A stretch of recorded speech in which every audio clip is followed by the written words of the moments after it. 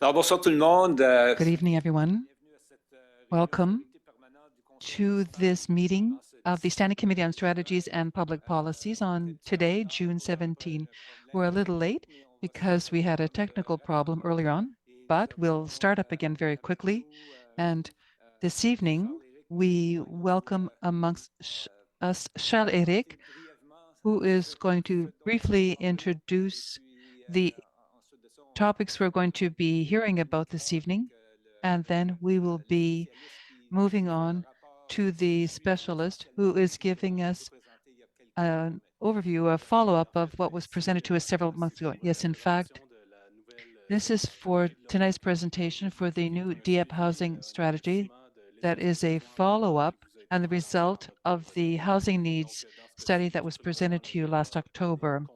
This is related to the housing needs, allows us to observe what's happening today and in the future with the market in Dieppe. We are looking at presenting various solutions and actions. There are 4 main actions, and following that, we will be doing an action plan for these actions, which will allow us to be at maximum effectiveness to realize this. So this is follow-up. We worked with all the previous consultants, so the partners of Turner Drake and Harrison. We have Neil Lovett with us this evening, who will be doing a Zoom presentation. And we'll try and do this quickly.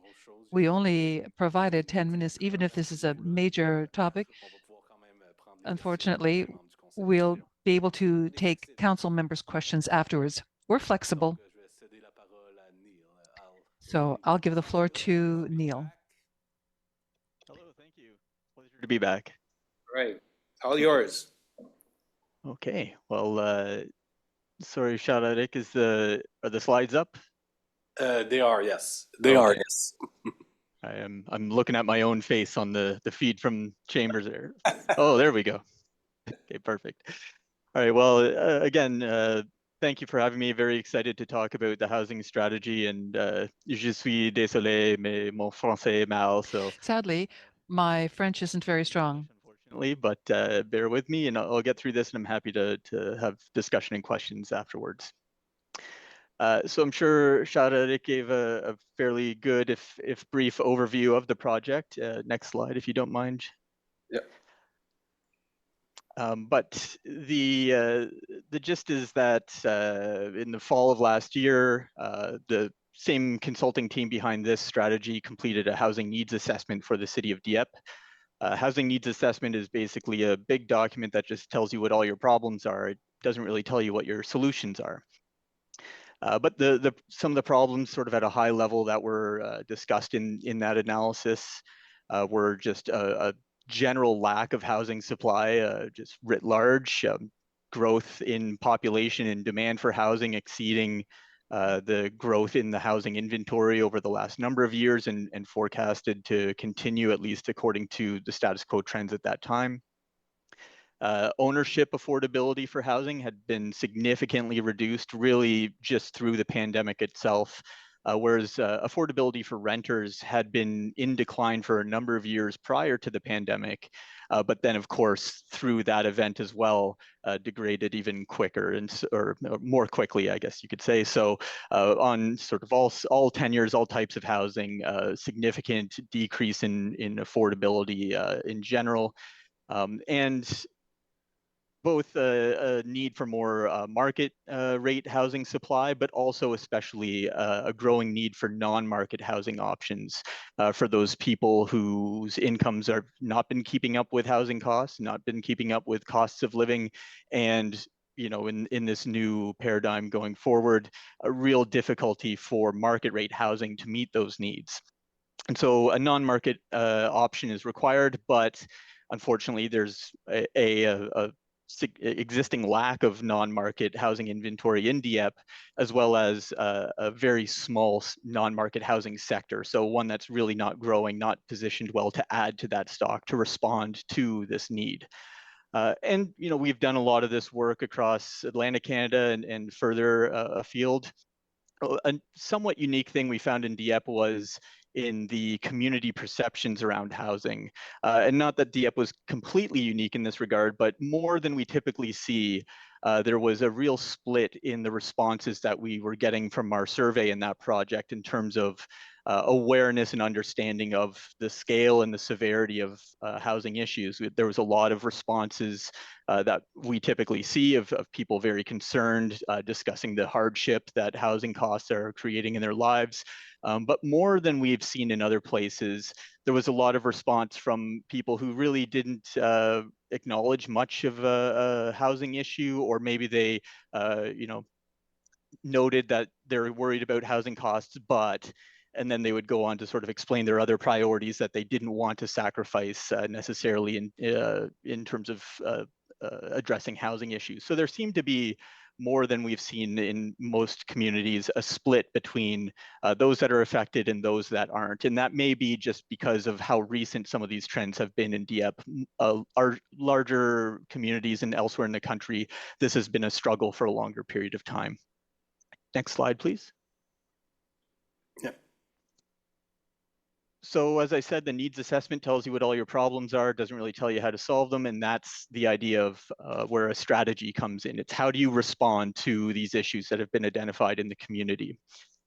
So the purpose of a strategy, as I said, is to identify and outline actions that Dieppe can take to address those issues that were noted in the needs assessment. And this strategy in particular is really meant to serve as a starting point. So it provides, in addition to discussion of what to do, it also provides a lot of background information, describes the housing ecosystem, describes the different levels of government and other players, what their roles in that system are. And it was developed primarily from the expertise of the consulting team, as well as working with staff and a couple of key stakeholders that we touched base with at certain points through the process. But it was really meant to be something that could be done fairly quickly, establish a foundation for expansion in the future, and broader consultation, but in those next steps, but really get something in place, get some actions underway, and that can be done relatively easily with just the key expertise that we had. So the overall approach of the strategy, as I've alluded to, is that it was intended to be a very efficient document, efficient process, really just kind of focused on impactful changes and actions, and also one that in its totality is something that's manageable for the municipality of the size of the city of Dieppe to take on. So sometimes you see housing strategies and they become so broad because they just include every good idea under the sun, but there's just so many different initiatives. They really are almost too much burden to bear, and they kind of suffer in the implementation phase, because if you don't have the amount of resource that ambitious of a plan requires, you just end up sort of doing a little bit in too many different directions. So we wanted something that would keep the focus on a small number of achievable actions and focus on doing those very well.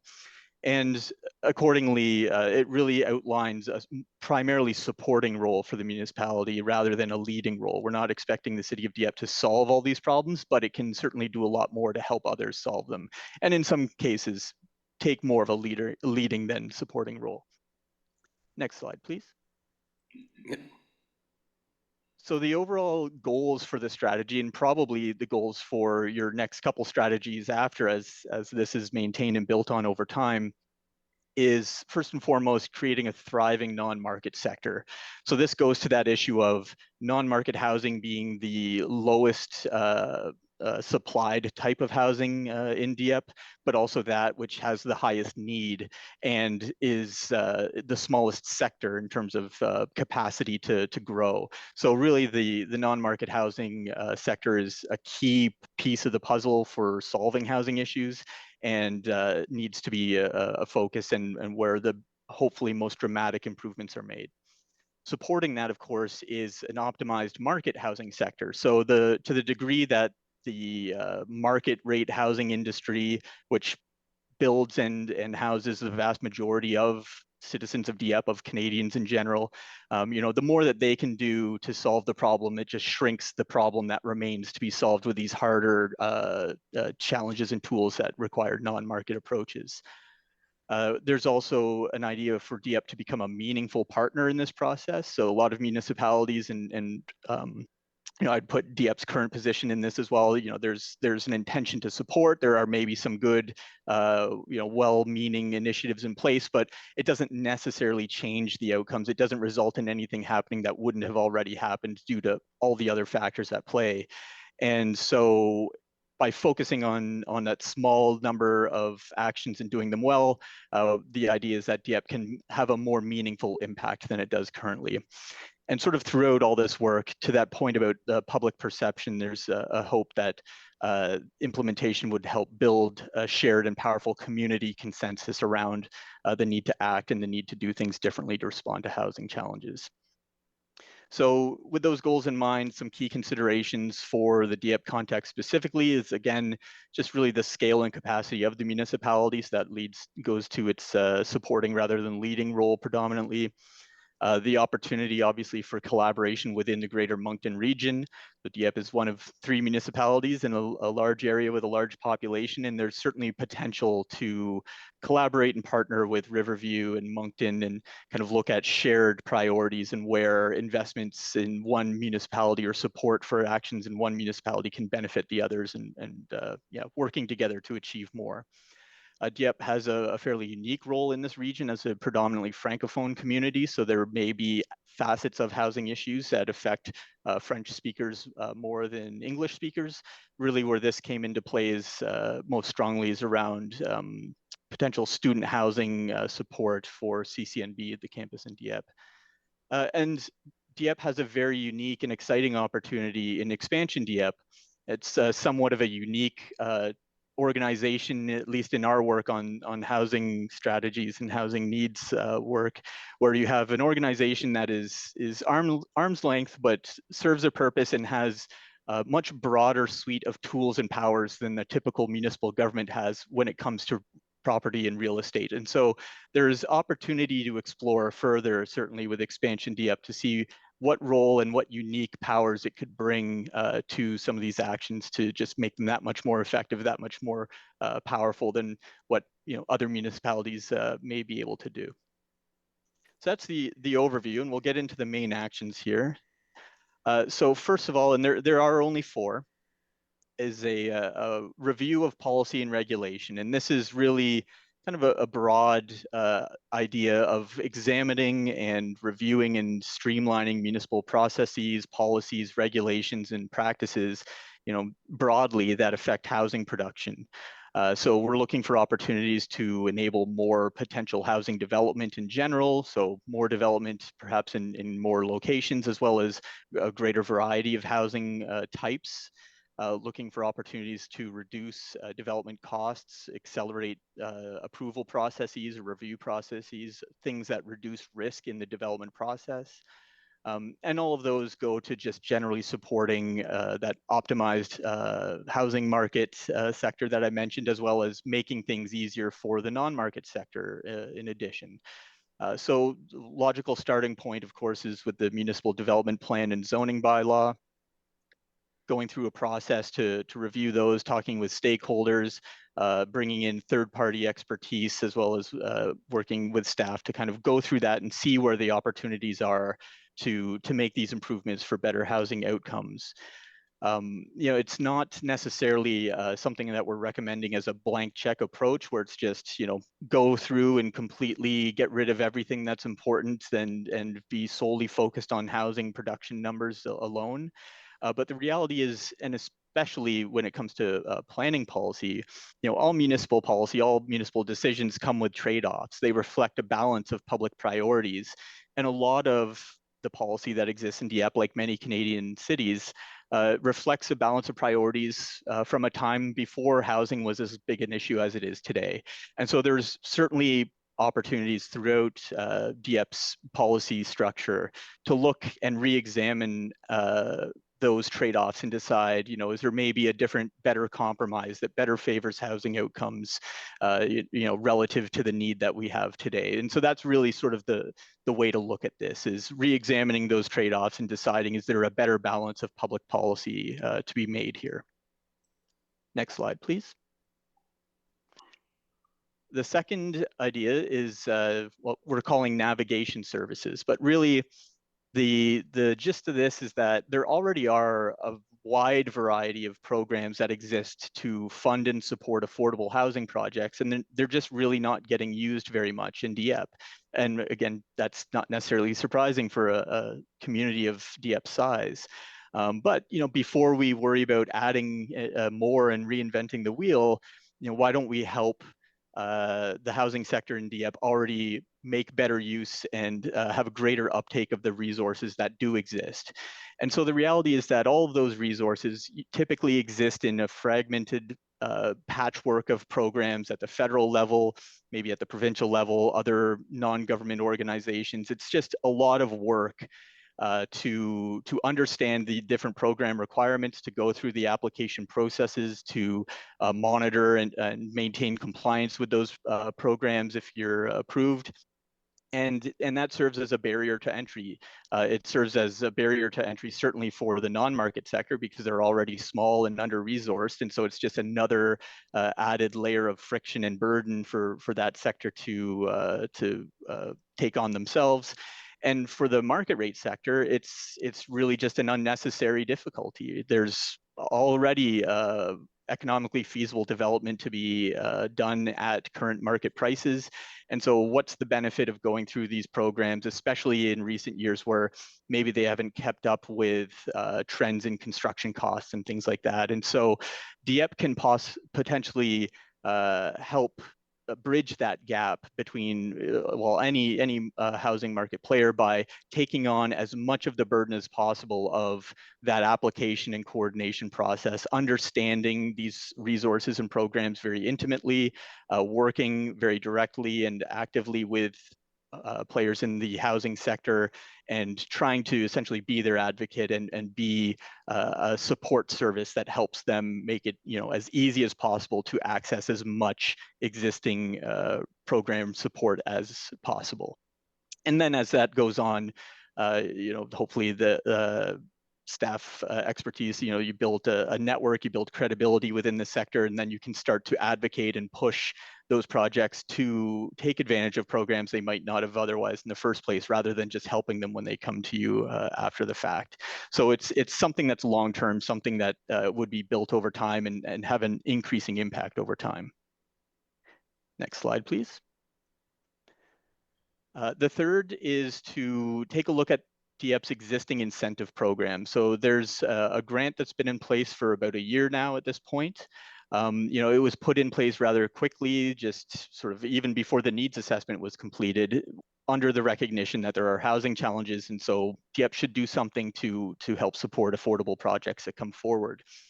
And that's all fine, except unfortunately, as an initial and quick response, it just is not a robust enough incentive program to create that meaningful impact I talked about earlier. So it's based on rebates of building permit fees. And to your credit, Dieppe has very low building permit fees, which is good for housing production, good for non-market sector housing projects, but makes discounting those fees have a limited impact. And so there's certainly an opportunity to expand that impact by expanding the value of the incentive. And there's also some opportunities to maybe look at the structure of the incentive rather than just being a lump sum, perhaps structuring it as a recurring tax credit or operating grant, something like that. The strategy discusses a lot of different options here, but we don't really dictate exactly what the incentive value should be, because it's a bit of a moving target over time, and that's something to decide, with greater discussion within the sector, as well as decisions at the municipal level in terms of just how much financial resource you want to dedicate to that. Next slide, please. And then the final one, and this is where there's, Dieppe, I guess, the opportunity to play a bit more of a leading role than just a purely supporting role. There's an idea to have a sort of, in a more limited sense, direct support, sort of a unique partnership to actually make a non-market housing project or more than one come into existence. This is directly responding to that lack of non-market sector capacity that exists in Dieppe today. And so in a limited sense, maybe using land or property that the city already owns, there would be good value in searching for a credible partner to take that support, again, leaving this very open-ended to be decided as it's implemented. But whether it's land, whether it's financial support, whether it's advocacy and process support, or some mix of all of those, most likely, you just have a unique and specific partnership to make an affordable housing project happen, rather than kind of waiting for that opportunity to come along in the first place to support. This is envisioned at this point as I keep using this word limited, it's meant to sort of strike a new tone, to sort of demonstrate, proof of concept, to attract interest and attention to Dieppe as a place to do affordable non-market sector projects. And hopefully this is something that sort of sets that initial momentum, and then it can build from there, and Dieppe focuses from that point on more in the support, more strongly in its supporting role. And this is certainly also one of the actions where Expansion Dieppe could have a very critical and unique role to play as well.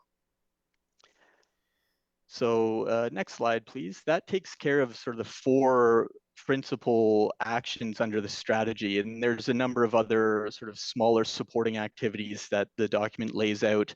As you get into actually implementing these 4 big actions, there's certainly more analysis and stakeholder outreach that needs to be done to kind of figure out those details and build a buy-in and shared understanding that'll support its success.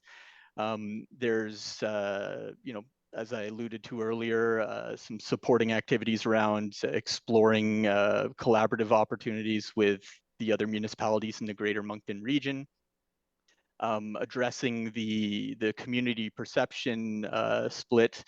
Just in general, there certainly would be a benefit from a concerted and sustained effort to kind of educate and advocate and champion, educate and advocate for housing issues and solutions to them, as well as championing the implementation of the strategy itself and defending it from the criticism that will fairly and inevitably arise. So, just kind of building the broad base of support for this that, again, supports implementation broadly. And looking forward over the longer term, just as a sort of a maintenance activity, planning for regular reviews and updates to either the needs assessment or the strategy, just to keep them current over time as things change. Next slide, please. And finally, a couple more notes specifically on implementation. There's some content in the strategy just around guiding this process, that success can be improved if you formalize some framework of responsibility for the implementation. So if the plan, if nobody's in charge, or if everybody's in charge, nobody's in charge sort of idea, if you give maybe specific departments responsibility for specific actions, or set up some framework where there's an accountability mechanism. Doesn't have to be elaborate, but just that amount of specific ownership can help ensure implementation is carried forward after the strategy is adopted. There is definitely a need to further discuss and explore the role for Expansion Dieppe in the strategy, and just what its powers extend to, sort of in a more general legal exploration. There are some uncertainty, some open-endedness there that we talked about with the senior leadership at Expansion Dieppe, and so there's just obviously a need to kind of explore that further and really have a clear understanding of how and where they can help. And I think the City of Fredericton is maybe a good example for this next one, just creating a fairly succinct implementation plan that identifies perhaps that framework of responsibility for implementation, but ultimately is just about taking the contents of the strategy and noting who's responsible for what, generally what resources are required, and some kind of key steps in implementation and timelines that are associated with it. Really just something to be accountable to and to kind of track progress over time. And just as a general comment for implementation, this is advice that we give to really any community, is always try to be mindful of or have a project-centric perspective when you're thinking about, how is a program specifically going to be designed? What are the stages that we need an applicant to do? It's very easy to think about that, obviously, from the perspective of a municipality. Okay, well, what do we need to collect on a form? What sort of assurances and guarantees do we need to cover our risk and protect our responsibilities? But at the end of the day, if you're playing a supporting role, really the overarching goal is to make it as easy as possible for people to do the things you want to see them do. And so always keep in mind, put yourself in the shoes of an applicant. You're trying to build a housing project in addition to accessing all of these different support programs and navigating different processes. And so as much as you can take on or remove burdens from that process, maybe rely on other documents rather than requesting a duplication of effort from the applicant, it just makes it work that much better. So always just keeping in the back of your mind the sense of, well, how would I experience this process as an applicant, not as the administrator, can really go a long way to making it function better in reality. And a final word, just that I mentioned the strategy was developed in somewhat of an expedited and sort of expertise-based approach. There was not a very significant amount of general public engagement as part of this. Certainly was through the needs assessment, and that's why we were confident in carrying forward to some degree. But obviously, implementation of these actions is going to require many decisions, but as well as further consultation and analysis that really is pertinent to the details when you get into that implementation phase. And so at this stage, at the point of reviewing and potentially adopting the strategy, don't be concerned about whether or not the public has been heard adequately in that process. The strategy outlines sort of the broad strokes of what you should focus on and what the fruitful efforts we think should be. But the public and certainly subject matter expertise and sector stakeholders all should be heard from further in the implementation phase of this strategy, and also maybe more broadly in the future as you build upon the foundation that the strategy lays. And I'll end it there. Thank you very much for your attention. I'm looking forward to answering any questions or participating in discussion as you like. Okay, thank you, Neil. Question de la part des membres du Conseil. Questions from councillors. Councillor Godbout. Merci. I'll ask my question in English just because I find it easier sometimes to communicate in the language of the person who's presented to us. And I don't want to express opinions as to what was presented tonight, because I don't think that's the purpose of the presentation. I just want to make sure that I've understood that in basis in what the strategy that would allow for further conversations about things that are perhaps not reflected in the report. And I think, for example, we talk a lot about, and I raise the issue because we call it Dieppe housing strategy, not Dieppe affordable housing strategy. So it's Dieppe housing strategy overall, right? But obviously affordability issues are at the forefront because we have a lot of those issues there. But we also have other comments that we hear from people about existing families, and we see the proportion of housing that we have in Dieppe right now. I think in the report we talk about 69% versus 30, 70, if you want to percentage-wise in terms of rentals versus home ownership. But we're also looking at concerns about people being able to enter into home ownership at an affordable rate as well. So I'm assuming that in this strategy, it is going to also allow us to have those kinds of conversations, because if we follow this strategy, those issues should also pop up. Is that correct? Yeah. Basically, it's really a follow-up of the housing needs assessment. C'est vraiment une suite de l'étude sur les besoins en logement. Dans ce sens, it's a follow-up. So the housing needs assessment showed that there was a problem of affordability. There's also a lack of housing.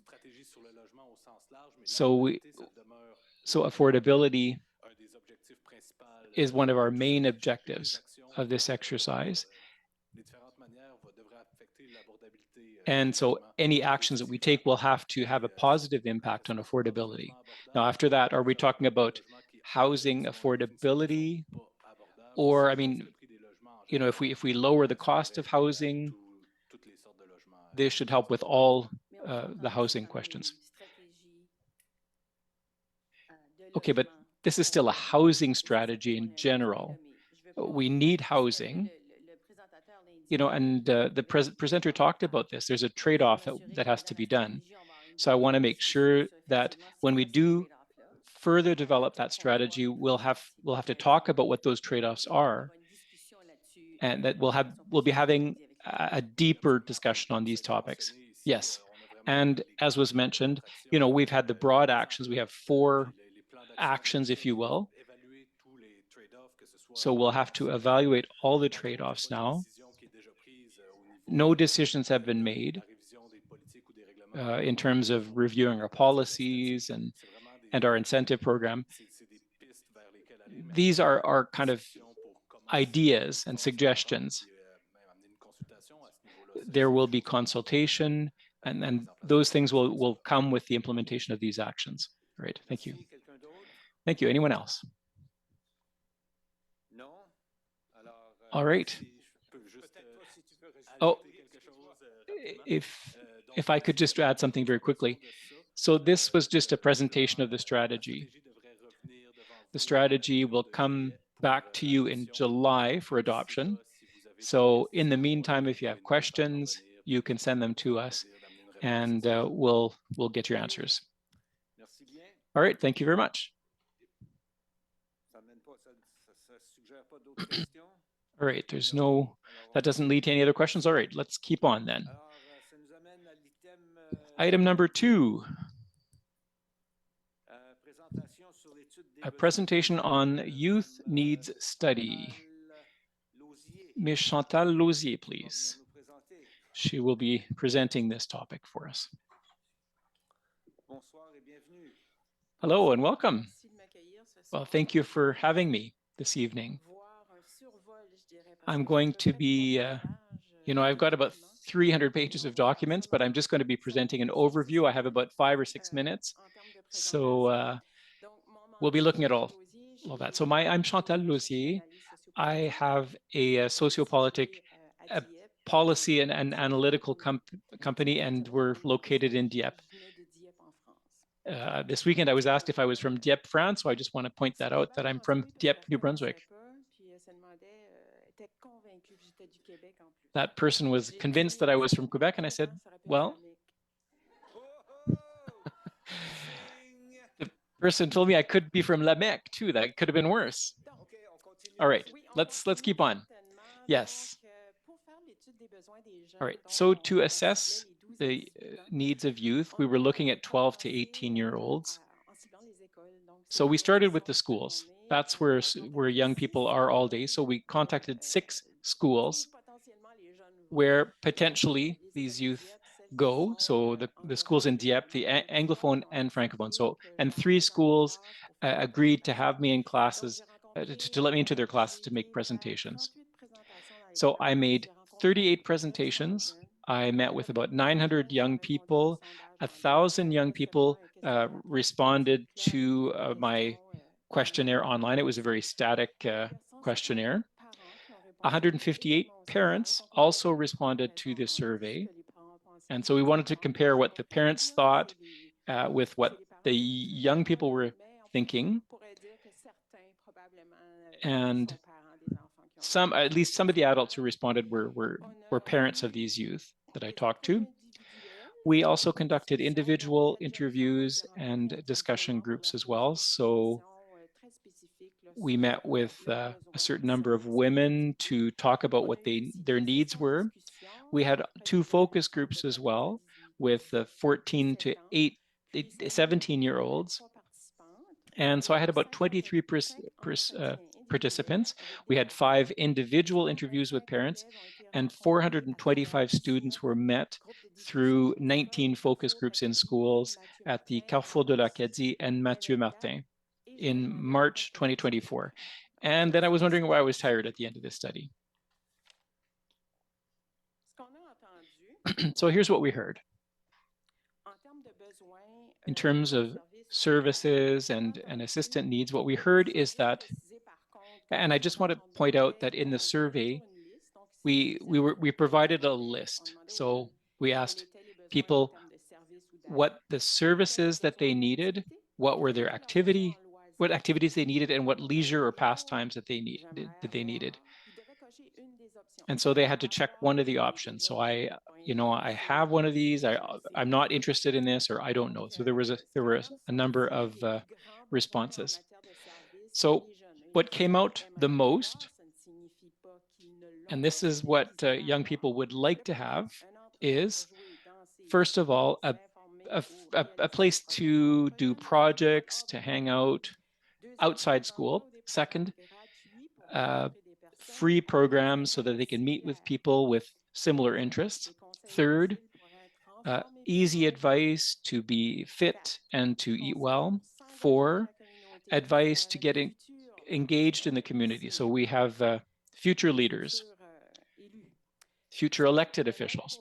5, help to deal with stress and anxiety. And 6, advice to feel better when they're depressed or when they're having negative thoughts.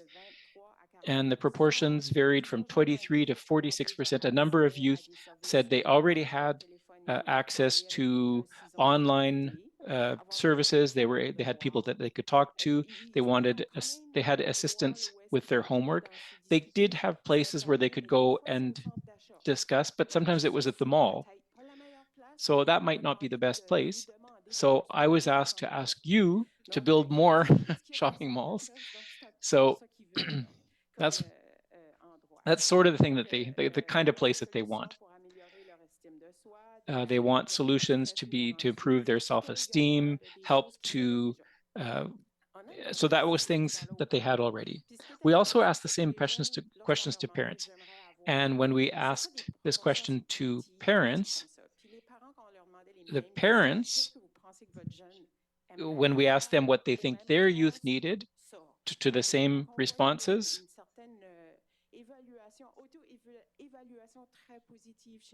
there was,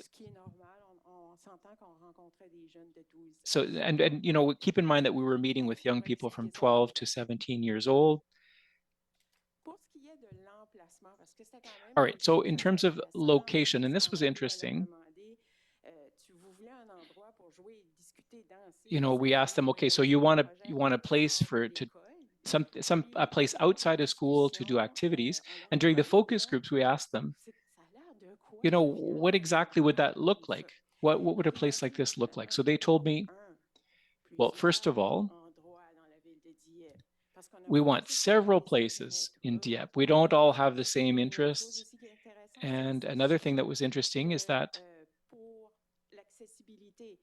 in terms of accessibility, we have a good bus system, but it's not always accessible. It doesn't always go to the places where we want. So they talked about Uniplex, the art center. So it wasn't just one center that they wanted. And there's also the mall as well. That was brought up often. So I asked them, what would this look like? Is it a room? Is it an open space? Is it a park? They just want a place to gather, to have fun, so that they can do leisure activities. And they gave me a long list of activities. They want to be able to reading, writing, drawing, dancing, music. They want to be able to walk, work out. The girls want a pink gym, by the way, painting, pottery, jewelry making, badminton. And so often youth mentioned that they wanted to have to play sports, but they didn't want them to be competitive. So basketball is great for them, but for the girls found that those locations were not necessarily well lit.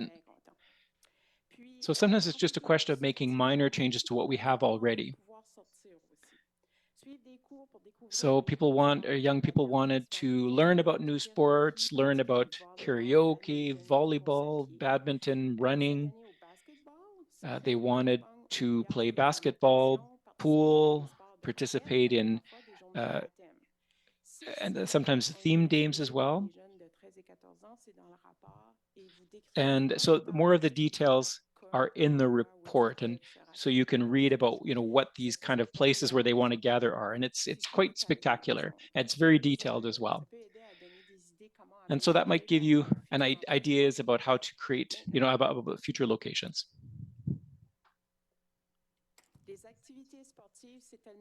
So, and the same idea for sports activities, the 6 top activities that young people would like to do are skiing, but not cross-country skiing. They want to do downhill skiing. I found that out in the focus groups and free skating as well. We have some of those places in Dieppe, but they want to be able to do a little bit more. They don't want ice time just to be for hockey and for other sports, but they just want to be able to ski or to skate to have fun. Golf as well. Now, golf is not necessarily very affordable for young people, so that's why it came out. And they want to play ball as well. The older ones, at 14, can't play some of these sports because it's no longer offered at school. Some youth wanted to run, and soccer as well. Some people want to play soccer, but you can't necessarily play it in the summer, or so you have to be part of a team. You can't just play without being a part of a team. So I would ask the young people, okay, you say you want to do these activities, why aren't you doing them? Is it a question of accessibility? Sometimes it's because they have other activities, so they can't do everything they want to do. The second thing is that our young people are working as well, so sometimes they have to make choices. And young people are working younger and younger. You can start working at 14. And I would ask students if they were going to be playing next year, but some young people were changing schools, so they were losing interest, or they couldn't do everything. And the pandemic had a big impact on these young kids as well. So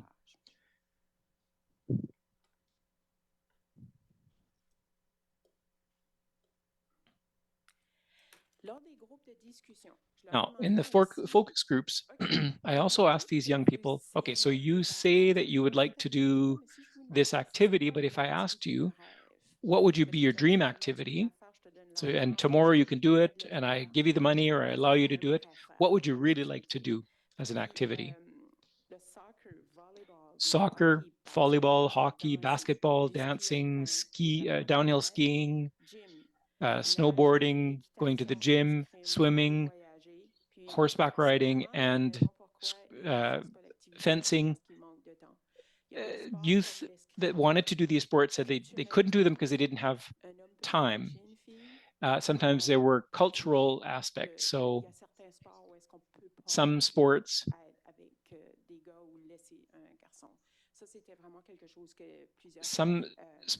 for girls, they couldn't do these sports because they couldn't do things with boys.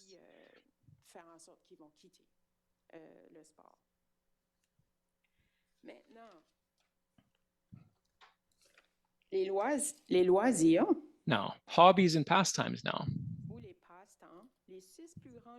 So the the top hobbies or pastimes that young people would like to do is cooking, and that's a good sign. Young people need help to feel better, so they want to learn how to cook. Treasure hunts, geocaching, sculpture, painting, chess, knitting. These are activities that young people can do to meet other people with similar interests. So these are the types of activities that can meet those needs. And during focus groups, we asked them again if they could pick one leisure that they could do. Well, the video games, playing an instrument, piano, a variety of interests, walking, reading, crocheting. So there are common activities, common themes in the activities. We also asked young people, what motivated them to do these activities, and they said that it's because they wanted to have fun. It's interesting to do an activity. It makes them happy. They want to be with their friends, and 10% of the young people wanted competitive sports, only 10%. So imagine 90% of young people just want to have fun. They want to be with their friends. They want to enjoy themselves. So we can't just think of competitive, even just to go and take a ball and go play outside like we did when we were young. So that was the study. Thank you very much. All right, I think now, if I'm not mistaken, Denis is going to explain this to us. What percentage of all these activities are you going to do? Well, there's lots of information in that report. What we wanted to do was we wanted to consult with young people. The first thing we wanted to do was consult young people. So not everybody has the same ideas. We can't do everything. But what I find interesting about this study is that, there's nothing surprising in there, things that we weren't aware of. But the biggest takeaway for me from this analysis is that, how do we make sure some youth want less structured activities. So can we organize activities, or I think we have what we need basically, but now we have to think about how we offer those activities to young people. We didn't talk a lot about mental health or mental wellness. The youth did talk about it sometimes, but in the questionnaires, they never mentioned mental health, but when we did the focus groups, then they talked a little bit more about the issue. So in January 2024, there was announcement that 6 places in the province would receive a youth center. So there's going to be one for the Greater Moncton area, and it will be United Way that manages it. And in the coming weeks, I will be inviting United Way to come and talk to us about it. So it'll be a center where young people can go and they can receive services. And if I understand correctly, it'll be mobile as well. So it'll be moving around. So in terms of mental health, and we'll be having discussions with the group as well to see what they'll be offering and what kind of services we can provide young people, and how our young people in Dieppe will be able to benefit from those services. So we wanted to invite United Way tonight, but I think talking to them will help us better understand what we're going to be offering. Chantal did an assessment of what was lacking in the city. So it's a 300-page report. So there's lots of information in there. So it helps us. It'll help us guide our decisions. And leisure services will be looking at it. And when we organize activities, we talk with our partners, and we'll be trying to offer a little bit more about what young people want. I don't know if that raises any more questions. All right, I see a few lights here going on. Councillor Lantagne.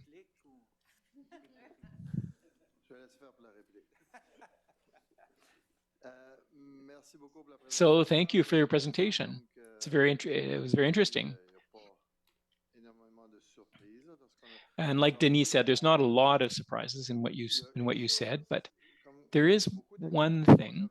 There's a lot of activities that we offer already. The skating, for example, we have a great skating oval, and So I was thinking during the presentation, well, we do have this, maybe the young people aren't aware of these things, but so maybe one suggestion, unless it's there and I haven't seen it, is, when we go onto the website, the Dieppe website,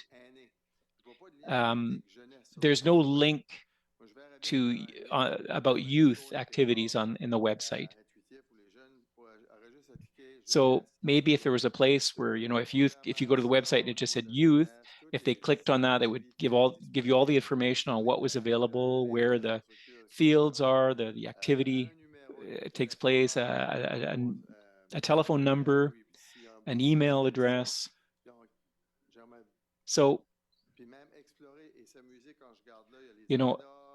when I look at the website, we talk about the arenas and libraries and things like that, but if we could have a youth link that would kind of gather all that information together, I think that would help. All right, that's all for me. It was just a comment.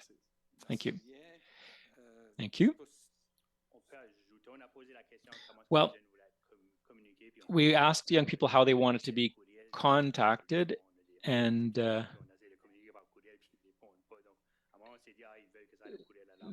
so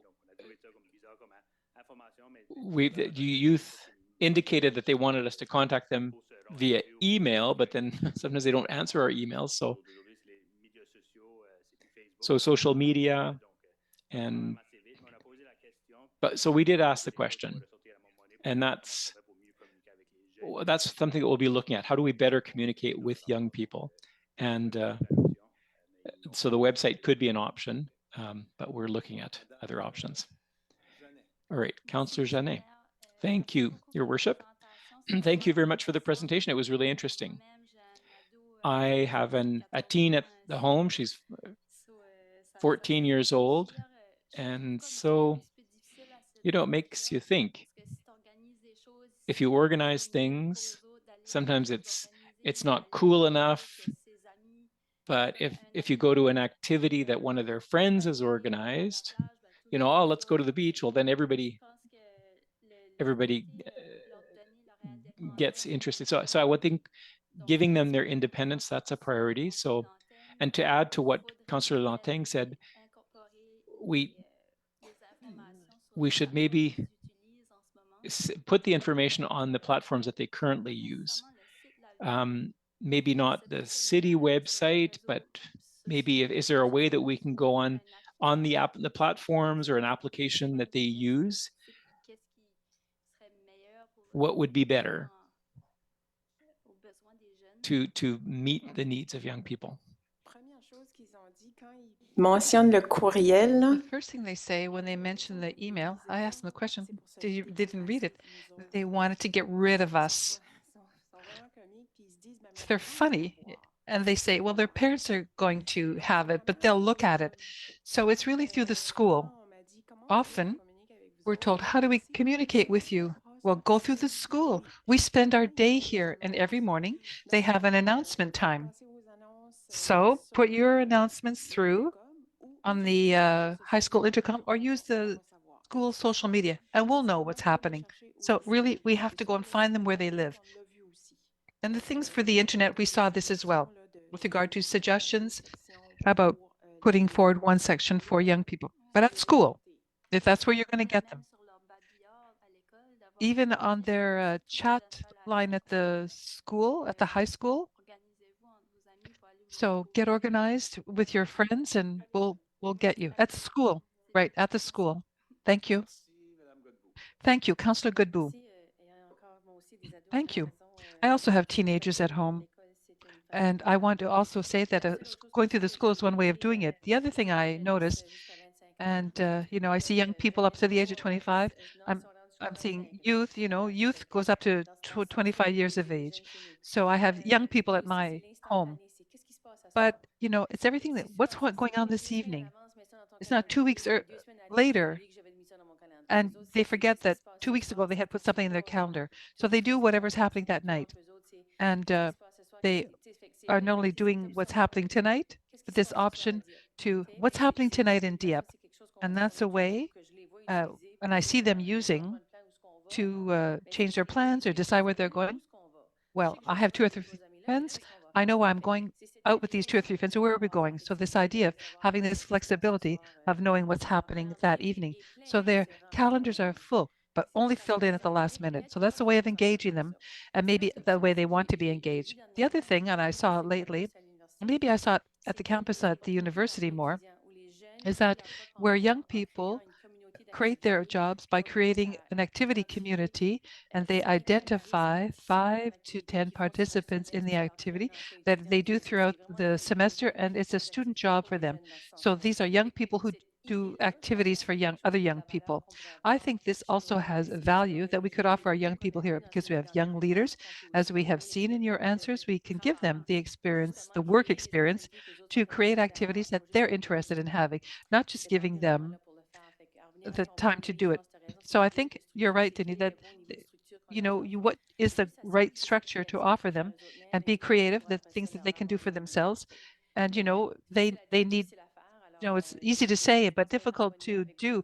So I think we're in good hands with you, who are looking at these issues, and thank you for the information you provided. Councillor Brideau. Thank you, Worship. Madame Lousier, during your meetings with young people and during your discussions, did you feel that peer pressure meant that young people's decisions were not necessarily made by the young people themselves, but by the gang? That tonight, just as Councillor Godbout was mentioning, was asking, what are we doing tonight? But it's not cool. We're going to another activity. So what I want to know is peer pressure has had a major effect on young people? Well, I would lie to you if I said no. We've all been young. We've all lived through peer pressure. So clearly, but we try to counter that, because I noticed this in the discussion groups where people were following the wave, but I saw it differently in the discussion groups. I would ask them the questions out loud. I would ask them to write down, and then we discuss things together. So that was the option I found to avoid or get around peer pressure. But of course, yes, tons of it. But I still heard things that came from the individuals, especially when they could write it down without putting their name to it, giving it to me at the end. I got a lot of information about mental health that you'll find in the report, where the young people said, not necessarily expressing how they felt, but they were talking about the services they needed. And so I could see that peer pressure, it was really amongst the much younger people, 11, 12 years old. It was really something. But the older they got, how should I say this? Don't put us on the spot. Don't ask us any questions or point to what you want us to answer. So that's where the pressure came from. Great, thank you. I hear no other questions. Oh, sorry. I went too fast. Councillor Gadet, welcome to the discussion. Thank you, Your Worship. A quick comment. According to the survey and the information that you've provided to us, it looks like there are a lot of young people who do things to have fun. Maybe they could be looking at hours of activity for some kids who want to go and play soccer, for example. They don't necessarily want to join a team. So I think we need more of that. When they talked about non-structured, they just want to be able to go. Yes, I think that's a comment we should be looking at. That came back often. I want to do it for fun. I don't want it to be structured, because some of it makes them anxious. And others don't get involved in activities because they don't have that option. And if they had that option, it would be good for them and good for them all. Yes, that came out a lot too. Councillor Thibodeau. Thank you, Your Worship. Ms. Lausier, thank you so much for this information, a lot of information tonight. But I'm wondering if there's a place where we could read the report. Is it online? I'll send it to you. We'll be presenting it to you for your ability for you to be able to read it. That's it, Your Worship. Thank you so much. Thank you for your presentation. I think there's a great deal of information. You know, it brings me back to many years ago with my friends at home.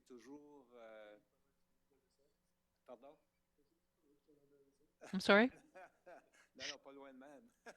No, not that far back. Or maybe I don't want to talk about it. Non, c'est quand même beaucoup de choses But qui there were many things that came back a lot. And what I've retained from this is that young people haven't changed very much at all in the last 20 years. And maybe that's for the better. Okay, thank you.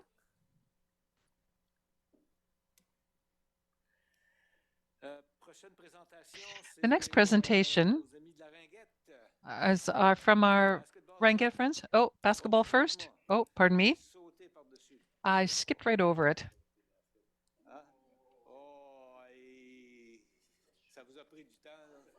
That took you a minute to catch on. I thought it was a better joke than that.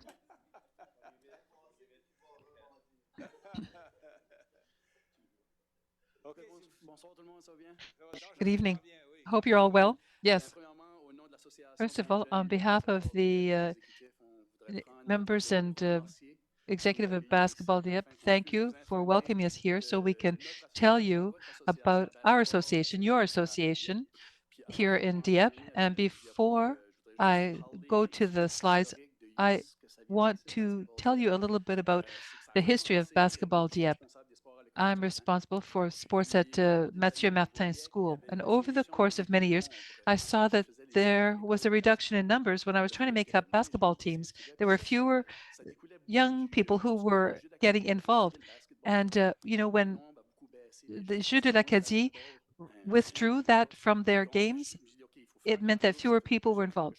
So I said I had to do something. I talked to my coaches, and several years ago, a group of fantastic individuals who are my basketball coaches, we got together and we set up this association, which is called Basketball Dieppe. And the association is bigger and bigger. You'll see that Robert has some figures for you in a moment, but it filled a need. And it filled a need because not all young people in Dieppe are active in the winter, because we know hockey is big in Dieppe. My young guy plays hockey, but it's expensive. And not all young people can play hockey.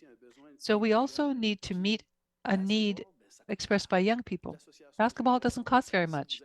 The association, if you look at our site, you don't need much. You need a pair of sneakers, and then you can participate. So we answer a need because more and more in the greater Dieppe area, we have new people coming in.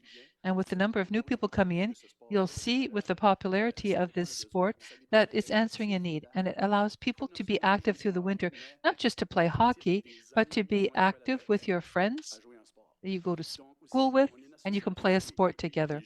Our association is young, but which is growing at a rapid rate. We have one of the only Francophone associations. So we answer the needs of young people here who want to play basketball in French. Not many young people in Dieppe go to Moncton because they love the sport, but many didn't go to Moncton because it was in English. So by bringing this here to Dieppe, we have basketball in French. So I'll give the floor to Derek and Robert, and they'll be giving you some figures about how our association is growing.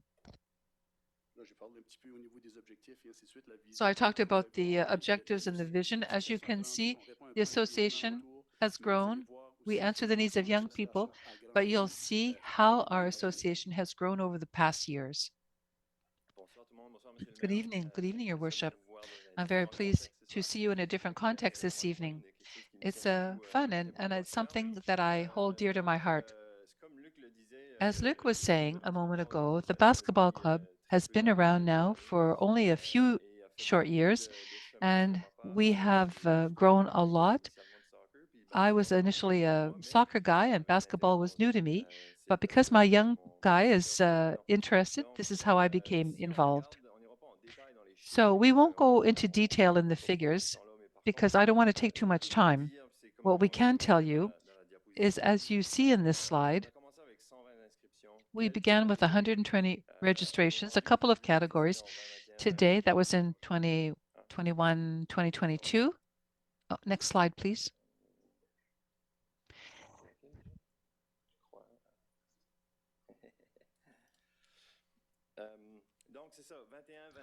So 2021, 120 registrations, 9 youth teams, no competitive teams, no summer camps either. We had a budget of a little over $30,000.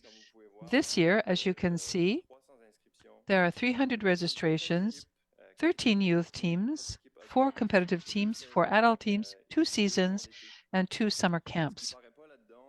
What we don't see in those figures is that we have almost doubled the annual budget, and we have over 10 categories as compared to 4 when we started up the association. We found coaches because for each of those categories, we need more and more coaches. They took me on as a coach. I'm not quite sure why, actually. And so the coaches of teams are for boys and girls both. And there are men and women coaches. So we've seen wonderful growth ever since we began, which was not so long ago. The club began during the backlash of the 2 COVID years, and so it also required a lot of concentration during that time. The club is young, but it's already earned its merits in this context. So all this is well and good. We've seen a lot of growth. We have great people with us around the table and young, motivated people from all walks of life. Clearly, there are challenges to overcome, but some great opportunities for the future.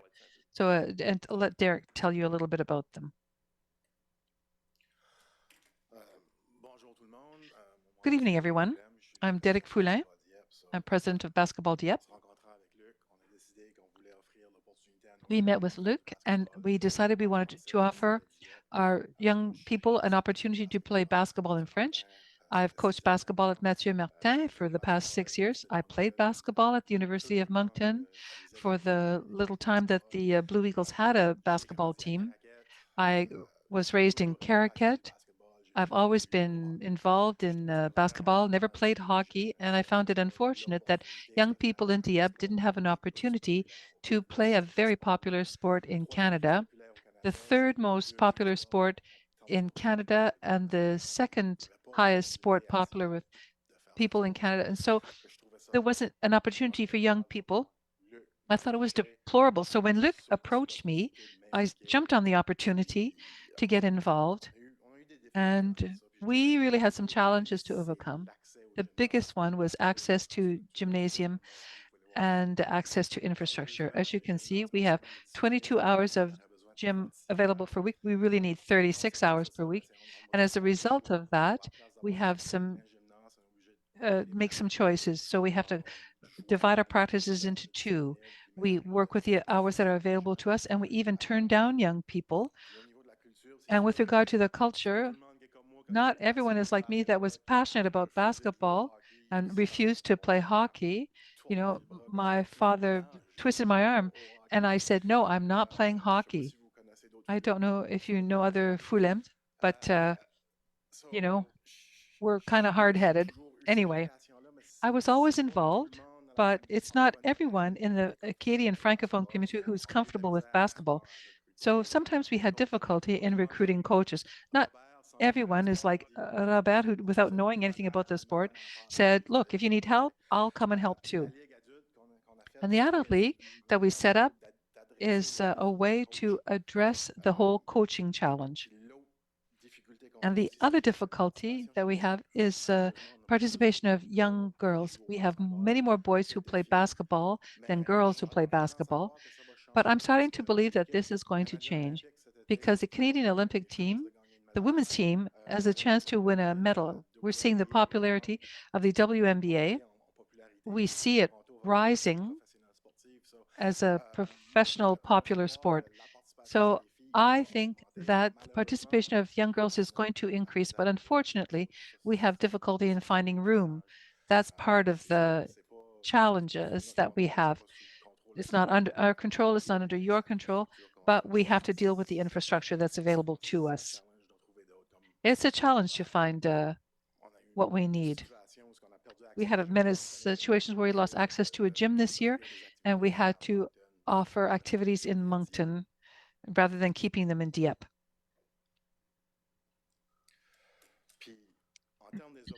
And with regard to opportunities available to us, we're talking about population growth. I said basketball was one of the most popular sports for new arrivals, and in 3 years, we've tripled our participation.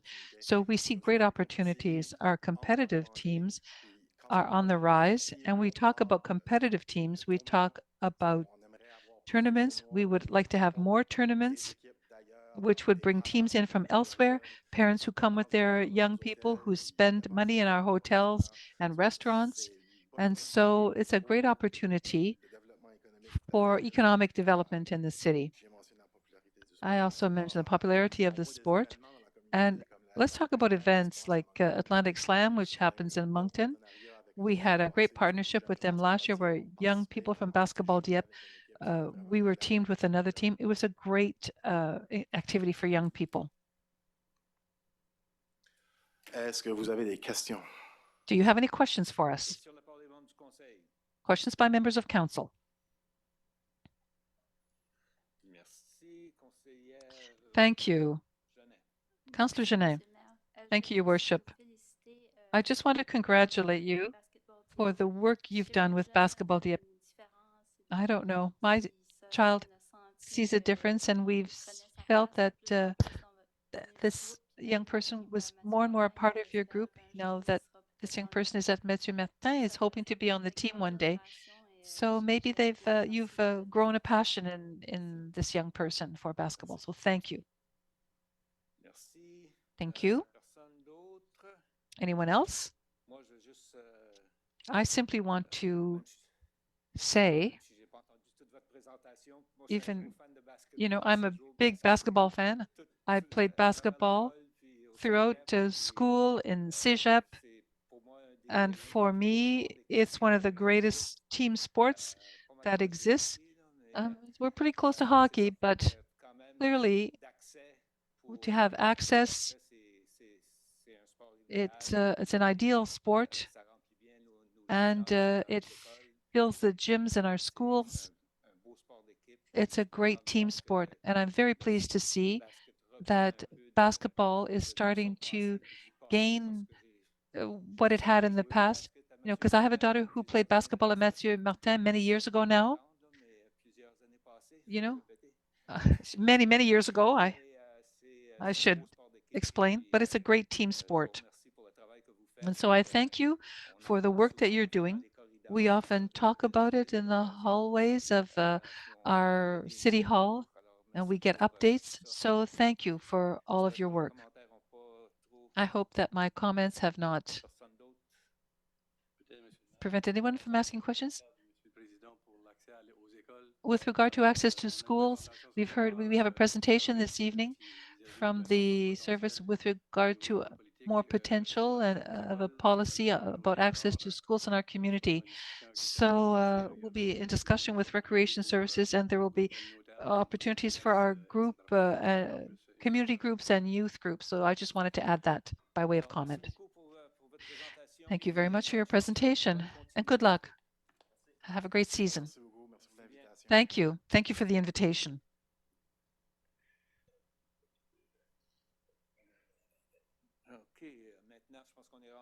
I think now we're at the Ringgit presentation, unless I'm mistaken.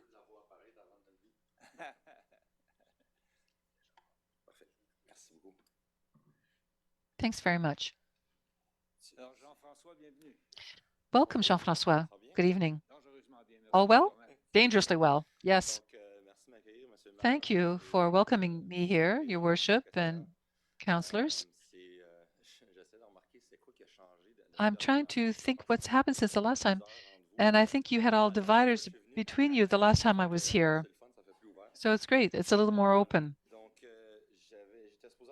I was supposed to have Nadia with me, our vice president. Unfortunately, she had an issue, but I was able to come. Since last year, I've been president of the association. I replaced Vicky DeVaux.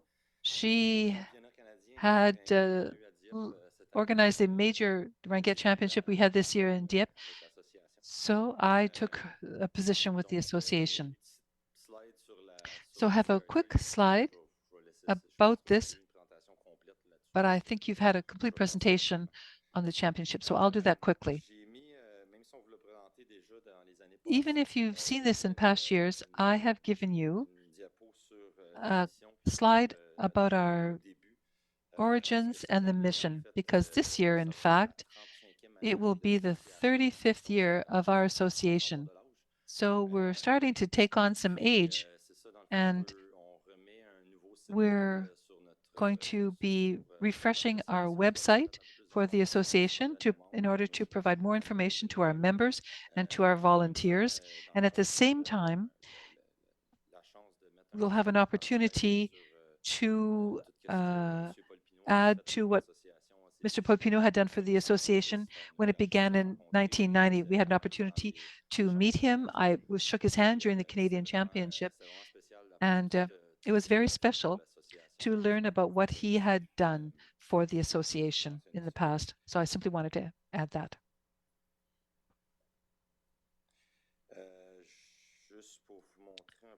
I'll give you a quick overview of our board. We have 2 new positions that we created this year, and they're related to the objectives that we had given ourselves. So one of the positions this year is a director of sport promotion to help to make the sport of Ranget even more popular and to try and promote the activity amongst young ladies. Ahmed Afami is the father of one of our players who has taken that position. There was a second new position. Melissa Sauvé has a new position of Director of Financing, because we have many opportunities which we discovered through sessions with the city to look at various government programs, specifically those offered by the province. And we also had good partnerships in the past. And, those partnerships are going to end. So we're going to have to either renew these partnerships if we want to keep the sport at an affordable cost for our players, because everything is starting to cost more. Equipment, ice time, we're going to have to continue to work hard and continue to offer the sport at an affordable cost, and to keep our sport an inclusive and affordable one. We had a bunch of good counselors. There are 9 this year, so there was a great deal of will to help out with the sport and with the association, in fact. And it was very useful because with the CRTs, our friends helped out, and I think I put this in the challenges for this year. I had decided to put this in to tell you what our objectives were last year and to tell you what we did to accomplish those objectives. So last year, this was the slide that we presented to you with regard to sport development. We really went after promoting the sport and developing the sport of Ranget in our community. Then we wanted to develop the players, offering an opportunity for our players to develop more, working on our programs that we have and adding more. And then, of course, we wanted to continue to offer a good tournament in Dieppe. I think we have succeeded in that regard. And of course, we welcomed the Canadian Championship and in a fairly major way, and we have made our city known as a result. I remember your comment that was stated that we are the biggest city in Canada outside of Quebec, which is a Francophone one. So it was well received. It was a great event. So thank you for your contributions as well. With regard to sport promotion, and in fact, with the help of Ahmed, we were around many other activities. We tried to become seen. We went to the market to place 1604 just before our free events to make Ringuette known. We tried to be seen by people who don't necessarily go to ice arenas.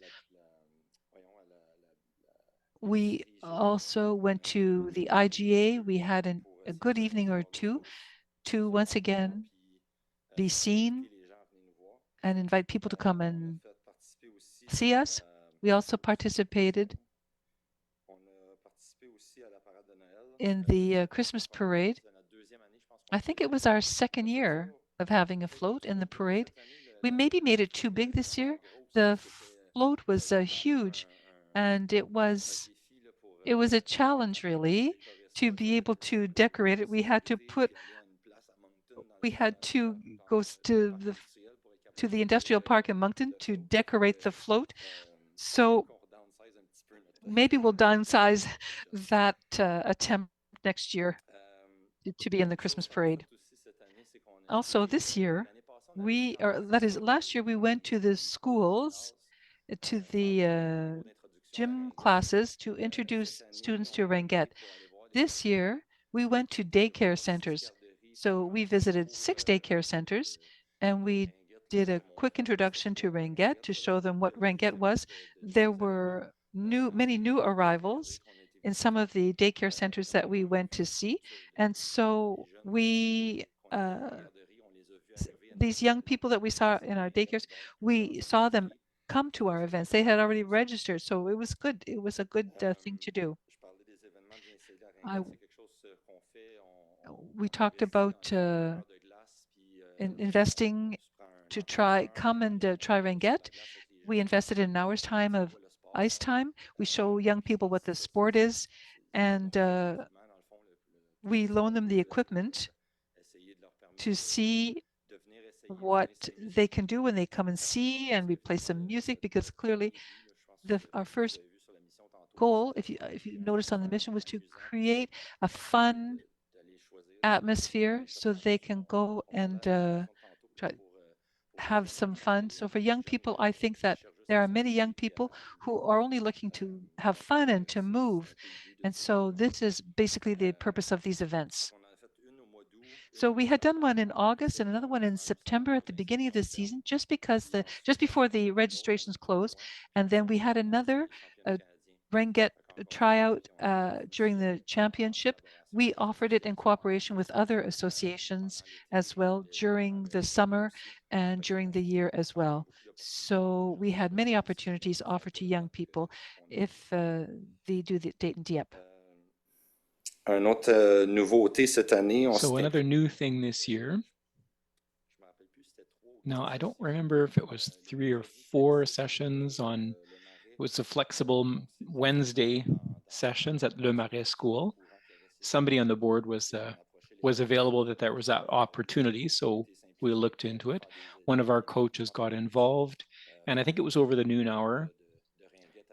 So we would organize an hour of Ringuette with the young students, and to show them that Ringuette can be fun and it can be accessible to everybody. And then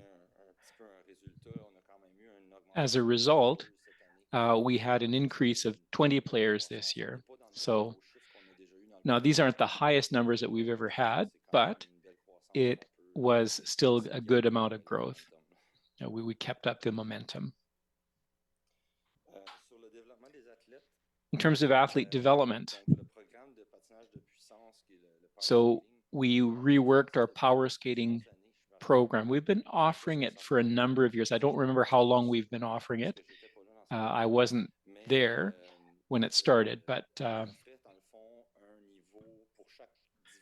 we offered a level per division. So the under 10s would be, worth, and then under 12. And, when we're talking about skating ability and about helping young people at the level that they are, so we divided it up differently. So we did an assessment at the beginning of the year, and we divided the young people into 4 levels, and so that they can have exercises that are more tailored to their skill level. So that's something that we did this year. We're always trying to reinvent ourselves. Another thing that we did is the goalkeeper development program. We went and got Jasmine Leblanc, who is a goalkeeper for the Atlantic Attack, and we organized 6 sessions with her. So that's something that we didn't have again in the past, but we made available to our participants.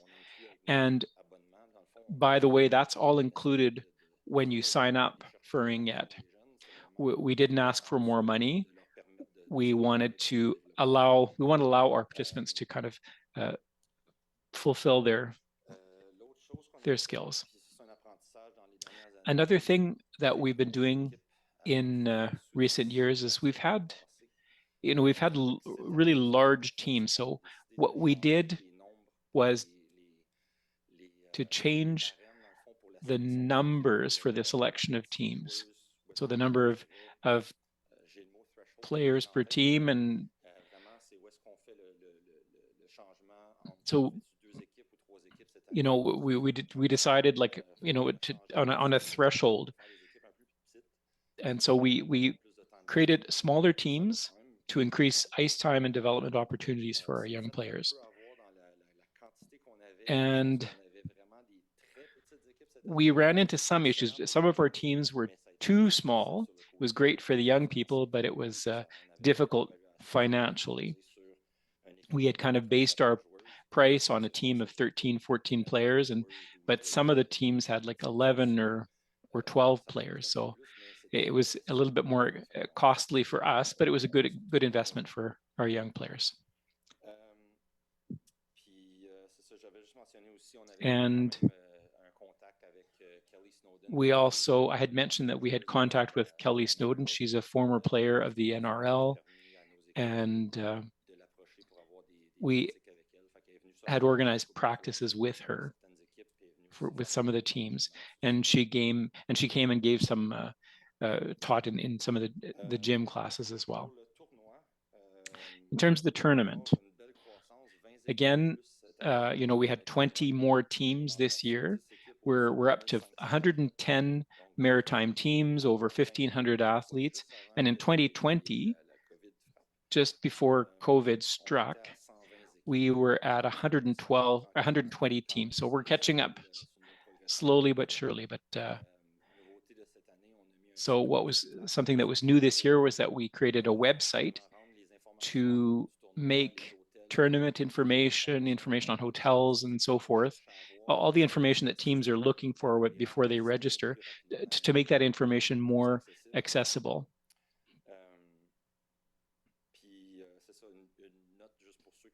And just something that's very appreciated at the Dieppe tournament is that we have a number of banners. So most tournaments will have a lot of pools, and once they have the finalists of each team, there's one banner. So the under 10s, the under 12s will each have its own banner. But in our tournament, because we're later in the year, we analyze the results of all the teams in the maritime region, and we create pools that are more fair. And we have a banner for each division. So the under 12s have 3 banners, for example.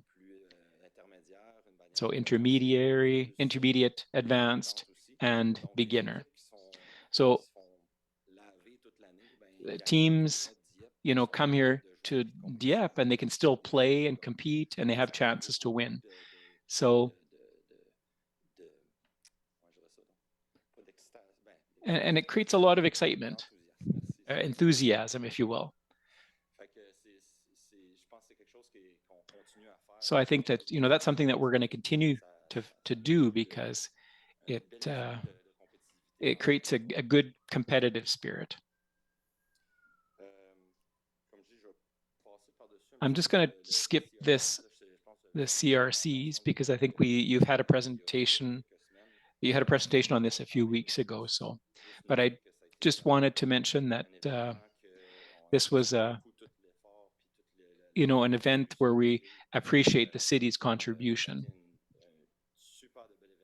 It was a great event, and I think a big share of that comes back to your contribution. So thank you very much. All right, I've already talked about a number of these challenges already in my presentation, but in terms of challenges, no, I talked about availability of volunteers. It was quite difficult. You know, we had people that had to spend a number of, like several hours, and they were less available for the association because they were working on the tournament.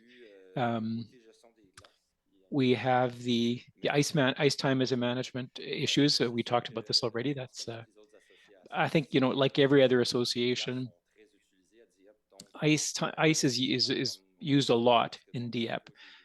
You know, it was the same thing with basketball and the use of gyms. There's a lot of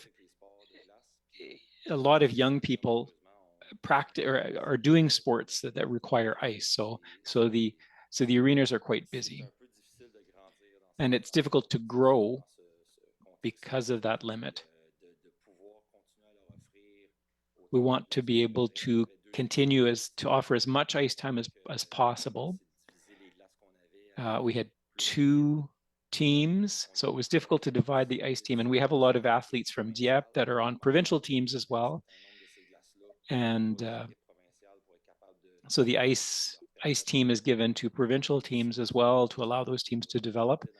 These were athletes who represented us at the championship level. Now, so there are issues with that.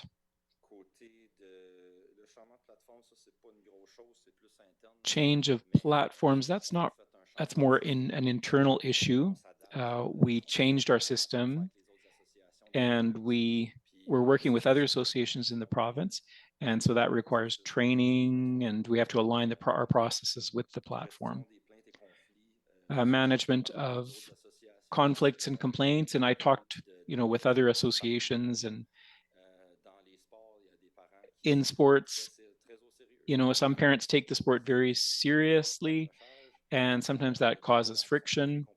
Some people are very competitive as well, even if it's a leisure sport. So you have to manage conflict.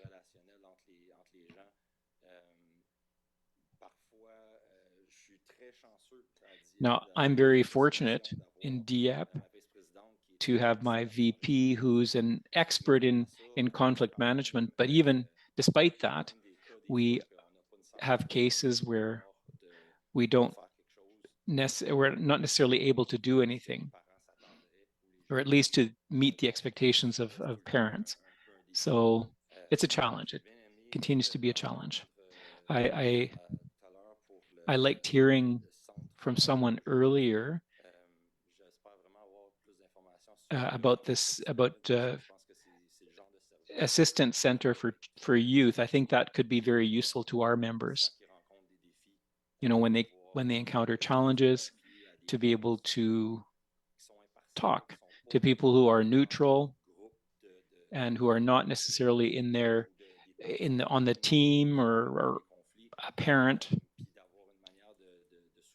So to be able to open up and to go get advice from a professional. So I'm very happy to hear about that kind of thing. And then because we have smaller teams, we have a number of call-ups as well. So, and that's where young people from the lower division who are called to a higher division to fill absences.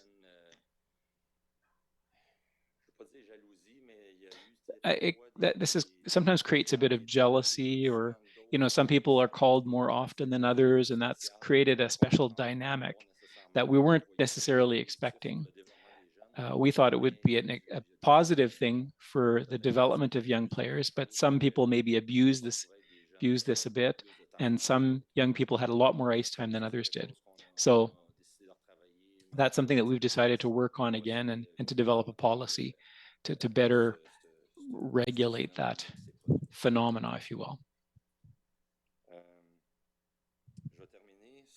And I will end with our objectives for the next season. And I'm sorry, I think I've been talking for a bit, for quite a long time. I had discussions with Sport New-Brunswick and True Sport, and they were very present at the championships.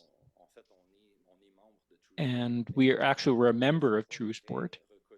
And I don't think it's very recognized in our policies and our guidelines. So we're going to revise our mission, our vision, and add a True Sport commitment as well.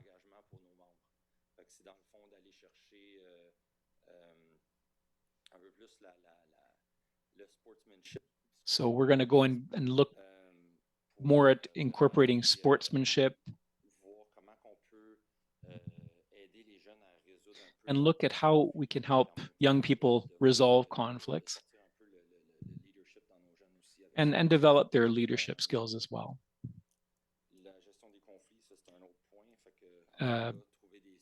Conflict management as well, that's another point. So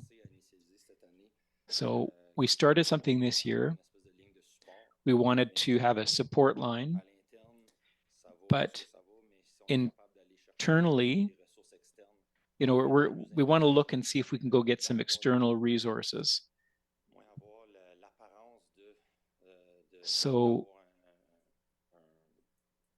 that we avoid of the appearance of, and I'm sorry, I'm kind of looking for my words here, but we want to have the appearance of impartiality as well. We want to have a better system.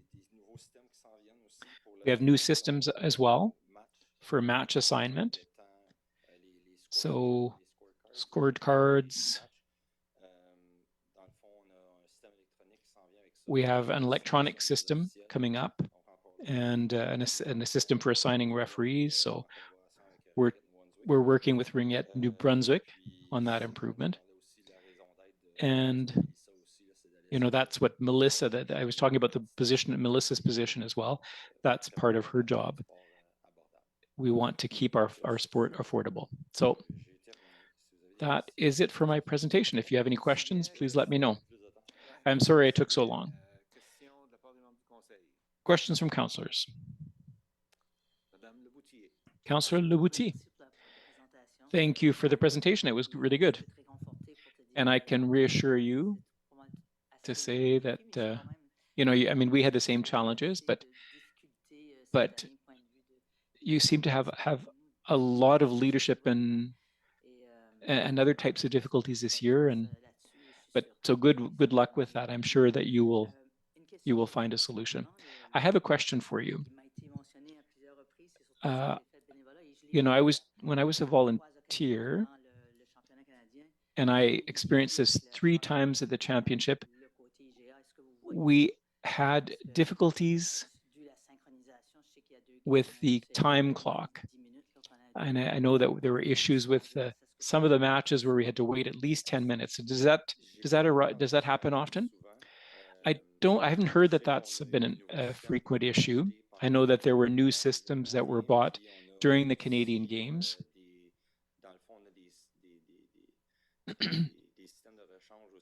And I know that we have a backup system as well. And we'll probably bring one to the Uniplex as well to make sure that, you know, we have a backup if they're in an emergency. But other than that, it's not something that I've heard about, that something that happened often this season. All right, thank you. Thank you. Anyone else? Going once, twice. All right, have a nice evening. Thank you for your presentation. All right, that brings us now to, okay, we're going to skip over the library. So that brings us to the Dieppe Aquatic and Sports Center. Miss Beliveau, please.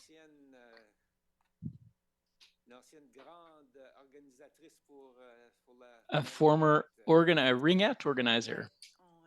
Yes. Yeah, when you're in leisure, that's what you do. All right. So thank you for your attention. I know this is there's a lot of presentations this evening, and I appreciate the fact that that I'm given time to present this. So at the Aquatic Center, things are really moving. We have a great program. In the other part of my job, I deal with ice time, and we talk a lot about the ice time, but maybe less so at the Aquatic Center. And so this evening, I have a chance to talk about it a little bit. So I'd like to start by presenting my colleague, the Aquatic Activities Coordinator, Marcel Bourgeois, is here with me. So we work together, but he works on the aquatic side of things with his team. So for tonight's presentation, we made a few changes to the presentation that you received. So if you see some differences, that's that's why. Now, this won't be new to you, but we've been open since fall 2009. And this is our 15th birthday this year. So in the fall, we're going to have a week of activities, or a weekend of activities rather, that will be open to the public. And I would say that, in the last 15 years, over the past 15 years, we've kind of been the go-to place. And Marcel could probably give you a whole list of examples, but we're really the go-to place because we have a lot of qualified staff at all levels, in all. So the quality of our swimming lessons as well is recognized, and the facility itself as well is an asset. We also have the CNBO Swimming Club. CNBO is for all school-aged youth, and it's really a performance-based club. So they come a couple times a week to practice swimming. We also have the Lifeguard Club, and it's an ongoing, continuous training club for our adult members. So swimming is something that you don't stop when you become an adult. So, and then we've got a third group that I wanted to mention as well. It's a group that's made up of young people who are lifeguards.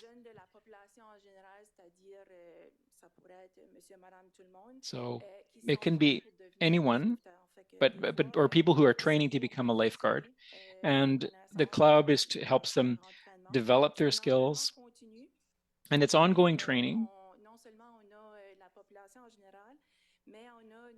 So we have members of the public who participate, but also members of our staff as well. So it's a really important club for us. That's how people stay in shape, and they maintain their skills. Now, and I also wanted to mention, now you saw this, is that we have our logo that represents our 15-year anniversary, and we haven't really publicized it yet, but it will be publicized later. All right, so here's our organization chart, and that gives you an overview of the activities that take place at our center. So without spending too much time on it, I wanted to take a quick look at it. So Denis Leblanc is our director, and then I'm the manager of user services. And then we have the aquatic program coordinator, Marcel. So Marcel is responsible for the monitors and for lifeguards, and he's been with us just for a year. So we have one full-time lifeguard, monitor lifeguard, and then 4 lead lifeguards. There's always 4 lifeguards present when the center is open. And then we have 40 student lifeguards. So we have a really nice group of students that are under the direction of Marcel. And then in pink, we have our aqua fitness monitors. So we have 4 people that in succession share the teaching hours. So I also have 2 reservation staff. They help with reservations at the aquatic center, and that's among many other duties that they have. And then I also have 6 information and welcoming staff. I have 1 that is based at the Uniplex reception, and the rest are at the aquatic center. And then to the right, you see another organization chart. And I just wanted to point it out because we couldn't do our jobs without the maintenance staff. So we have the manager, we have a superintendent, and then so you see the staff that are listed here. So as I said, maintenance is a really important task. We are recognized for our high level of maintenance. Now, whether it's at the aquatic center or in our arenas or elsewhere, where we have people working, people always congratulate us. They always thank us how well maintained our facilities are. And as I said, it's because of a high performance team. So we have 4 permanent staff, as I mentioned. And sometimes we don't always think of that when we go swimming or we go to the aquatic center, but we do at least 6 water tests on a daily basis. So 1 every 3 hours about. And sometimes we do even more than 6 tests per day, depending on what's happening. So, you know, when they say that water on Dieppe is clean, well, it's true. Now, our pool operators need specific training, so that there's a special certification that we expect our employees to take. And I've talked a lot about water as well, but there's also housekeeping, whether it's the washrooms, windows, floors. You know, the aquatic center is quite large, so. And then there's also routine repairs and improvements.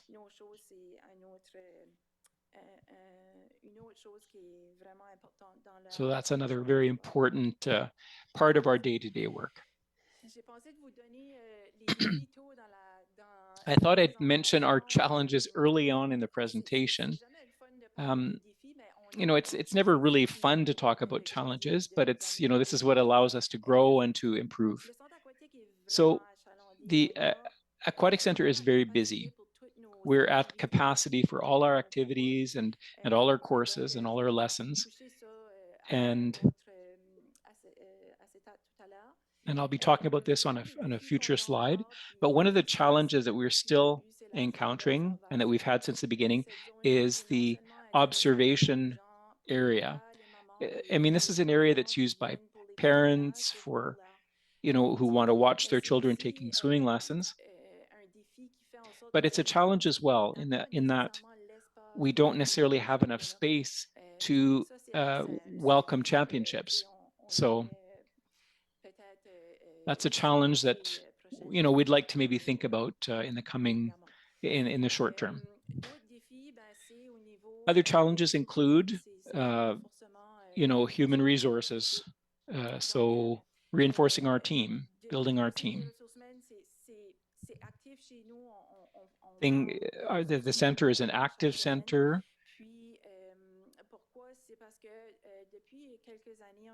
And in recent years, we've seen a lot of lateral moves at the reception desk. So we've had to hire new employees, and that's fine.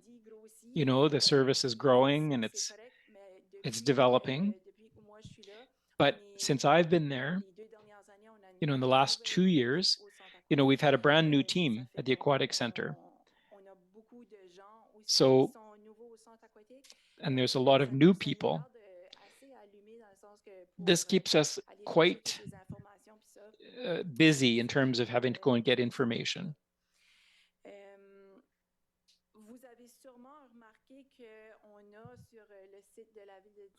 Now, you may have seen on the website of the city, in the job section, we almost always have a lifeguard position available. And why is it always open? Well, you know, as I showed you on a previous slide, we have 40 students that we hire,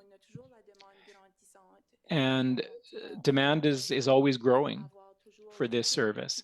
So we need a team that can support the programming that we offer. And as you know, well, young people grow up, and at one point they find real jobs. Although you can make a living as a lifeguard, but so we are constantly having to think about succession to make sure that we have enough staff. The pool schedule. So we're open for 94 hours per week, and that's huge. So in 3 days out of the week, we open very early in the morning, and then we close quite late. So we have a lot of hours. And why? It's because we have a lot of patrons, but we also have a lot of programs. And we have different schedules as well. And I have to admit that before I became manager of user services, I had not necessarily realized the variety of schedules. So for example, we have a winter schedule, a spring schedule, school schedule, a summer schedule, and then so for now, in terms of school schedules, we're at the period where every day, you know, we receive 2 school groups who come to the center. And when a school comes, I have to get up and I have to shut my door because I can't necessarily hear the phone, but that's okay. It gives us energy. And we also have special schedules for holidays and special times, and the March break, for example, and during the Christmas season. Au niveau de l'horaire des bassins. With regard to the pool schedule, we wanted to provide this by way of percentage. I can see this better when it's shared out through percentages. So 30% of our municipal programming is through swim lessons or swim classes. Another 30% are for the long course swimming, 26% for water activities, so aquasize, 9% for open swims, 4% for preschool, and 2% for sensory pool sessions that have been mentioned many times in social media over the past year. In addition, you perhaps heard or read on social media that the swim classes are filled early and often, but it's interesting that 30% of our programming, municipal program, is for swim lessons. We also have private rentals. So be it a child's birthday or a grandparent's birthday, we can celebrate at the aquatic center. Also, various groups in these categories would be daycare centers, for example, and other associations who want to offer entertainment to their members. So the reservations for groups who come to visit us are available. Mostly this is done weekly, so they are well served. With regard to swim lessons, for the swim lessons, the registrations is Monday at 6 o'clock for our citizens. It's unfortunate to have to say this, but when 6:06 happens, normally the wait lists start to grow. We can have 45, 50 people on a wait list for a level 1 and level 2 swim classes. And we say, well, why don't you have more of them? Well, we can't offer more of them because we don't have the space in the pool. Because, swim class level 1, level 2, and you can't put them in the line. So we're somewhat limited when it comes to these types of classes. However, we have a great deal of offerings for classes, 350 classes per year, which is about 3,000 learners over the course of the year. That's a lot of people. We have classes. I was telling you about the schedules and the seasons. The springtime season that just ended, we have 59 courses. So in every class, most of them have 6 learners, sometimes 8 or even 10. But on average, there are 6 to 8 children per class. The 2 biggest seasons for us are clearly the winter in January and September in the fall. There could be 118 classes offered during that time. And I can tell you that once we get to the weekend, the non-residents that come on Wednesday, there isn't much left. And even those, as I was saying, they're on wait lists. So it creates a lot of disappointment. We'd like to be able to do otherwise, but for the time being, our hands are tied with regard to the amount of space we have. With regard to public swims, you've seen on social media, well, have more public swims because I get criticized about that. And, this is really true. I hear it a lot. There's no choice, but there's a maximum of 240 people who can come to a public swim, but not 240 people for 2 hours, but 240 people who come in and leave and come in and leave. And so there could be some 300 who pass through every public swim. We try to add more, but we're also somewhat limited there because we need room for others. The long course swims, we don't necessarily realize what that means, but the long course swims, and the members tell us that there are more and more popular. People love to come to Dieppe, so there are 3 lanes, medium, slow, and fast, and there are people in each of these lanes for swimming. So we're popular that way. In our locker rooms, very recently, we're at capacity there as well. And we're often told that there aren't enough lockers to go around. So as I said, yes, we can offer maybe more public swims, but they can't get into the locker rooms. So we're circumscribed by those issues. It's a good problem to have, but the observations have been made. With regard to our celebrations, we're popular for those. Every weekend, there are small people who come with their friends. And during school time, as I said, during the current season, we have school groups. I love this slide because, well, you seem to be busier. Yes, we're busy. We have to go back to 2019 because of the pandemic, but maybe not be too realistic to look at this. But in 2019, we had 17 adult memberships. And if you look at the left, there are 23 adult memberships now. So we increased that number by 6.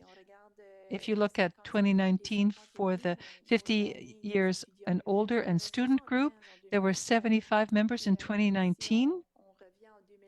And skip over to 2023, we have 203 members.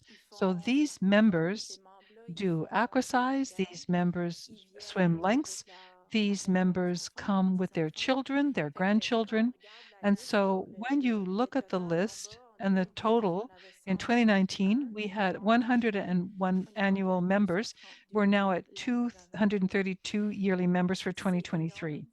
That's a huge number.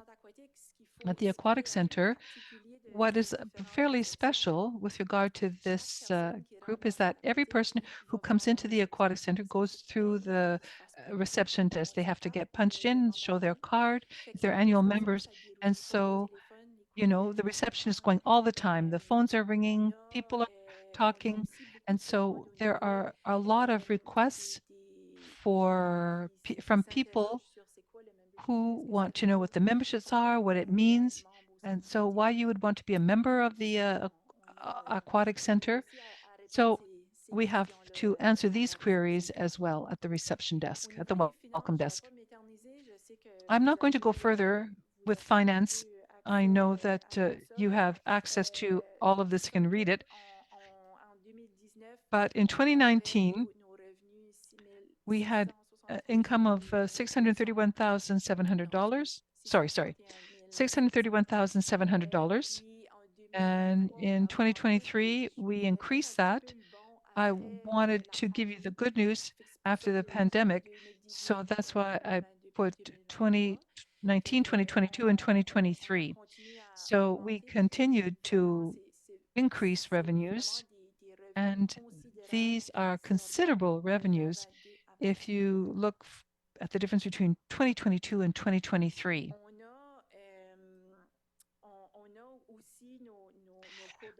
We also have our swim lessons, swim classes. I wanted to give you the various categories of income. So the swim classes constitutes our biggest amount of income, 240,000.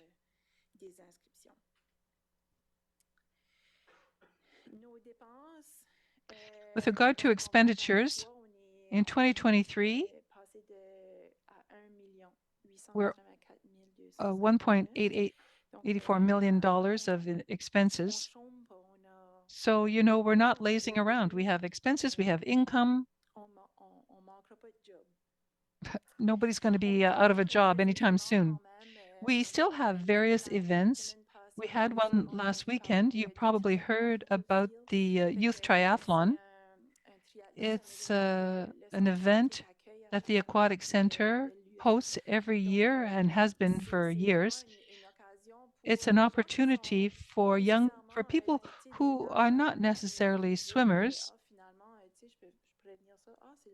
But you could say, oh, I could go to the Aquatic Center, even if you've never been to the Aquatic Center, because there are some small people, you know, 5, 6, 7-year-old kids who are there. So for us, it's important. You know, they discover the center.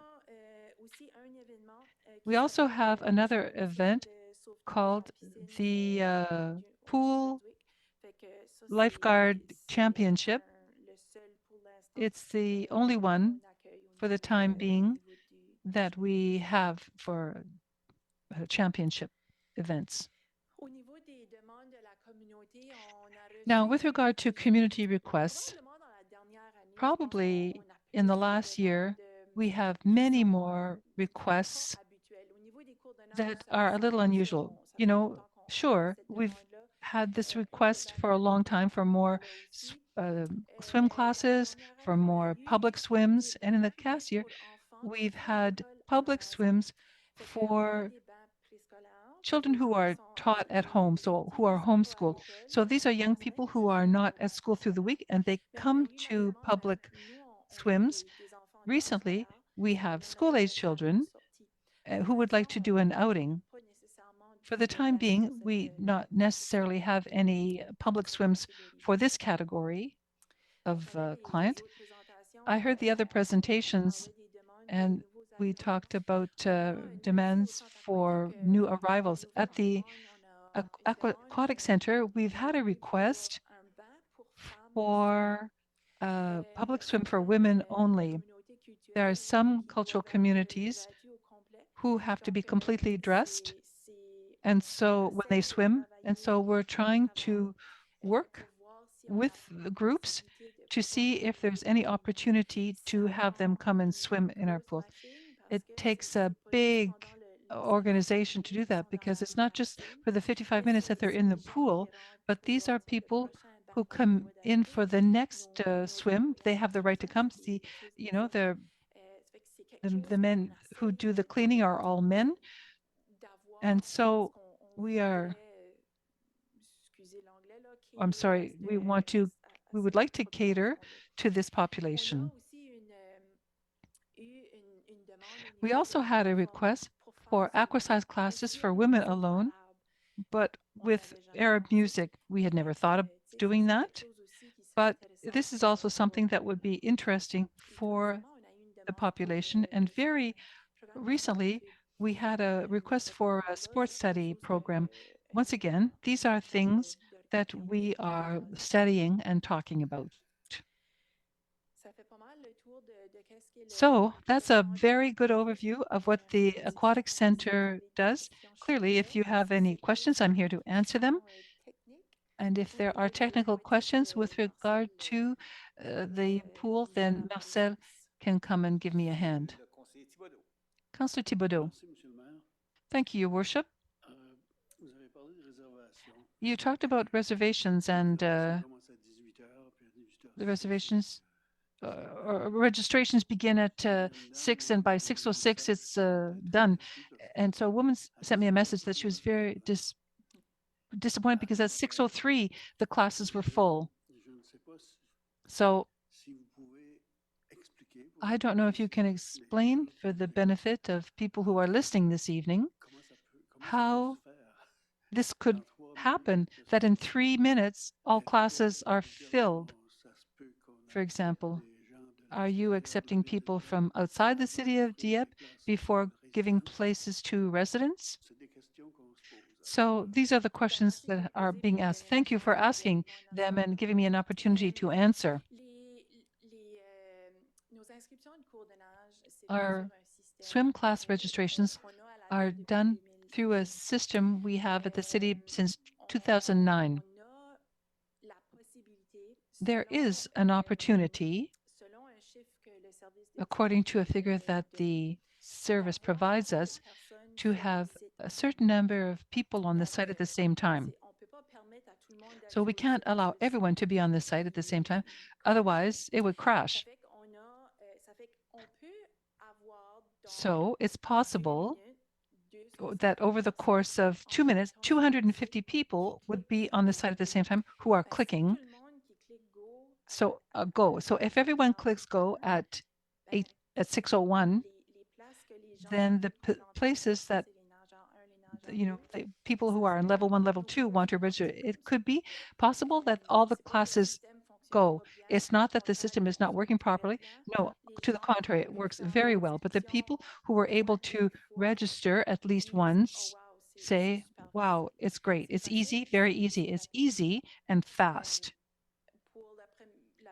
And so for the first part of your question, do we allow registration from people outside who are not residents? Let me take a step back and say, do we allow registration before 6 p.m.? The answer is no. And the answer is no. And you can check this, but had we accepted registrations previously, you would see it in the figures. So it's impossible for us to have accepted or register anyone before 6 p.m. And let me go a little bit further with that. At the Aquatic Center, what people see is what we are also seeing. When we're looking after registrations, and even in our own system, when the people who are at the counter serve people who don't want to register online and they come in person to register, even if they try to register before 6 p.m., the system says, no, it's not yet time to register. are you trying to register? And no, we can't allow you to do that. And so clearly, no one has can get in any other way than registering this after 6 o'clock, because everyone has to be treated in a fair way. We also have the other question, which is, yes, but we're not from Dieppe. Are you going to add classes for us? The answer is no. All the classes we have to offer for sale are put up for Monday at 6 p.m. If there are 2 classes, then they're offered there. On Wednesday, what we're selling is we sell what's left of the swim classes for other residents outside of Dieppe. And so Wednesday at 6 p.m. is for everyone who are non-residents. Thank you. I have another question. I heard saying that there was some interest in Dieppe for water polo. I'm surprised. Is there any?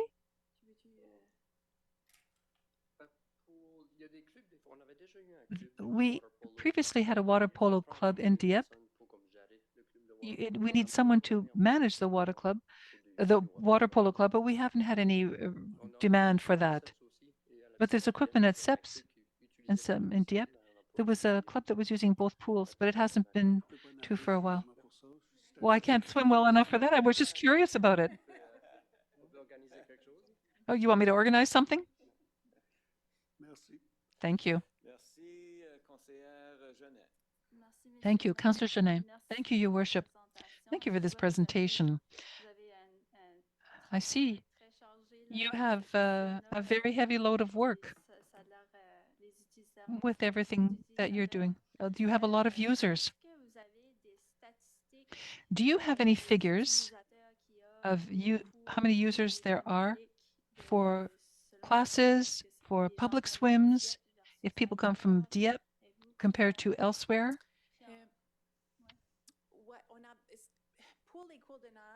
For the swim classes, in every profile of a young person or the person, we know if it's a resident or a non-resident. So when people come to buy their punch cards or single entry, we don't know where these people are from. And so we have the swim classes. We could give you the figures for that, as also with regard to our members. So there are people who have a membership with us. We can see if they're a resident or a non-resident. Perhaps we should start taking into account who is buying these punch cards, because we could have, having figures gives us some power to say, oh, so there are so many residents of Dieppe, but people from outside also come for classes. So maybe other cities seeing these figures that we have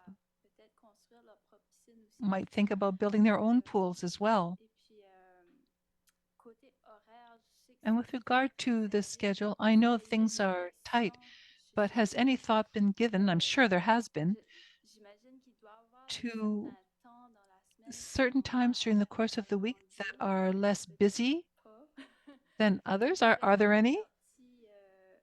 And could any classes be given then? Well, look, with the swim classes, it takes a lot of room to give these classes. Do we have the appropriate pool for the type of class we want to give? And also you need employees. So we have 40 at the present time, but these employees are students. And so they go to school during the day or to the community college, depending on what level they're at. Sometimes they're available during the day and sometimes they're not. And so that's the second thing that we need. And the third thing we need is that, the people have to be available for these classes. So we could have a swim class at 3 o'clock in the afternoon, but often 2 things are missing.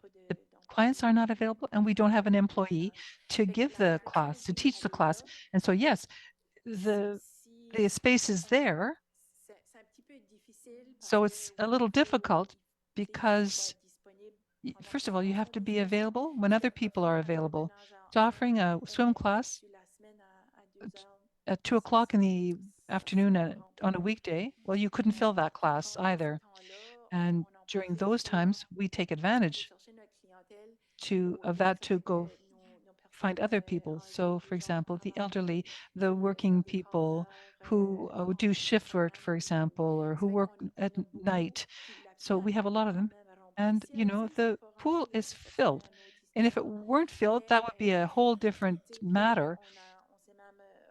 And even we had a meeting with the executive director to see where we could push things around a little bit, but we're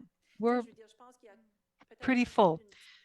You know, there might be some small spot where we could do it in our operations and we could improve things, but a significant improvement, I'm not sure that that's possible. Thank you very much. Because I hear citizens say that they would like to take swim classes, and I didn't really know what the reality of the situation was at the aquatic center. But after hearing this presentation, we understand much better what your challenges are. Thank you. Thank you. Councillor Lantagne. Thank you, Your Worship. Thank you, Annie, for this presentation. You know, there are challenges that come with growth like everywhere else in the city. So with regard to the filled classes and wait lists, so classes level 1 and 2 fill more quickly. That's the story of Dieppe. It's 100% citizens of Dieppe. And then the other classes are firstly open to Dieppe citizens. Yes, all the classes. And how many days after is it open to everyone else? 48 hours later. So Monday at 6 p.m. it's Dieppe. Wednesday at 6 p.m. it's outside of Dieppe. So my question with regard to this, I certainly don't want our tax-paying citizens not have the opportunity. I know they have 48 hours, but sometimes you know, people from outside. So my question is, so is 48 hours enough to provide an opportunity to all our citizens to have the time or to think about registering before we open to outside the city? There are a lot of citizens who would say, look, after 48 hours, they could have registered, but it's full. So my question is, would it be possible to provide a week? I understand that you have to plan things and classes have to start, but would it not be possible to open registrations a little earlier and give more time to our citizens to react? Because there must be some frustration if, you know, if at the third day they go and things are full. Well, like I'm a taxpayer and these are people from outside who come to the pool. So I'm sure you've heard this comment previously. So I don't think that 48 hours is very much. I'm not sure how you react to that.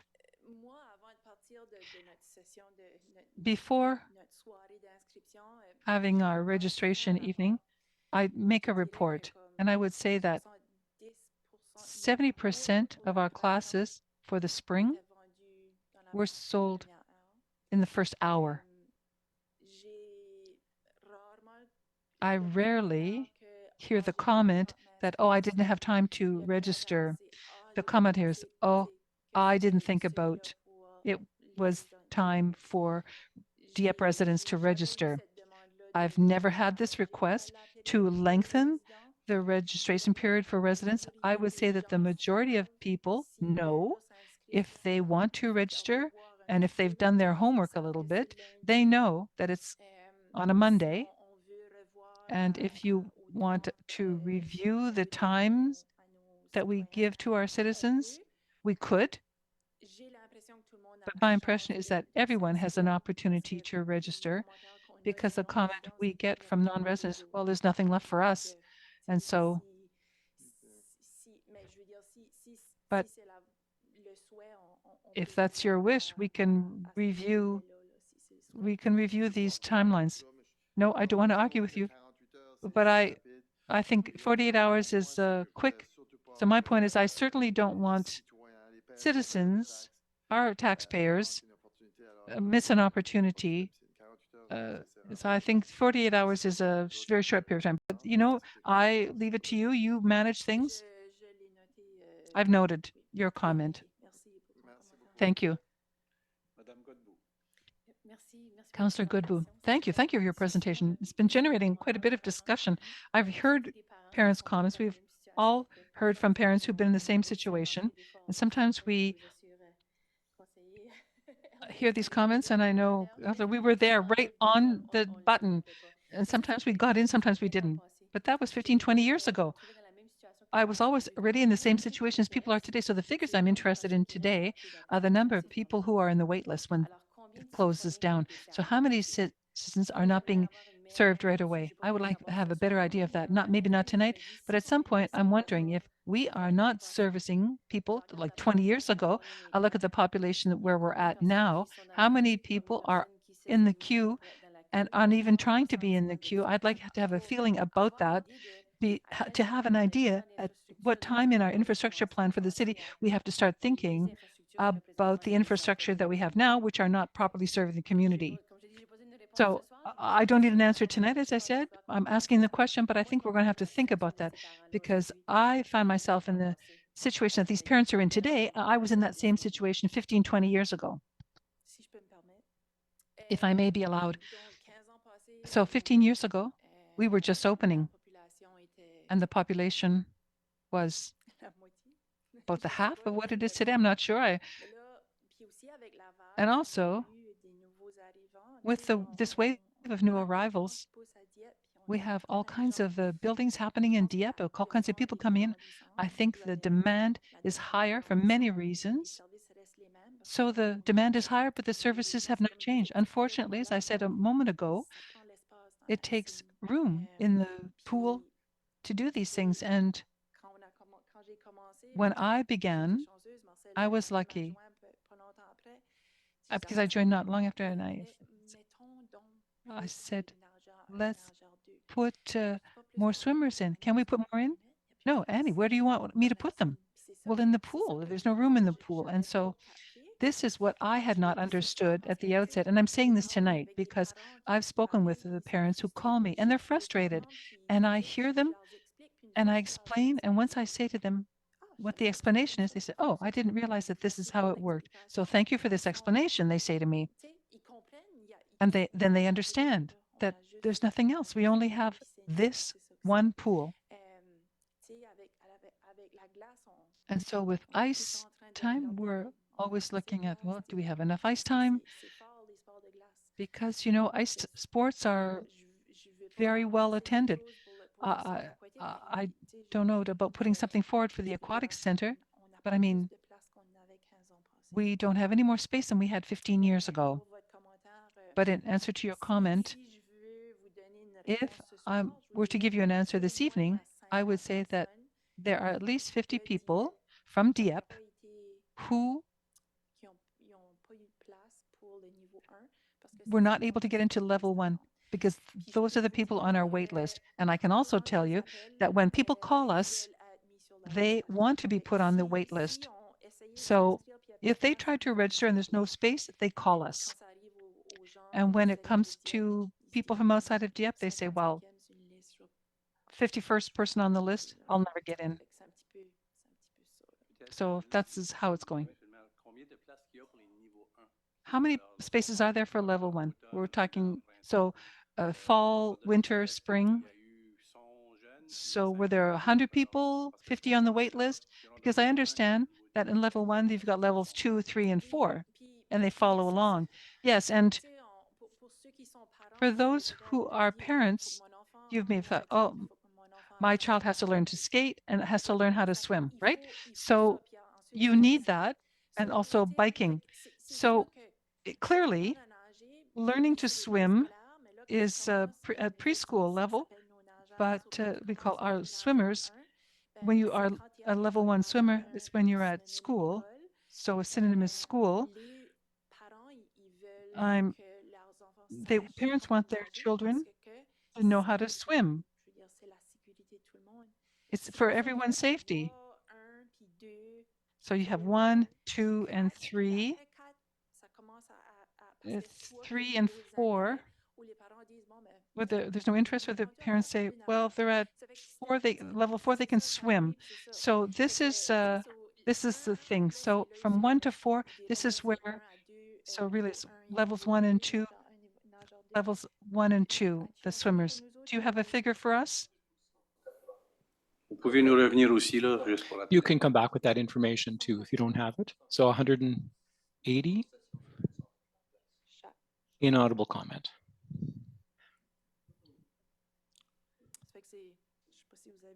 So I don't know if you were able to hear that, but 180 spaces. All right. Now, when you talk about waiting lists, what do you do with those lists? Do you call those people back for the next cohort or? No, that's a good question. So the waiting list is for the current session or current season. So if we have a cancellation, if the parent made a mistake and his child was, or their child was not level 1 or level 3, that frees up a space. And what we do is that we call the first, second, third, and so forth, and we offer them the space. And that list is just good for the season, and then it's destroyed, and we start another list during the next session. So have you ever thought, like in the summer, to offer sessions during the daytime? Or? Yes. So in the summer, so fall and winter is the same. It's one course a week or one class a week for 10 sessions. So that's fall and winter. For the spring, we have an accelerated forum. So the students have 2 courses a week, 2 classes a week. In the summertime, we talk about blocks. So we have block 1, 2, and 3. And each block is 2 weeks. And so every day of the work at the week at the same time, so maybe 11:30 to whatever, there's a class. So, but you have to have, that means that people have to bring their young person every day of the week at 11:30, and we have 3 blocks of 2 weeks like that during the summer. So yes, that works for some people. Some residents like that. They make arrangements with their family. And for other people, though, that doesn't work for them. And in addition to our group classes, we have our private classes as well. So, and they cost $180, and we offer those classes during the year or during the summer. So in addition to the group classes, we have 180 individual sessions, and those are one-person sessions so they're one-time sessions.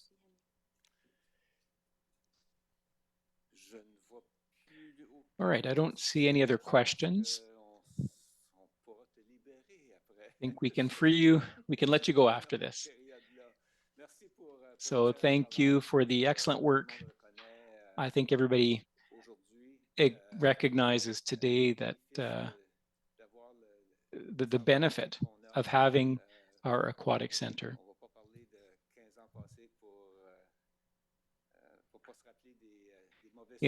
15, we won't talk about what was there 15 years ago, and it was pretty controversial back 15 years ago. Made a lot of waves. But things calmed down, and it's a successful center, and it's great for our community. And the only thing that we can be criticized on is for not building bigger. So if we had a 50-meter pool, well, the Canada Games would be happening here, but we don't have the 50 meters.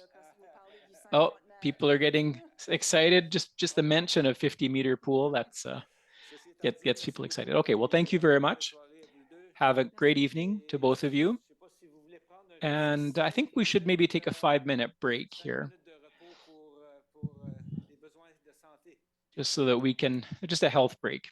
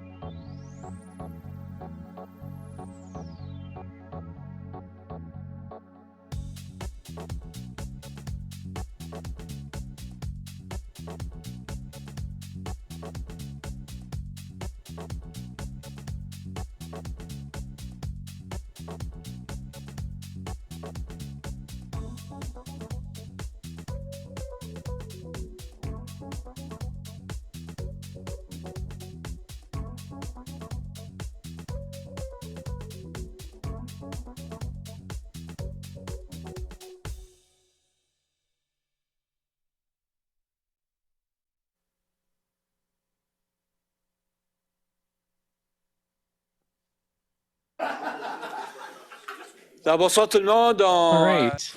Well, we're back from our break. Et ça nous amène à notre numéro 7. So now we're at item 7, presentation on townhouses. Mr. Girard, welcome. Good evening, welcome. So I'm here today to talk to you about driveways and landscaping for townhouses rather. And why am I making this presentation?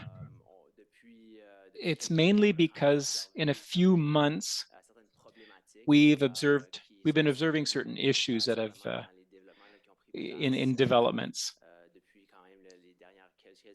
that have been built over the last few years. And the idea of this presentation is just to kind of present the issue to you, what we're seeing, and to kind of explore a few avenues of solutions. But today, we won't be talking about concrete solutions or any specific issues or specific details. So before I get into too much detail, I just wanted to give you a bit of context, give you a bit of historical information. You know, we're talking here about townhouses. So the first item or the first thing to talk about is that in the past, there were certain issues with certain types of townhouse developments, particularly the metropolitan village. And the issue there was snow removal. There were committees that were formed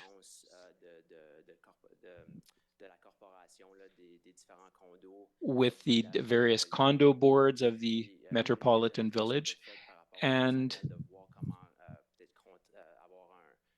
there was some thought given to perhaps amend the bylaw. And what came out of those discussions is, well, in 2017, there was an amendment to the zoning bylaw requiring a maximum of 60% for a driveway. And this applies to different forms of development, but in this case, particularly to townhouses, because there's a lot, the yards are very small. So they can't exceed 60% of the yard. D'acceptement qui devient de plus en plus populaire, comme vous l'avez devant vous en 2019 et 2023. So in 2000, from 2019 to 2021, there were, the city granted 722 permits for townhouses. And then in 2021, we saw an accelerated construction of narrow townhouses. So these are townhouses that are very narrow. And then when you add that 60% maximum, that's where we start to see challenges in terms of parking and landscaping. And another thing to take into consideration is that when we issue a landscaping permit, developers have 2 years to complete the landscaping. You know, with construction, there's a lot of things that have to happen before landscaping can be done. So it can take time before we see a final product and before we can determine whether or not there are issues. So, you know, in terms of what we're receiving, so generally speaking, we've seen some non-compliance and we've addressed those issues individually. But starting this year is when we started a systematic non-compliance in new developments. So the plan sites that we see in the files are not what we're seeing developed on the land. So we've had a few meetings with developer representatives to discuss the situation, to get a sense of what's happening. And we've sent correspondence to all developers of townhouses, reminding them of the importance of respecting the plans that we have on file. And we have a few promoters or developers rather that are making variance requests, because developers do have the right to ask for variances. Now, staff's position on the various variance requests will be passed on to the PAC committee, but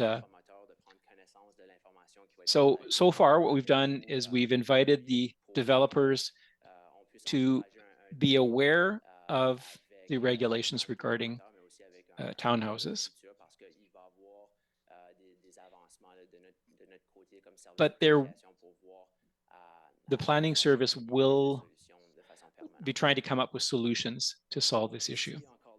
So this is just a reminder. Here we're talking about row houses, and we're not trying to target this specific development, but according to our standards, it doesn't meet our standards. We have driveways here that are almost filling up the entire front yard of the property, when the minimum is 60%. So, or maximum rather. So here's a diagram to try to break down the various components of the issue. We have to distinguish the physical landscaping from the dynamic elements. So where do we park a car, for example? You know, and where you shovel snow, those are dynamic aspects.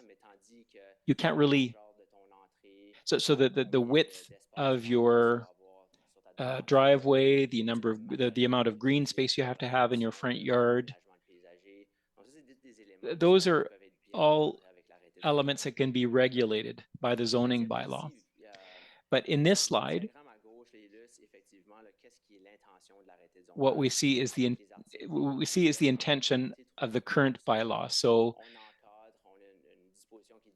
Article 3.25 says that a parking space can only be You can only park on a driveway.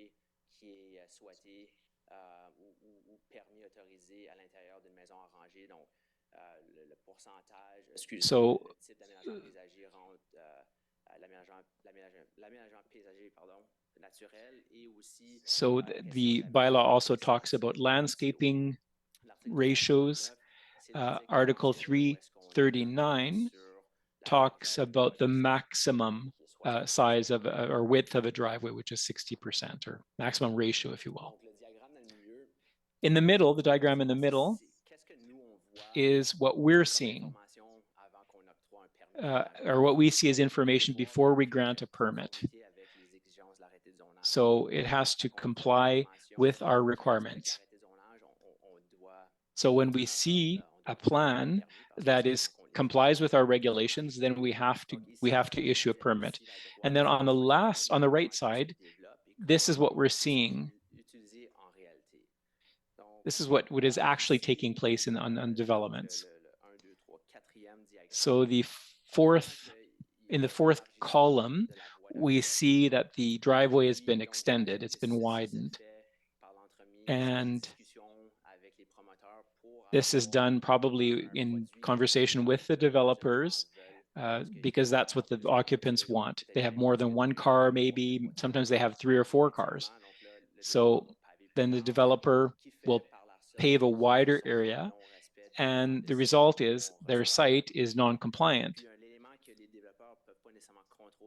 And something that the developers can't control is the number of cars that will be using this driveway once the property is built. So in the last diagram, we see 4 cars that are in violation of a number of articles of the zoning bylaw.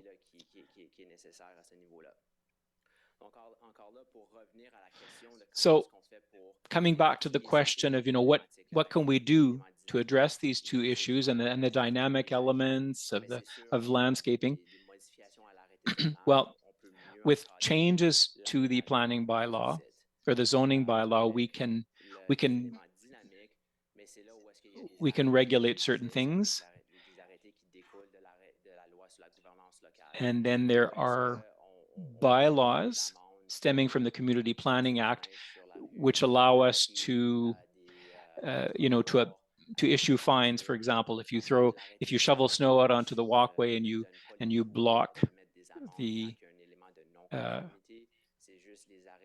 way, then there can be fines. So the the Local Governance Act gives us certain powers. And that's just to give a bit of context.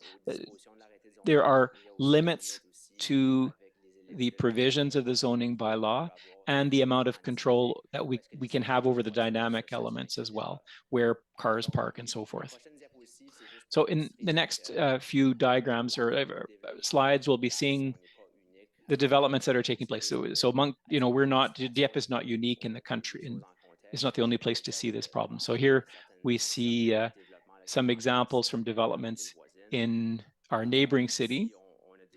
Here is an example from townhouses in Charlottetown. So people are parking on the lawn. So again, this would be in violation of our bylaw, but it's a question of control, and it's difficult to control these things. Here's an example from Halifax. Townhouses where driveways can barely accommodate 1 car, and if there are 2 cars, well, then the car would be blocking the sidewalk. Here's an example from Ottawa with garages that are wider, but you can see the yard is almost fully dedicated to parking. So this is a type of landscaping that is very popular. There's a certain, popularity here, but how can we accommodate occupants that have more than 1 or 2 cars? That's a real challenge, both for the municipality as for the users as well. So what are some other possible interventions or actions that we can take?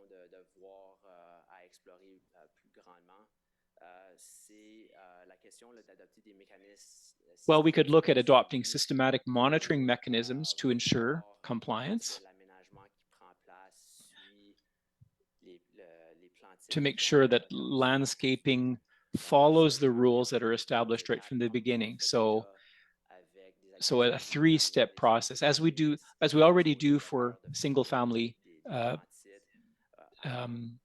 dwellings as well. So we could ensure compliance before, during, and after construction. We would go and look at where the driveway is, and staff would have to do inspections.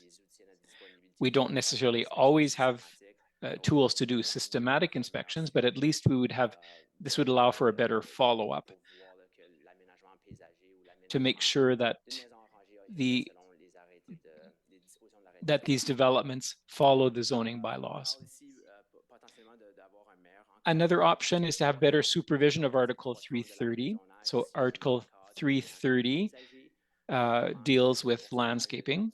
So, and how much percentage of greenery needs to be there, types of materials that need to be used. We could also have a better supervision of Article 339 on the type of materials for a townhouse driveway.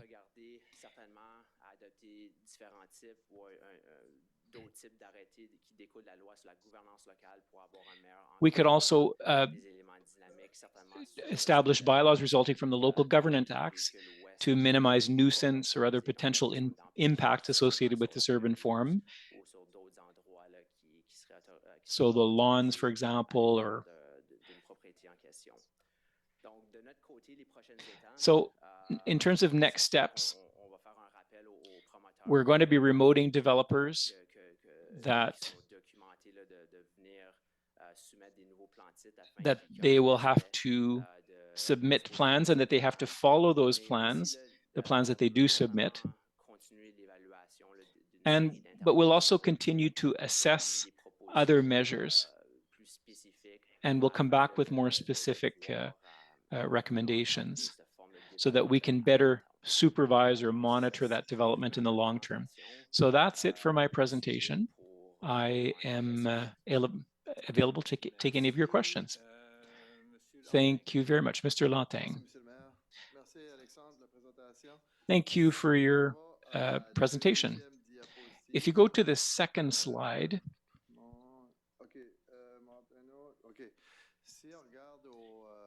so if we look at what's permitted by the bylaw, so the first drawing at the left, we see two cars parked one behind the other. And now, from what I've been able to see,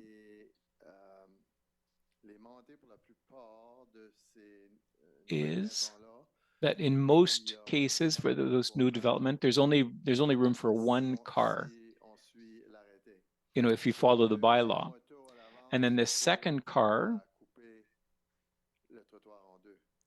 would block the sidewalk. So that means that depending on according to the bylaw, those houses can only accommodate one vehicle. Is that right?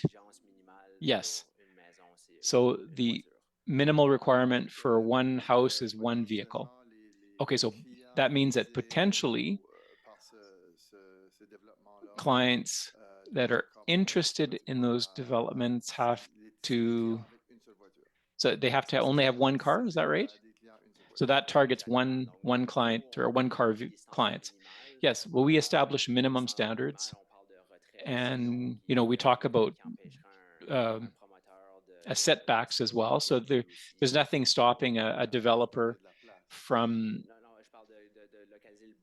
well, I'm talking about putting the building further back on the land, push it more further back. You know, as long as the lot has to be sufficiently deep, but You know, but when there's a sidewalk, that creates a specific challenge because, well, but we don't have sidewalks on all lots.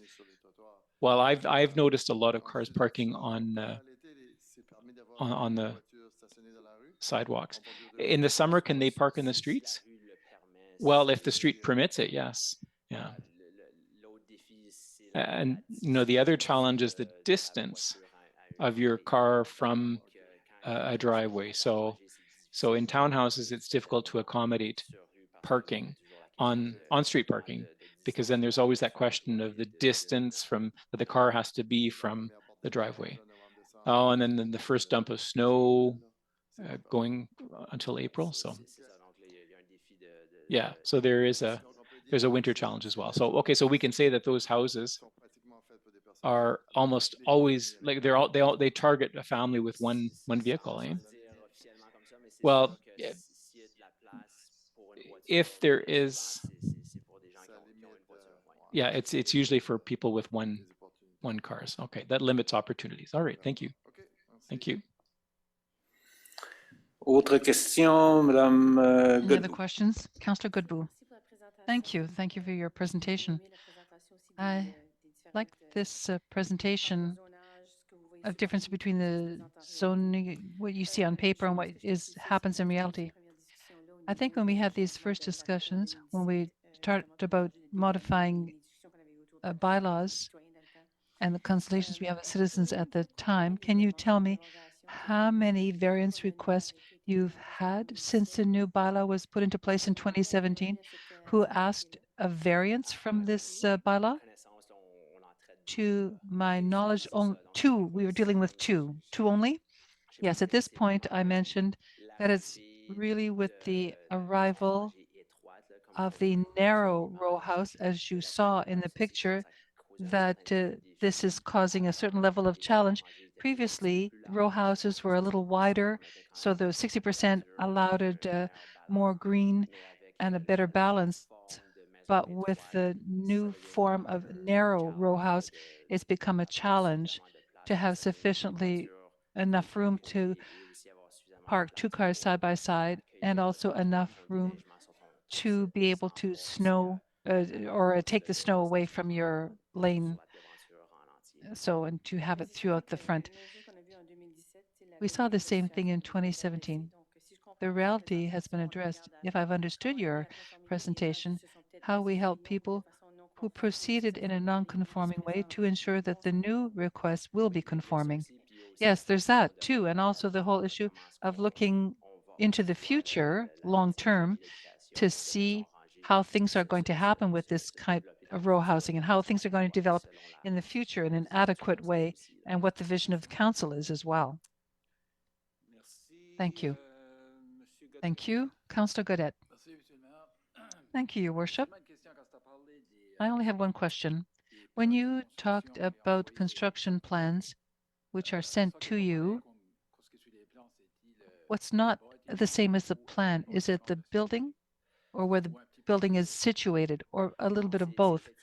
No, it's in fact what is being determined as the access lane compared to landscaping. If you look at the picture on the left, you can see the left diagram shows the 60-40 split. But when you look toward the right, you see that technically there's the 60-40 there, but there are people who are parking on the 40% part, and there's non-compliance of the zoning bylaw. It's not necessarily the problem that they're paving too much. It's the issue that you can't take this, it should be dedicated as a laneway. The zoning changes then, and if you cause the problem, there are 4 cars parked in front of the house. Okay, so that answers my question. But I think the row houses that are narrower, so in reality, if you're selling a row house, you know, that you have one car, and I see them parked on the road all the time. Maybe we could resolve that problem. I know an apartment is one parking spot or more. One's car is not really realistic, in my opinion. That's it. Thank you, Councillor Thibodeau. Thank you, Your Worship. Thank you for this presentation, Alexandre. I think you really covered the history of why this regulation was changed, and is that there were snow removal problems in the metropolitan village. And I was on the ad hoc committee that had been set up at the time, and I remember very well that the city was accused of having caused the snow removal problem because we allowed things like this. So we decided we're going to solve the problem, and now promoters are there. They're building homes that do not comply with these bylaws, and I'm convinced they're selling these homes to people without telling them they're going to have a snow removal problem. So I think that if they want to have homes like these, and I agree with Councillor Godet that today building homes with only one car space to park in is not reasonable. So if they're going to have to push the house further back on the property so they can have two cars parked there, but across the width, unless they make the homes wider and there's more room for two cars, I think that these are the only options that are possible.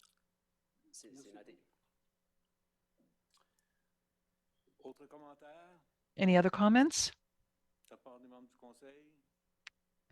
Any other questions by council members? Seeing none.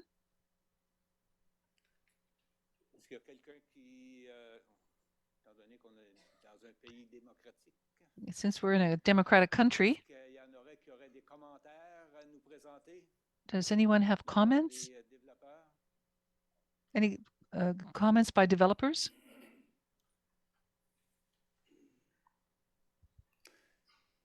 Please identify yourself for the purposes.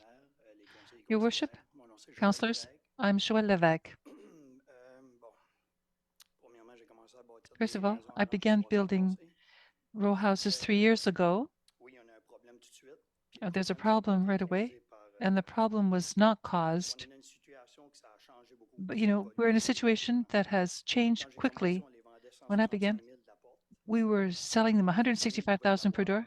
A family could buy a row house, a couple could buy a house or rent a house and have one or two cars. Today, these homes are $330,000, and people have to be two couples sharing. And if they're two couples, they have 4 cars. And so they have to park on the lawn. So my solution would be to have a 16-foot width and 16 feet wide. They can all park, but there won't be any grass. But you can't move them back because things are so expensive that if you move it back more, that means the land is going to cost more. You need a bigger piece of land, and people say that we're charging too much because the land is bigger and it costs us more. So there's not much by way of a solution. The solution for us is to have a 16-foot wide width. That's what I'm asking. I've talked to my clients. I said, do you want 12 feet? And they say, no, they don't want to buy them there. If there's a sidewalk, they can only park one car, or they have to park on the lawn.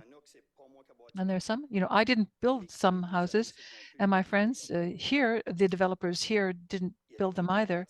There are people who built, and they did a 10 or 12 feet width to save money, and everyone parks on the lawn. I think that's better than we do it like 16 feet, like I have done, or many people here, and it's straight, and people park on the pavement rather than on the lawn.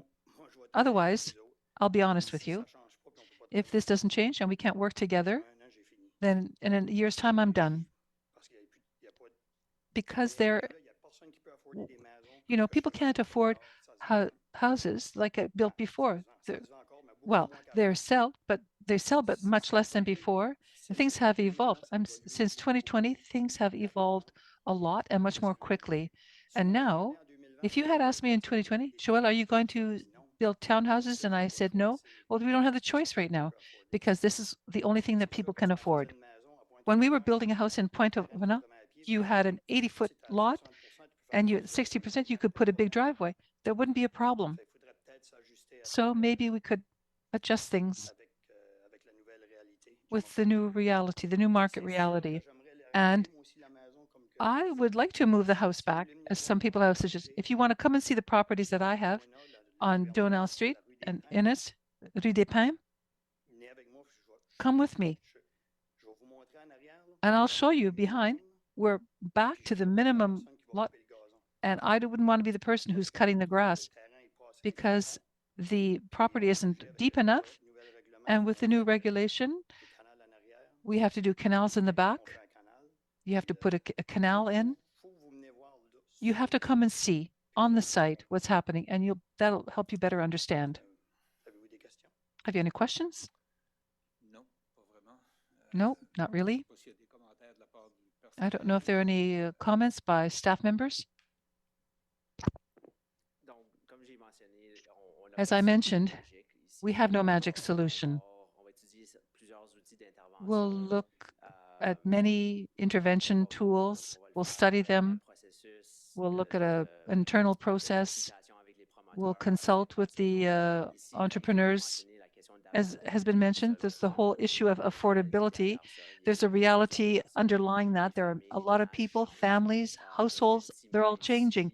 But at the end of it all, the type of development causes problems for snow removal, blocking sidewalks, all of that are at issue. So we have to find a solution that is a practical one. And as I mentioned earlier, there is no magic solution.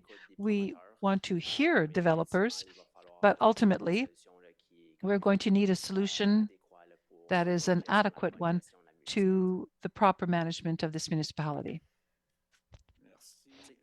Thank you. Councillor Godet. Thank you. I only have a comment. Mr. Levesque said if we go to 16 feet, if there's no property behind, just a comment, after the tree bylaw, if you have place behind to plant a tree, because you have to plant one tree, to my knowledge, it's one tree per home. There's always room to plant a tree. According to the backyards, they're still 6 meters. So in 6 meters, there should be room to plant a tree. The canal doesn't take the whole width or the whole surface of the backyard. And once again here, you can play with standards. You could also require that the properties be larger to accommodate row houses. We could have a length of 30 meters. We could move to 33 meters. Once again, you need more land. And, you know, we do this ribbon development, but all the measures need to be looked at, evaluate the pros and cons, and see it throughout the whole course of the development. You know, if we start playing with the dimensions of a property or the dimensions of a row house or distances, then clearly there will be impacts. So we have to assess all of that. And that's why in the next stages, we're going to be sitting down and thinking and consulting. We'll want to be doing consulting, and then we'll bring you the elements of a solution, and it will be up to members of council to decide. So this is, according to us, the best solution, the best approach. Well, you know, we should resolve this once and for all. Thank you. Thank you, Councillor Genet. Thank you, Your Worship. I'm not quite sure how I'm going to formulate my question, but we see there's been a drastic change for developers in the last few years. And as a city, we also have objectives. We want to make sure that there's snow removal available.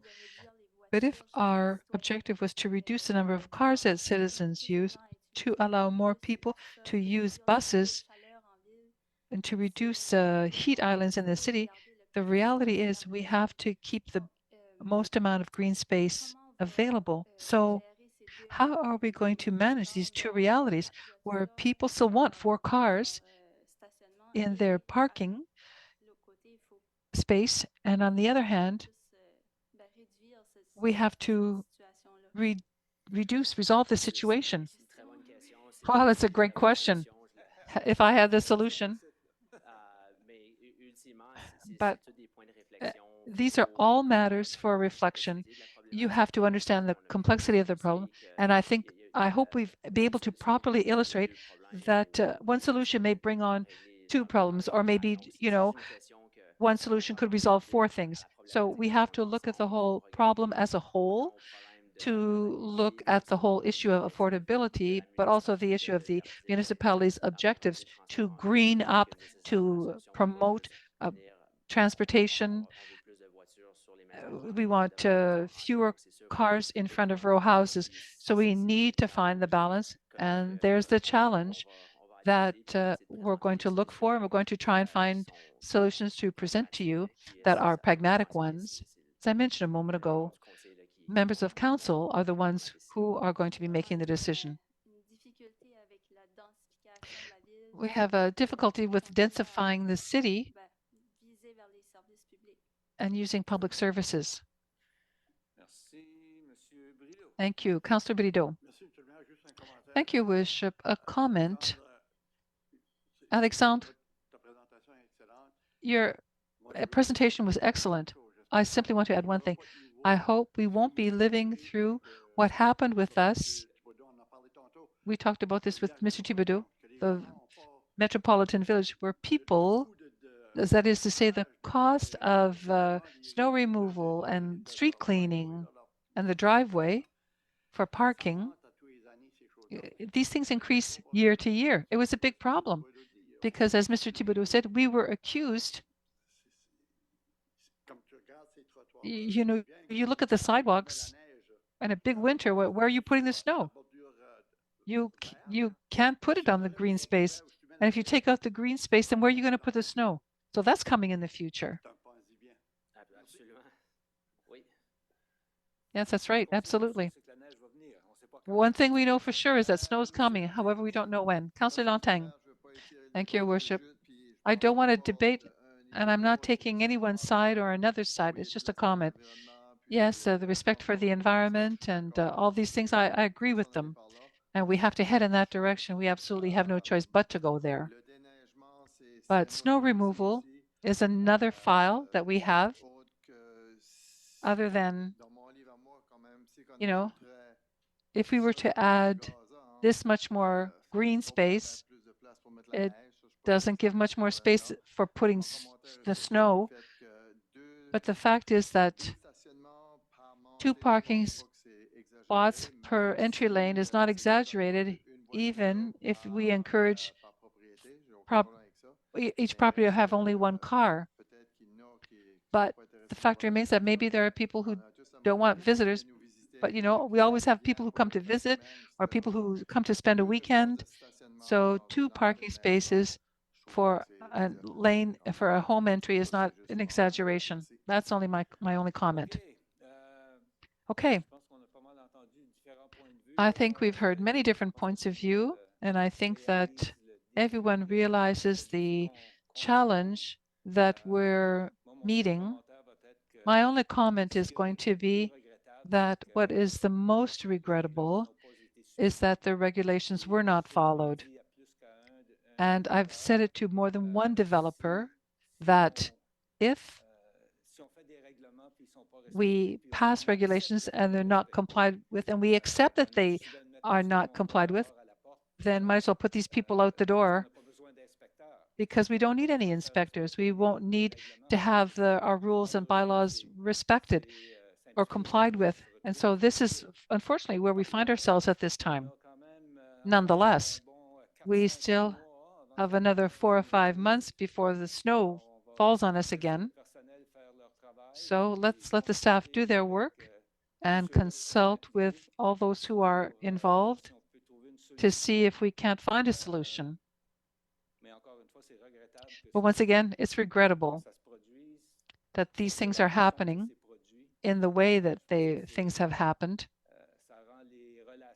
You know, it makes for strained relationships and difficult relationships between members of our staff, municipal council, and developers who have contributed to the success of our city. And we've done this together. We have ensured the success of our city. And it would be unfortunate that we lose this upswing that we're in that would affect a lot of people, specifically and particularly the developers.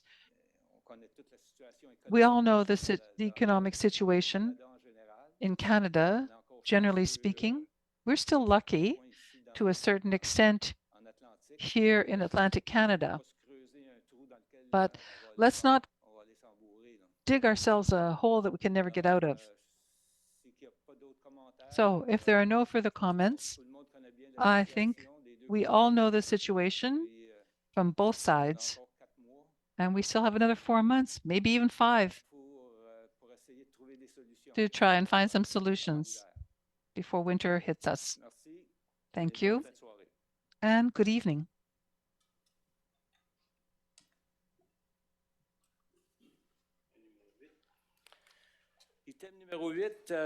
Item 8, presentation, assessment, and action plan, greenhouse gas, and it's a presentation by Mr. Trujon-Savard. Yes, so I think my presentation arrives at the right time. Let's go on. Who's putting it on? There we are.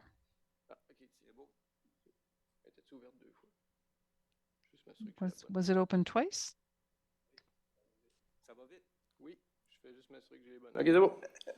Yes, I want to make sure I've got the right one.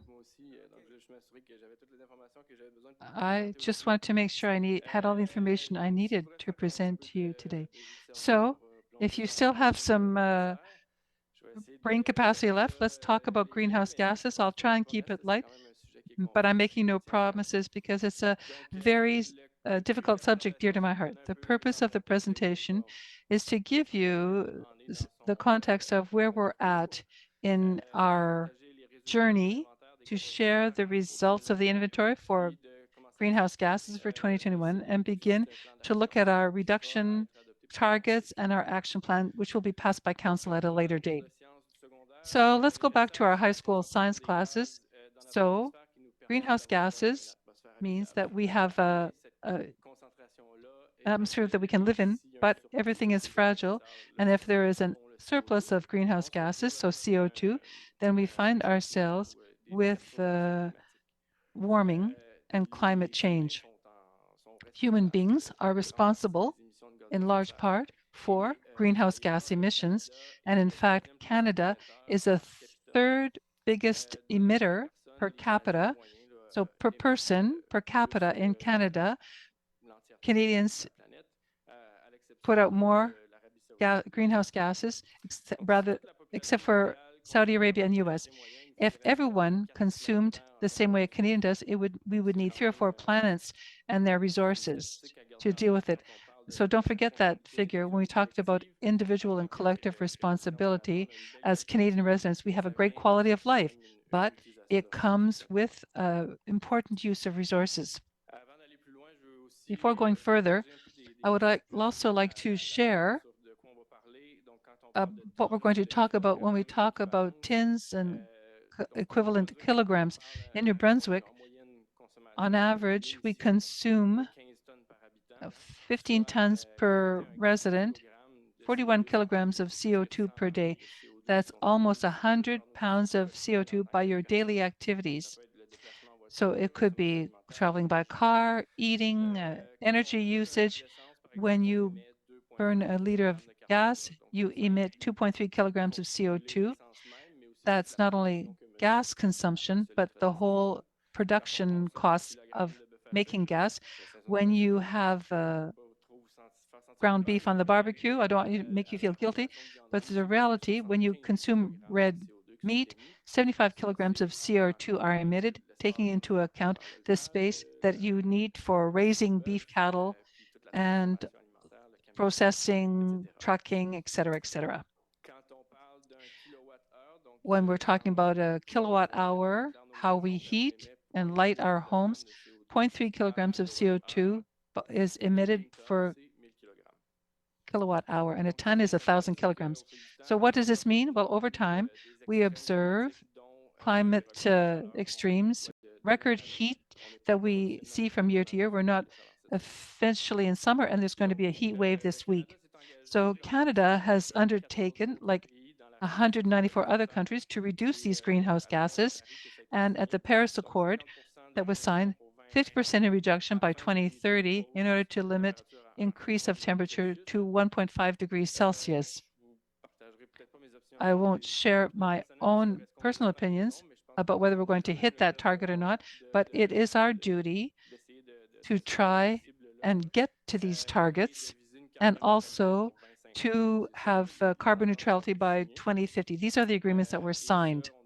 And so we need to act fairly quickly. What can we control?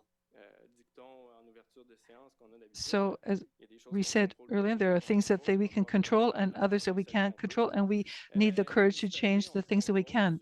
The municipalities have control over 50% of greenhouse gas emissions in Canada. That means it's our responsibility and options and powers or means of preventing these emissions, but also we need to adapt to environmental change. We are the first line of response when it comes to the crises, the storms and everything else. We also have to provide for adaptation to climate change, and this to improve the we have to improve the quality of life of our residents. So any dollar invested in adaptation or prevention is a lot less expensive than the dollar we're going to have to spend at some other point in time. So the city of Dieppe has for many years been involved in the Canadian Federation of Municipalities program, Partners to Protect Climate.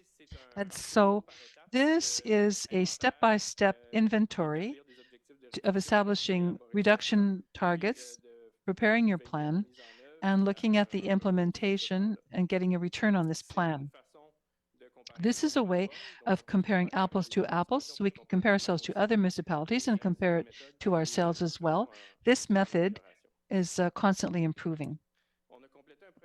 We've completed a first cycle in 2020, and so we started this undertaking with the AFMNB with a subsidy to reestablish our plan and undertake the reduction of greenhouse gases. So today I'll be presenting rather the 2021 data. And why 2021? It's because that's when we started the first cycle. So when I was talking about the figures included with one, so we're a little bit behind with our inventory, but these are we continue to monitor and to monitor our emissions. And it's a demanding exercise getting all the invoices for fuel in our buildings and monitoring all our energy use. So we've received help to do that inventory. So I'll be presenting the corporate data.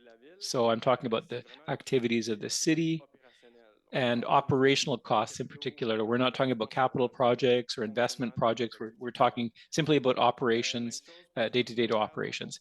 And the same for our community data. So it'll be our consumption per year, energy, fuels, and waste. So this method has a few weak points or blind spots, if you will.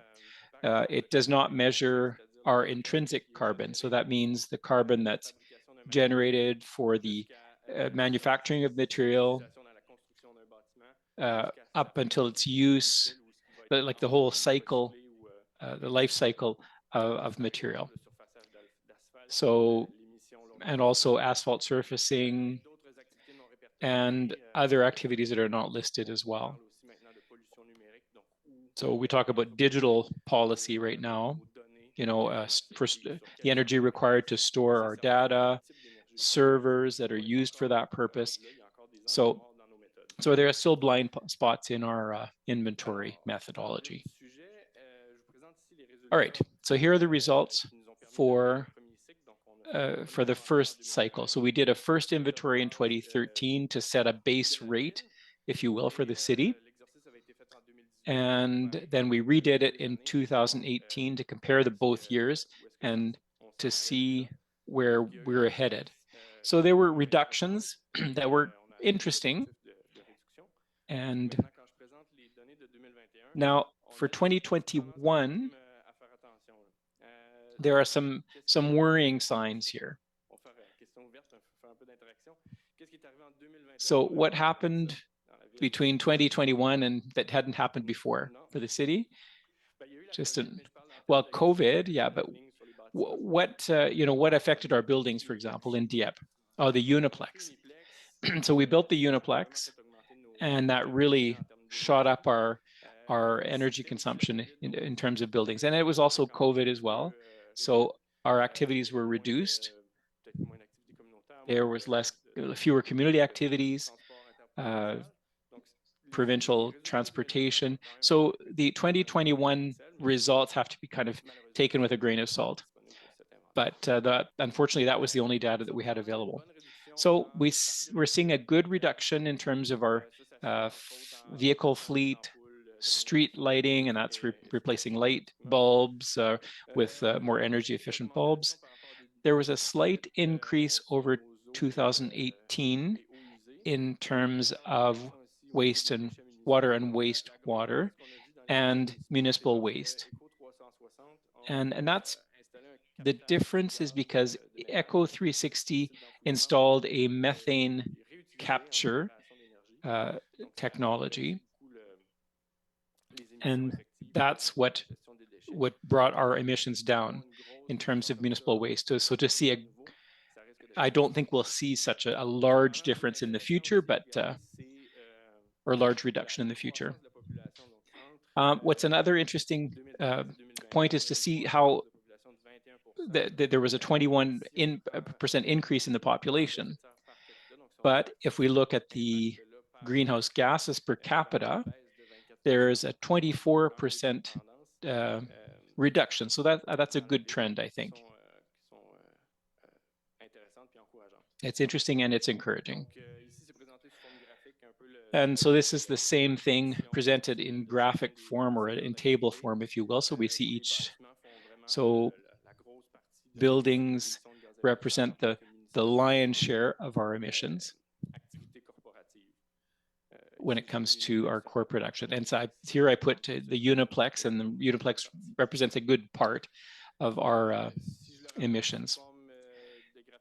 In a linear graphic form, here's what it looks like. So we see an increase, the increase in the population in blue, and our greenhouse gases per capita in orange. NB Power is becoming more and more green, and that helps us as well in our own reduction targets. So NB Power plans to reach 100% renewable energies by 2035, and we hope that it will reach that target. That's one of the partners that we work with on our various projects. All right, here is the historical curve of our emissions. And so in 2021, if we stop trying to reduce emissions, we would see a slight increase of about 6% in greenhouse gas emissions. So just to maintain the status quo, we would have to cut 6% of our emissions. And if we want to reduce by 50% by 2031 to follow the Canadian commitments, there's a steep slope. But it's not as scary. If we look at 2013 to 2018, we were able to achieve something similar. So if we were to build another aquatic center, that would go against our emissions, but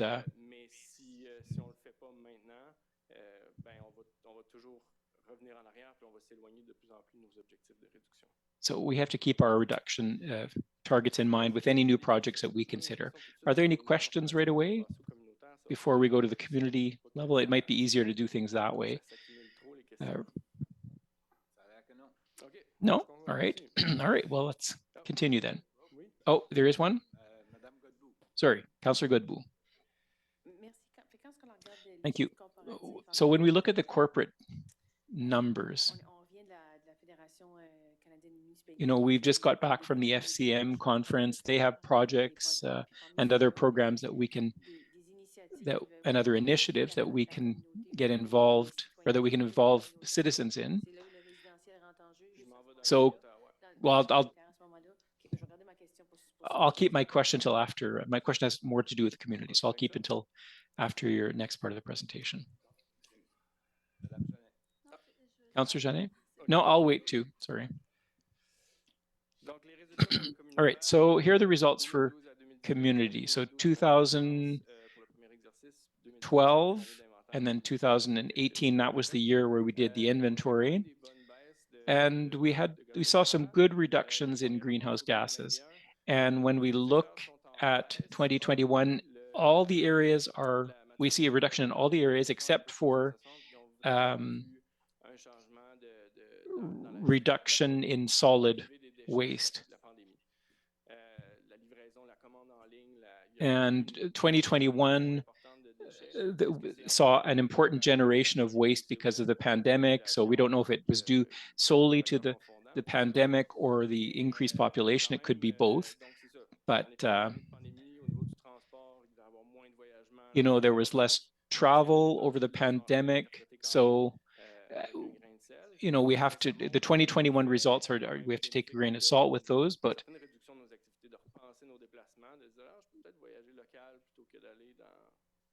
there are some, you know, in terms of transportation, there are things that we can look at there. At the community level, since 2012, we've seen a decrease of 24% overall in our greenhouse gas emissions. And despite a 21% increase in our population. So if we look at the per capita figure, it's a considerable decrease. So if somebody who chooses to come and live in Dieppe,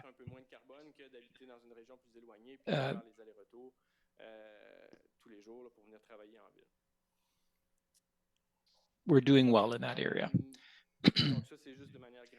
All right, so this is just a graphic representation to see the proportion of the different categories. So, residential, that's the blue, and we're talking about heating of houses, energy that residences consume, and then commercial and industrial are still significant as well. And represented linearly, here's what that gives.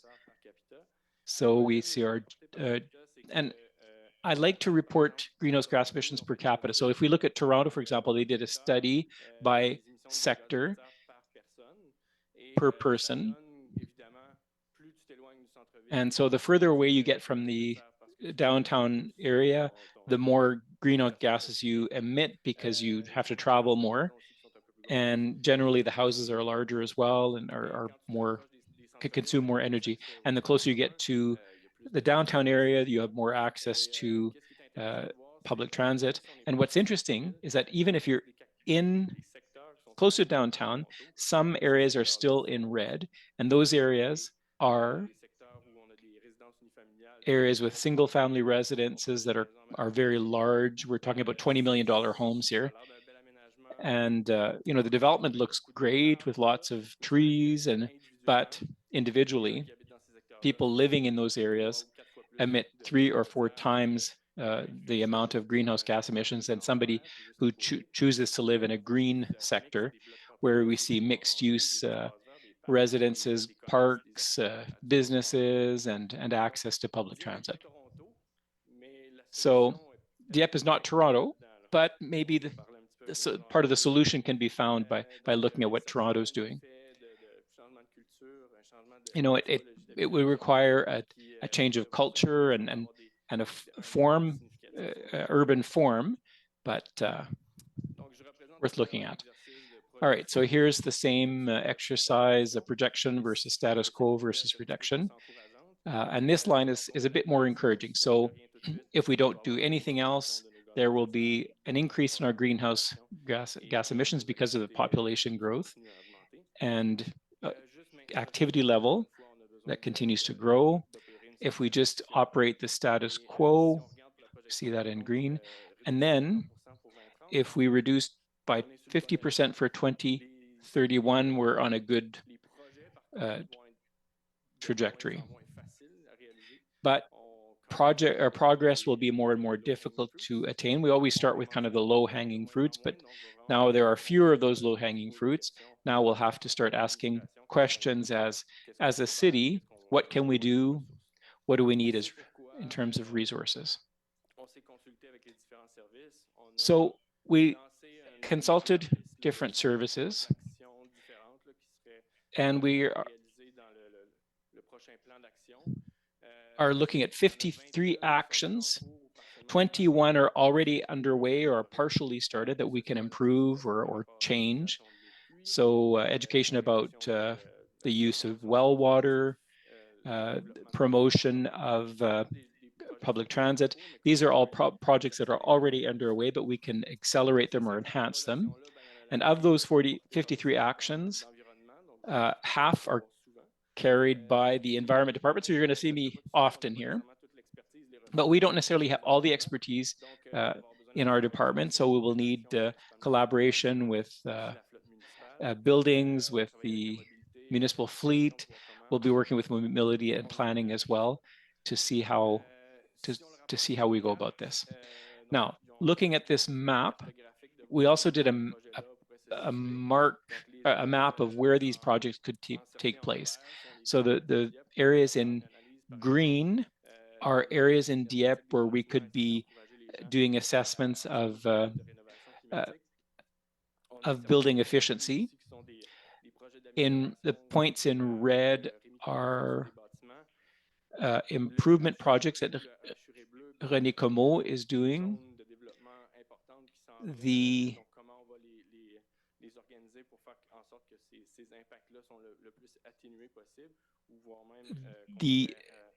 There are areas where we need to look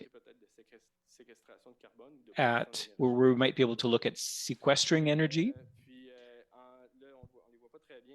And it's not very visible here, but the yellow points are the new axes for public transit and that are part of Jérémy Aubé's plan. So next steps. The council will have to adopt reduction targets for 2031. So we'll be coming back to you at a future union with more specific information, but we'll be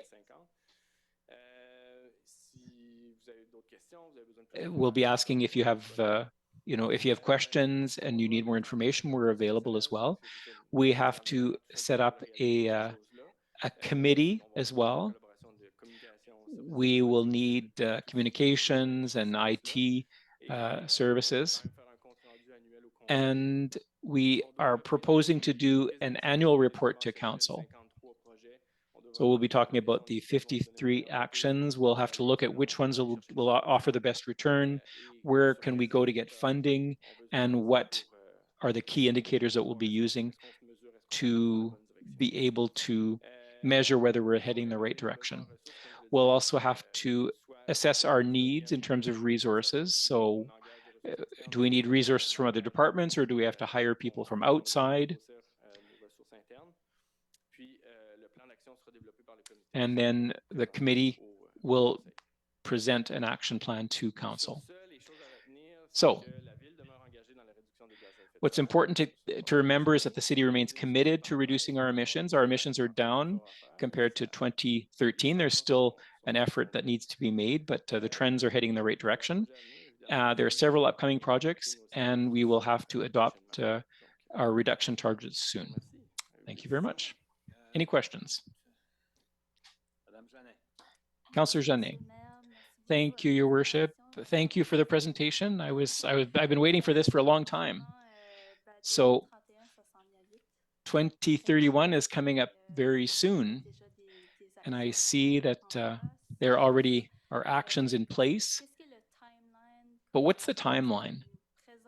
No, you're going to be presenting again to council? What?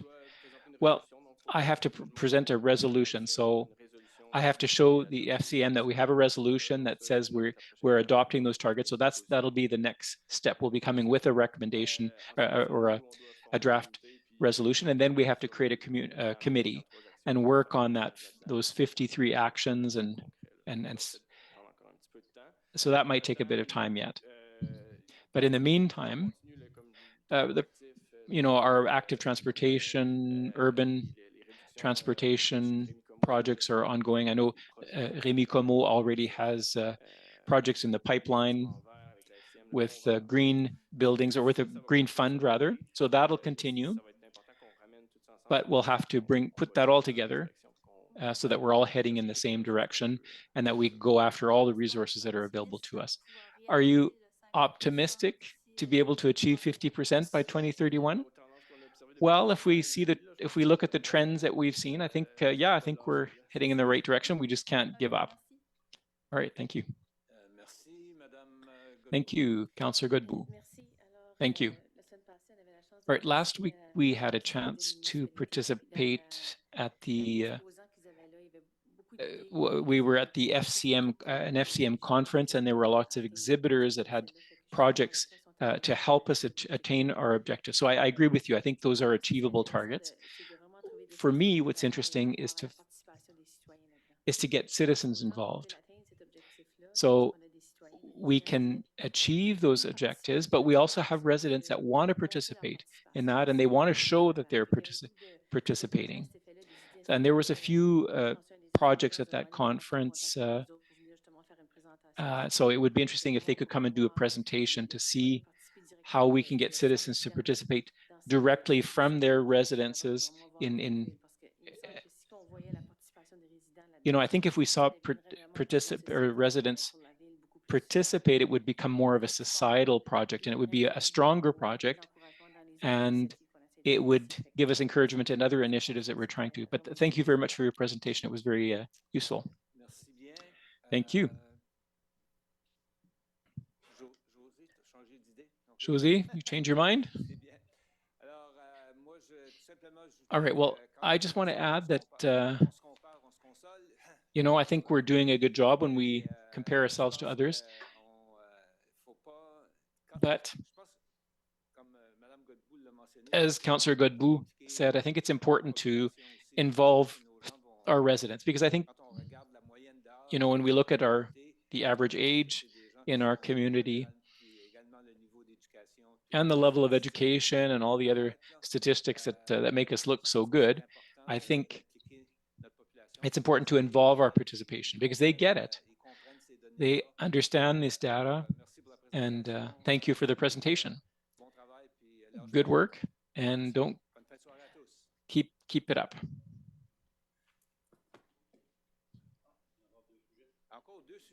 Oh, we still have 2 items. Oh, I forgot to turn my sheet over. I thought it was time to go, but no.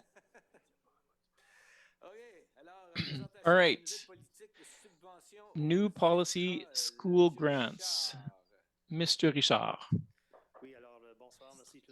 Thank you, everybody. We're almost at the end. So I've got the remainder of a cold there, so my voice is a little bit raspy there, but my presentation tonight is just to introduce a new policy that we're going to be adopting in the coming weeks. And we also want to get your feedback on the principles on what we're proposing. So it's for your feedback. If we need to change things right now, we can do that in the next coming weeks. So a bit of context here. So as you know, we have an infrastructure sharing agreement with the District Scolaire Francophone, and we've had a very good collaboration, but that agreement has expired about 3 years ago. So you might wonder, why haven't we had an agreement in 3 years? Well, it's because there are a number of things, that have occurred. COVID, there was an administrative change here in the city. And there's also the turf field as well that took a little while to negotiate an agreement on. But we still continue to collaborate with the Francophone school district. So nobody has lost any privileges or benefits. And another contextual information is that, with the leisure plan that we put in place in 2021, there was a lot of feedback from the community sector, from the nonprofit sector, that more space was needed. So in our discussions with the district about a year and a half ago, we wanted to look at oh, sorry, I skipped a slide here. When we had the leisure master plan, one of the recommendations was to take an inventory of what was in the community and what was underused. So there are 7 schools here in Dieppe that have gyms, and we know that they are used very little in the weekend. And we wanted to look at how those gyms were actually used as well. And so we shared with the district, and we had some very frank and transparent discussions with them. And what we learned was that there was some non-compliant use of school gymnasiums as per policy 407. And so that's when we came up with a proposal. So we said, listen, we have certain tools and certain expertise in-house. We know the community sector. And so we'll take responsibility for gymnasium reservations in the evenings and on the weekends. But there was some reticence on the part of certain principals. So we went back to the table and we said, listen, can we develop an agreement with the districts, and then negotiate with certain principals directly for access to their gyms? And that's what we did, and that's what we'll be telling you about. So that'll be our second proposal. So here are the principles of the agreements with schools.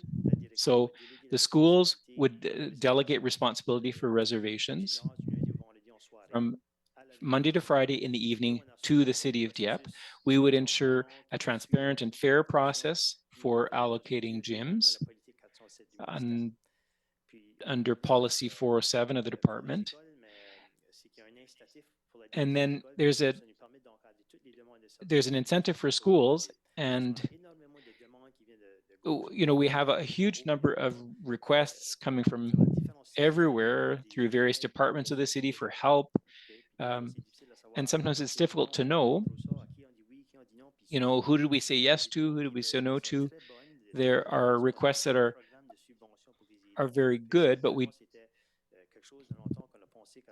so we thought with this agreement, with this new program, we could help schools out.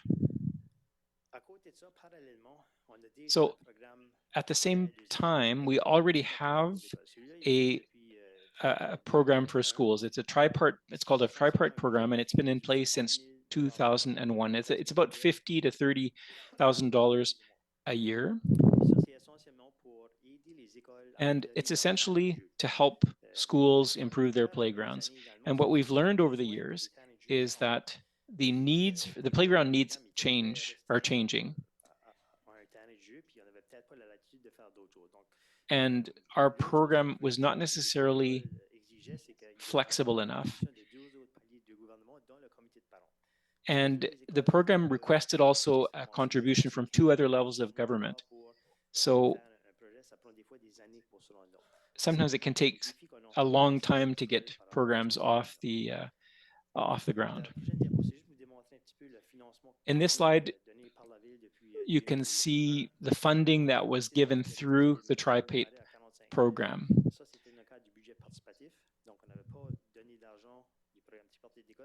So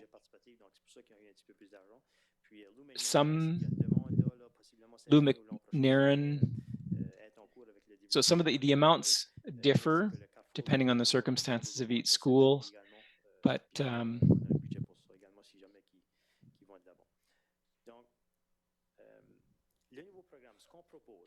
here's what we're proposing in terms of a subsidy program. So the new program would replace the tripartite schoolyard program. It would allow us to diversify the school's spheres of activity.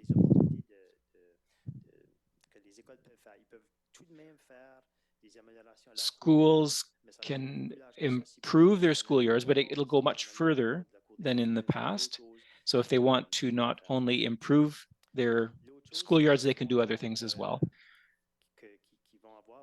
And the amount that would be granted could be used for initiatives or activities promoting various themes. So we really want to go and get partners to help us promote things that we want to do as well. Of course, they would have to report on their use of the money at the end of the year. Various themes that we're looking at. So Francophonie and heritage, accessibility, equity, inclusion and diversity, etc. These are all themes that where schools may have expenditures. So for classroom equipment, it has to be accessible and available to the community. So they can't just go, a school couldn't just go buy computers for students. But if they had a center, for example, for innovation and technology in the school that was available to the community in the evenings, that may, the funding could be used for that. Same thing for activities in the gym, if the gym could be used by the community in the evening. So that would be part of that program. So what would be excluded would be wages, food or snacks. We don't want to cover, expenditures that are covered by other programs as well. And fundraising would not be eligible as well, or either.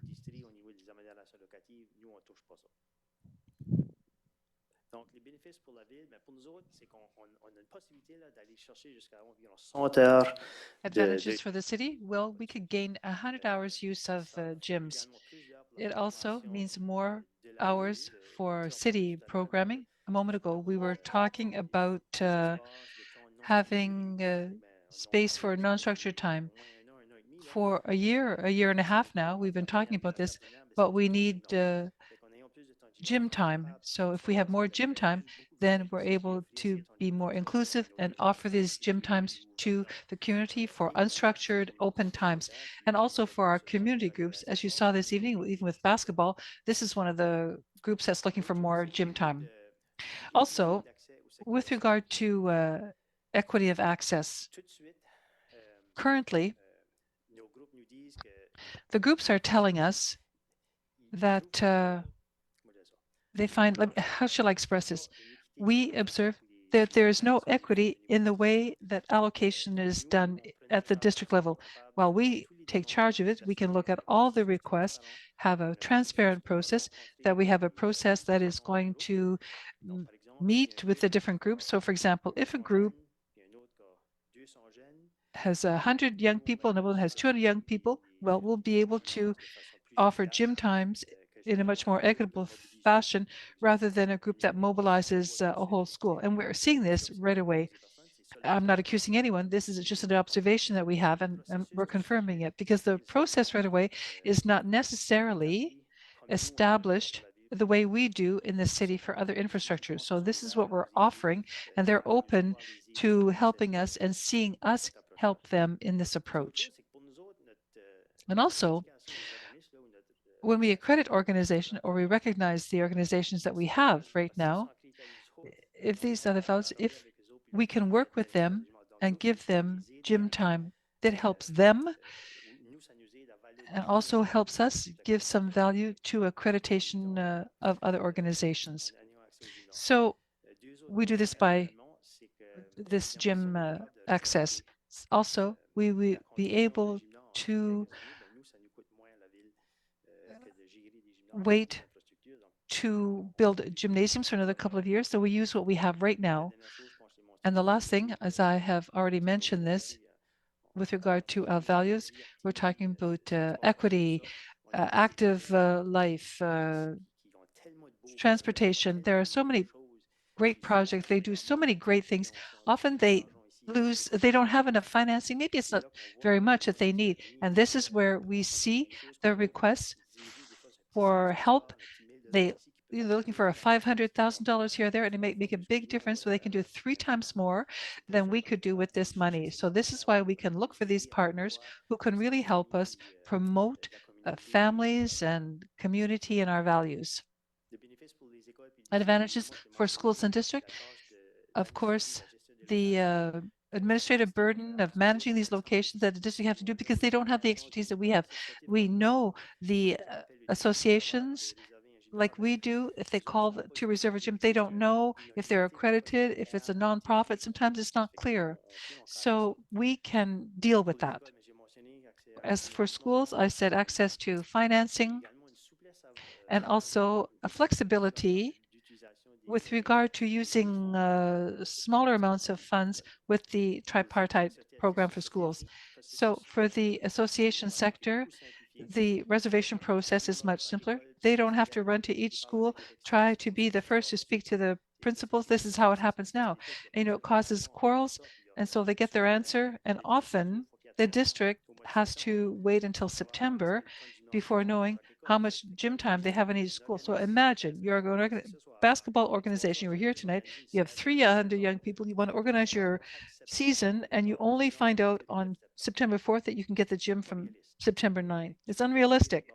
You can't pivot that quickly. So you need a process.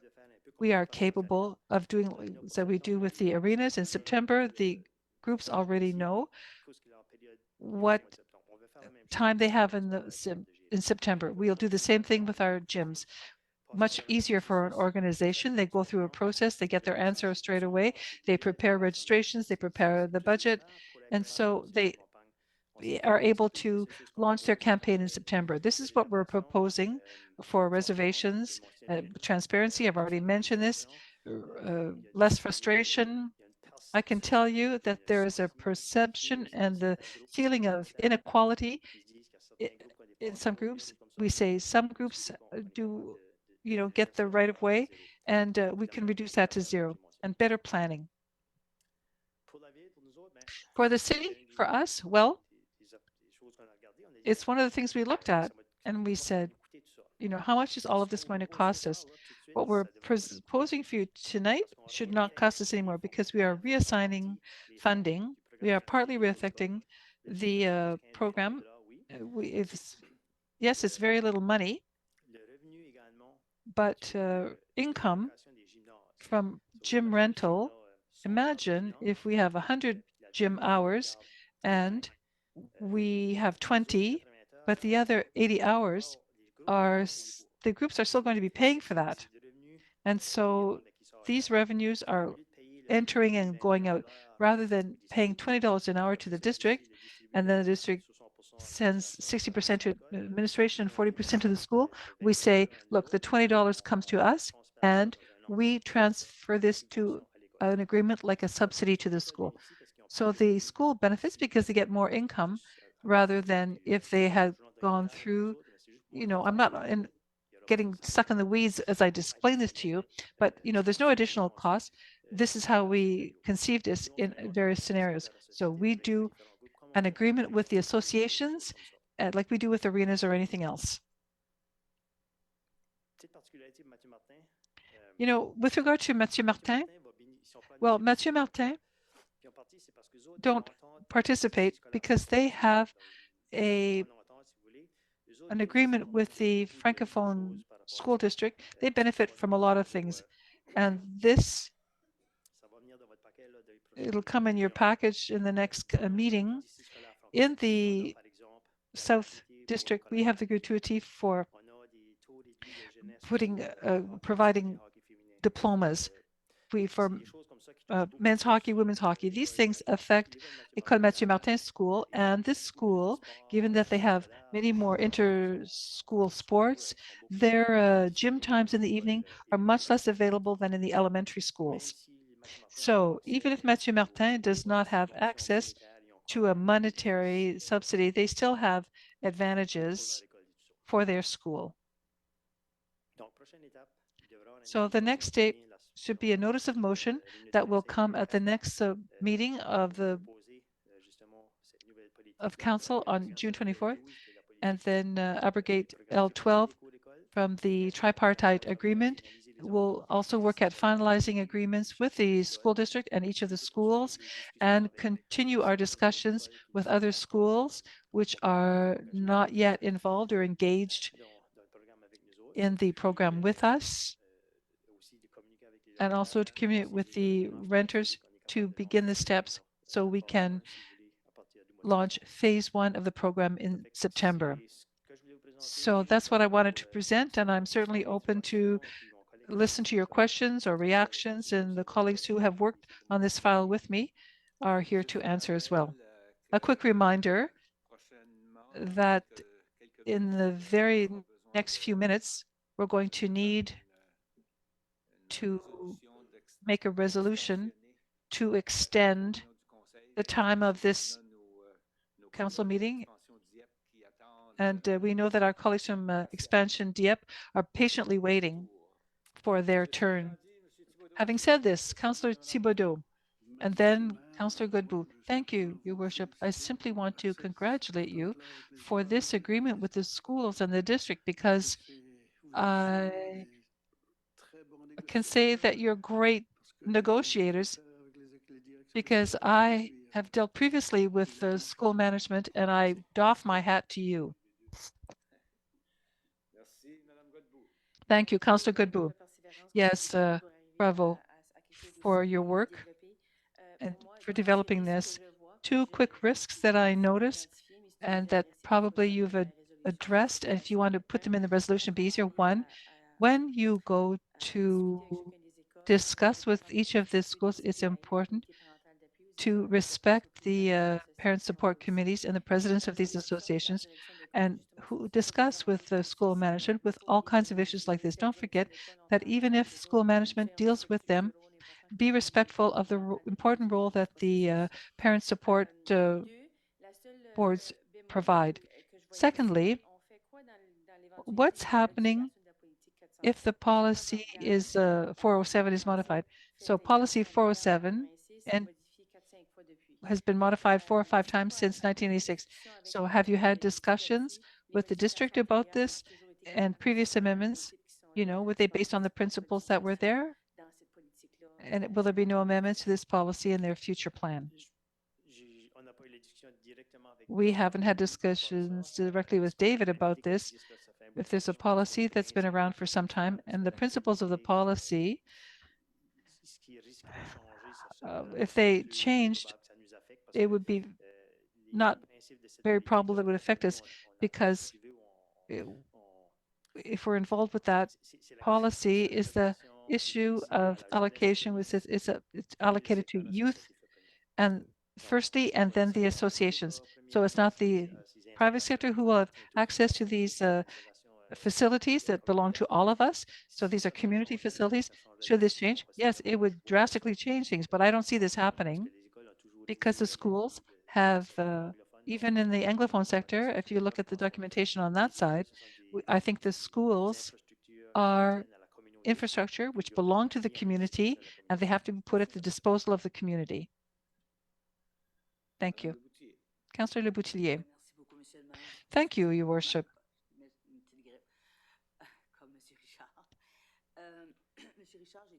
Mr. Richard, I have two questions. And by the way, congratulations for this great agreement. I think it's going to be very positive for our communities. But you estimate how many groups are in the schools that will not qualify in the association system? Because I'm thinking of some groups that I already know of, that they've been there 10, 15 years on a Tuesday evening. They play volleyball or all kinds of things. So technically I understand, but there's inclusion and diversity. So who are we to say that young people first, adults after? I know we have a rule, but there has to be some equity and a balance. And could you talk a little bit about this? Because I'm sure that we are certainly going to have groups that come back to us and ask, and where can we redirect them? If they're able to qualify under this whole regrouping of associations. We don't know all the groups, so we're going to make a call to our community groups and ask who the groups were in these schools so we're properly informed. There's no grandfather clause here. We were very clear with the schools about this. If we are going to make agreements with the schools, it's because we need, so each group has to go through the process in a transparent way, according to the principles, like the arenas and things like that.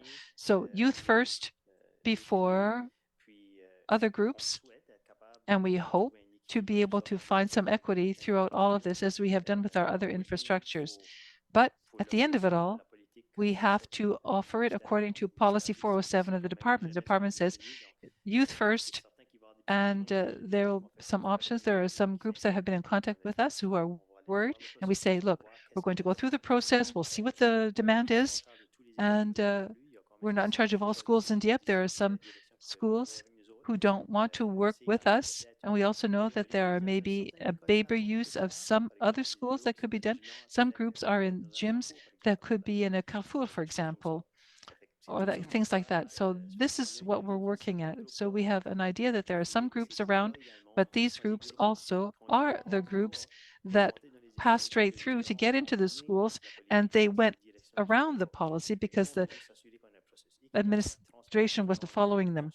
So we hope to be able to provide a space to everyone, but maybe not to the limit of what's happening. It depends about the answer time. Thank you. Councillor Gaudette.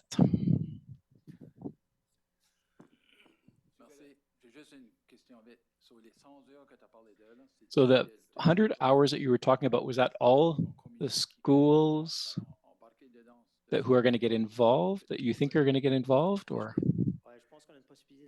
I think we have a possibility of about 100 years if all schools of the 6 elementary schools. Is it 100 hours per week? Yes. But I think we confirmed 72, 73 hours. All right. No further questions. Councillor Vedette, don't touch that button. Expansion Dieppe, how much time do you need? 5, 10 minutes? You'd asked me for a 30-minute presentation. But you decide. It's the council, it's up to the council, but all right, should we go to closed? Sorry, should we? Well, instead of a proposal, because this is not a formal meeting, but I think we just have a consent to continue the meeting. All right, does everybody consent to continue? Some of you may have commitments, early morning commitments, I don't know, but inaudible comments. All right, thank you. All right, let's go. Good evening, Your Worship, councillors. I hope that this will be interesting enough to keep you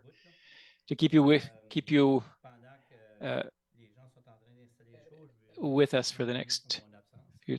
So while people are setting things up, I apologize for not being there. This is the commitment that I had. So you may be wondering why I want to present tonight. Well, there are two reasons. First of all, we are preparing for our 50th anniversary. So we'll be doing a celebration to celebrate our achievements.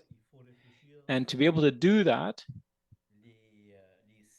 we have to make sure that our targets and our objectives are met. So this is the first time that I presented this kind of presentation. I think the presentation has evolved or has changed over the years, but so I'll be talking about the benefits of expansion Dieppe for the city of Dieppe that was created in. So if you want to take notes, and we can talk about this later, I would love to get your feedback. And I would love to hear what you think we should be doing. So first of all, I'd like to recognize the people who are there this evening. So in addition to my colleagues we also have volunteers,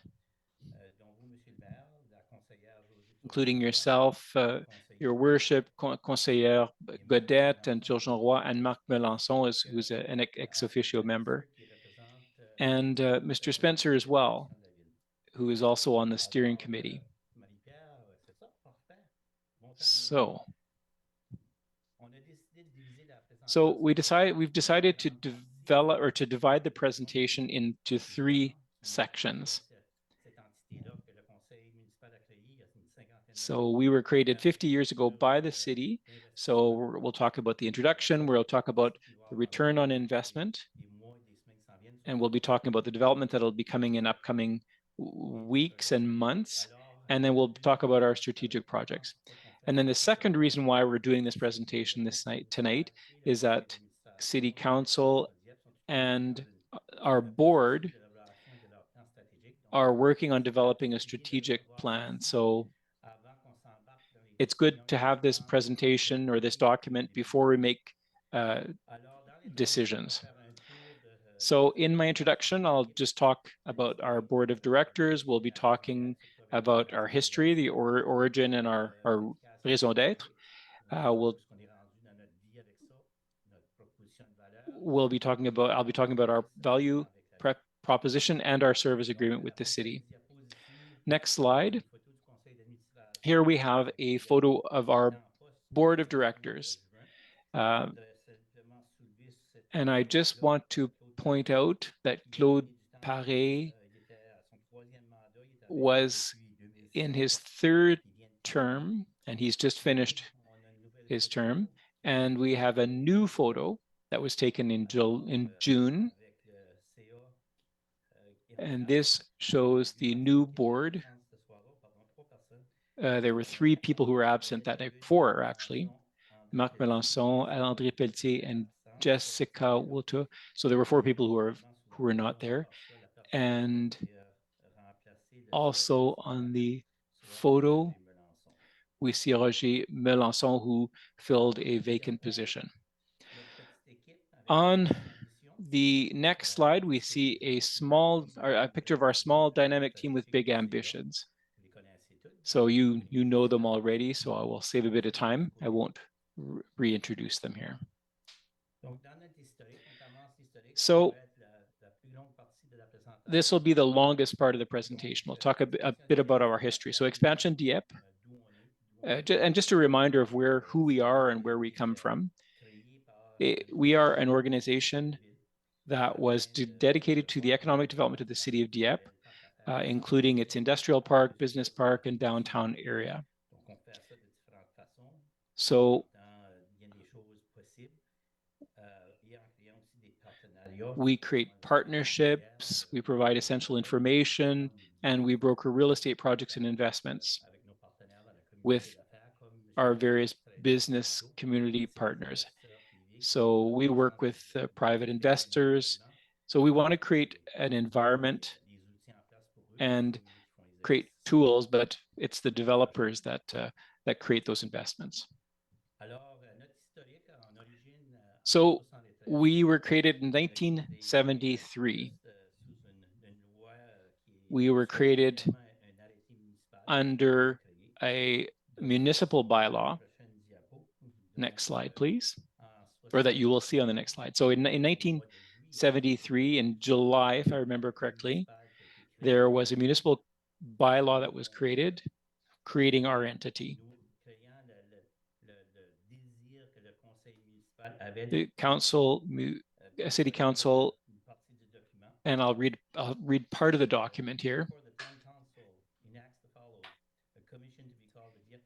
Park Commission, in French, la Commission du Parc Industriel de Dieppe, prior to its incorporation to be called the Dieppe Industrial Park Limited, in French, le Parc Industriel de Dieppe Limité, for the following purposes. So, je ne vais pas vous lire ça, il y a probablement une vingtaine d'éléments. Mais I'm not going to read this whole thing, but there are probably 20 items. But the first item is particularly important.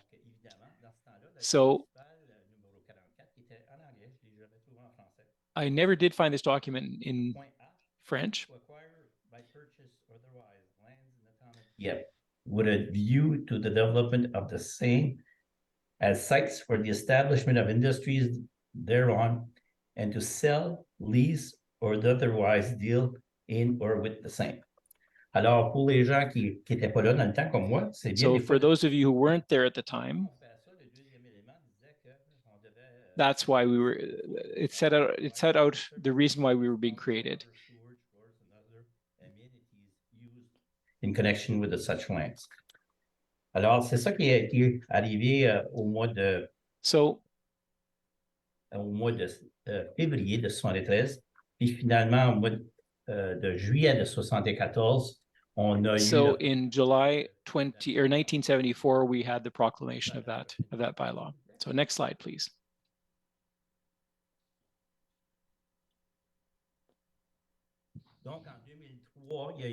In 2003, there was a significant restructuring. And we became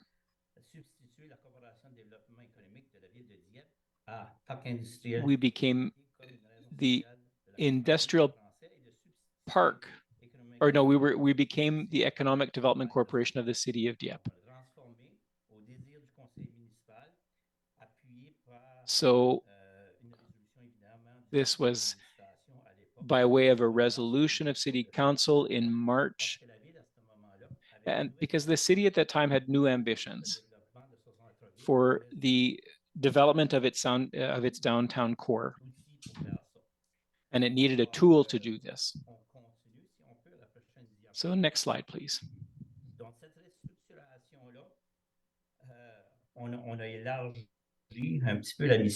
So the mission was broadened. And this was adopted by City Council, and the mission was to promote and develop the city's industrial and commercial sectors by creating a progressive environment conducive to economic development while respecting the principles of sustainable development.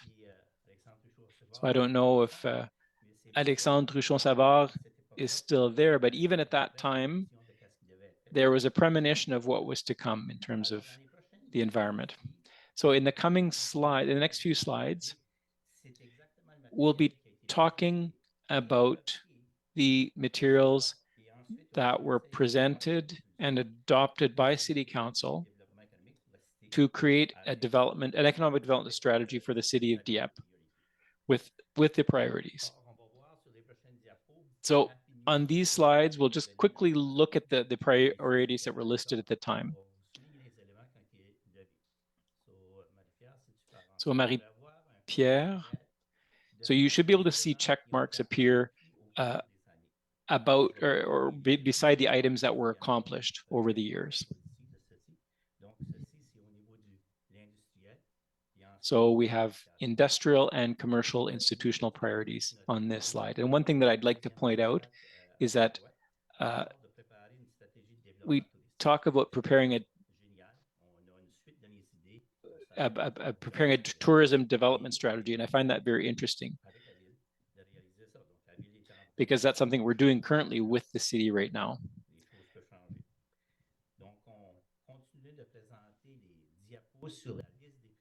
So we'll continue to present other priorities that were adopted at the time. So we'll look at the check marks here because I'm not going to read through the whole list, but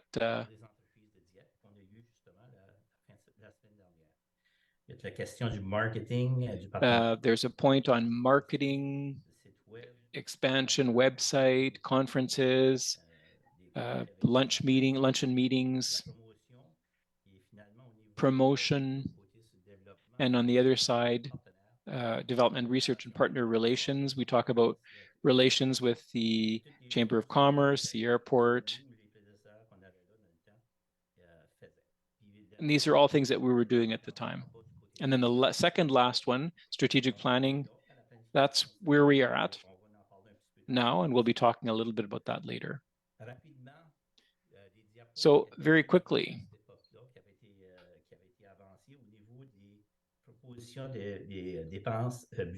here is what the income and expenditure forecasts were for that period, so 2003, 2004.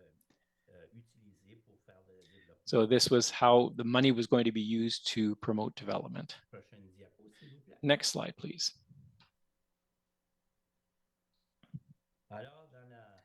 And then in 2013, there was another change of name. So after 10 years, there was a decision made to shorten the name and make it bilingual in both English and French. And we've evolved ever since.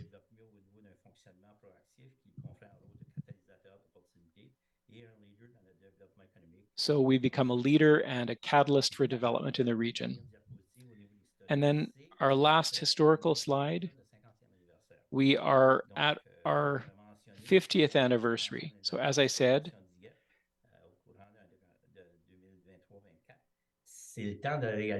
it's time that we underscore the work that's been done by the agency that was created by City Council at the time, so that we can prepare for future and plan our future. So before I give the mic to Marie-Pierre, we'll just take a look at the next slide here. So since restructuring, we are in our 5th cycle of developing a strategic plan. So, and that's why we wanted to take time to present this material to you tonight. Marie-Pierre, the floor is yours. Thank you, everyone, and thank you for extending our meeting a little for us. So we continue talking about strategic planning. Here's our mission and fundamental values. I'd like to draw your attention to the 3 E's. There are 3 values that we share with you in the city, and then our vision, a statement. The keywords are in bold. We're talking about strategic partner, value added, innovative, diversification, reflective development, thoughtful development. We added here our mandate, which is to ensure sustained growth for the city of Dieppe in a balanced way and 3 levels. First, balance between values and ratio of residential, 60% to non-residential, 40%. We balance municipal priorities and those of economic development and diversification of economic sectors. And we're talking about doing by three-way. So there's all the work for real estate development and all the work we do on a constant basis to stimulate and promote an innovative economic climate that is diversified and prosperous. Also, we had an opportunity to work at our value proposition, and so we developed something more generally to update it so it meets with the services that we offer today and today's identity. So we want businesses to prosper with an access to a vast network and an inventory of places and available land to help them optimize time and resources. We have four categories of partnership. So startups, expansion, promoting real estate, and investors from outside. This allows us to specify the role that Expansion Dieppe provides and plays for these kinds of clients.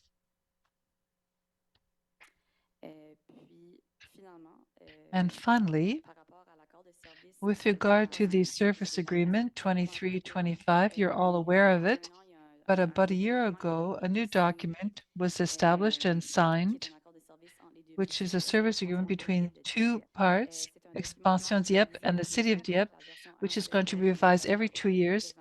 This present version is in effect for 23-25.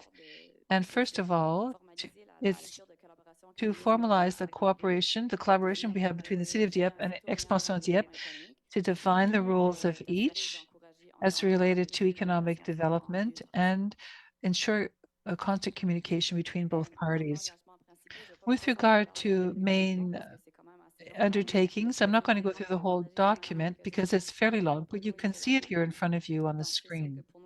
So clearly, for Expansion Dieppe, development is our main mandate that I mentioned a while ago.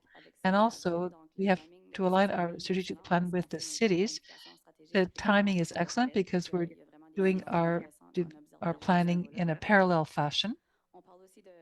We're talking also about responsible management of our financial undertakings, manage initiatives and projects that target economic development, and we support immigration and tourism sectors and also compliance with the city's policy.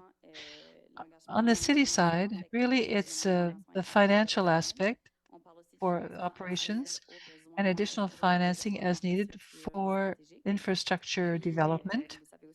And also the offices we have here at the City Hall are rented to us at a professional rate. And we use the technical resources and human resources to us. I'll give the floor to Sylvain.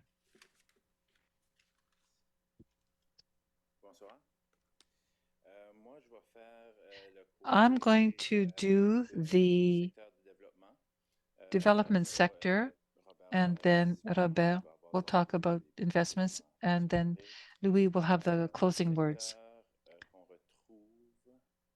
The sectors that we deal with, the industrial park, as the first mission of the Industrial Park of Dieppe Limited, the first mission was to develop the industrial park.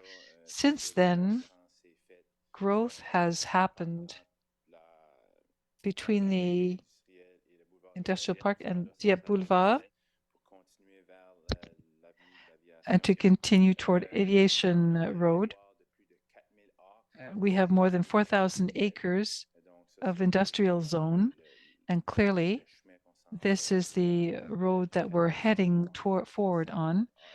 We have about 500 acres in the industrial park. We have 1,800 acres for the airport and 1,700 acres which are for future development. Expansion Dieppe is the owner of more than 700 acres of land. To the south, there's a business park, which is about 200 acres of land.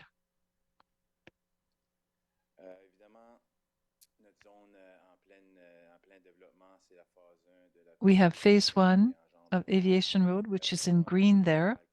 So it's almost done. We're developing phase 2, the aviation sector. With that, we have master plans which have allowed us to move forward.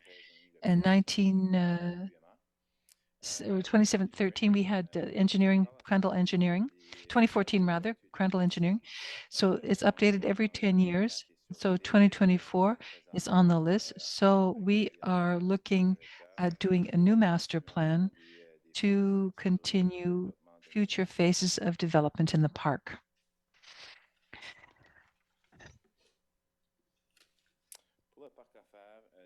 For the business park, we have a business plan to develop phase 2 in 2018 by Crandall Engineering. But because of the pandemic, various factors have changed. And so we're doing a new update for 2024 to consider elements like construction costs. The last one is a city center. The last sector, but there was an important focus in the early 2000s to develop the place 1604 in the orange. And for many years now, we've been concentrating strongly on Gauvin Street with new master plan of 2017 with WSP. And jointly, we have worked in neighboring zones in green and in yellow.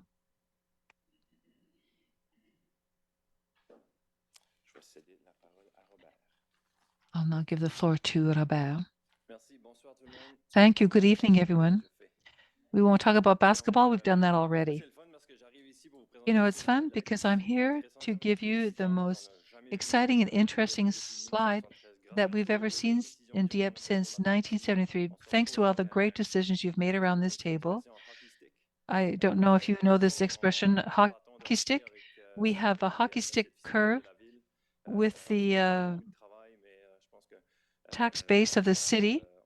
And so together, we have been able to realize these great objectives because the curve, the development curve that we see, and the community as a whole.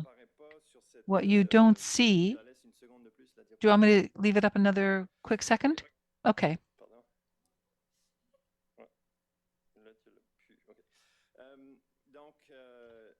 So you can see here this famous ratio, 60-40, to not become, we need that 40% to become this type of community.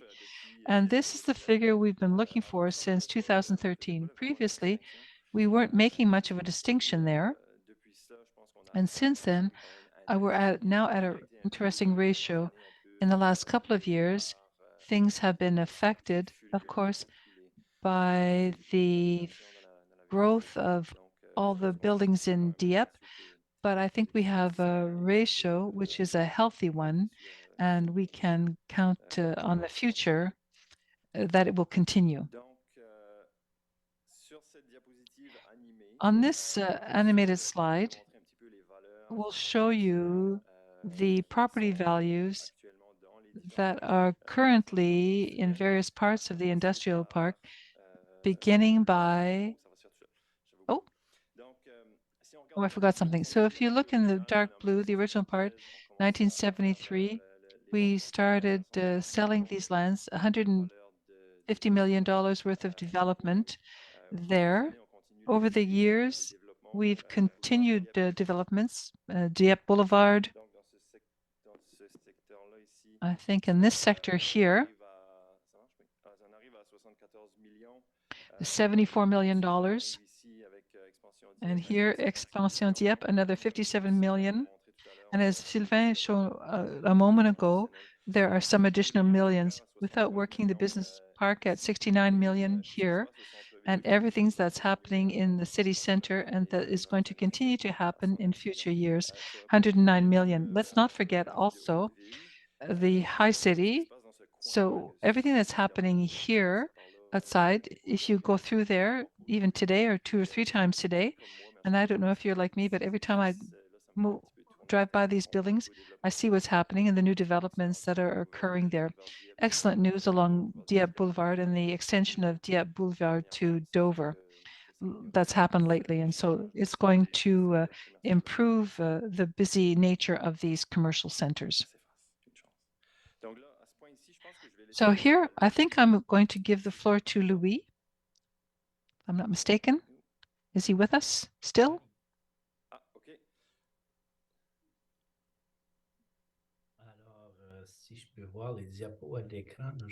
And if you could show me the PowerPoint.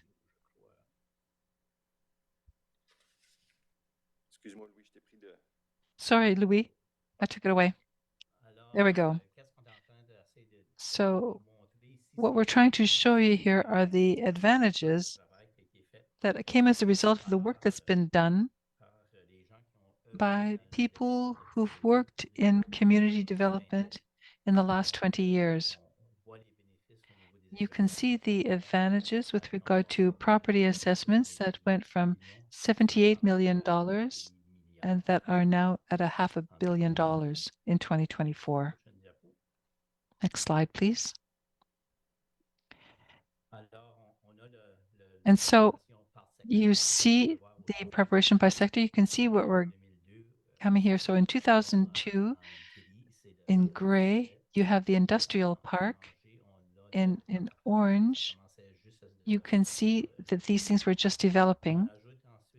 And added to that in 2024, the total value in city center.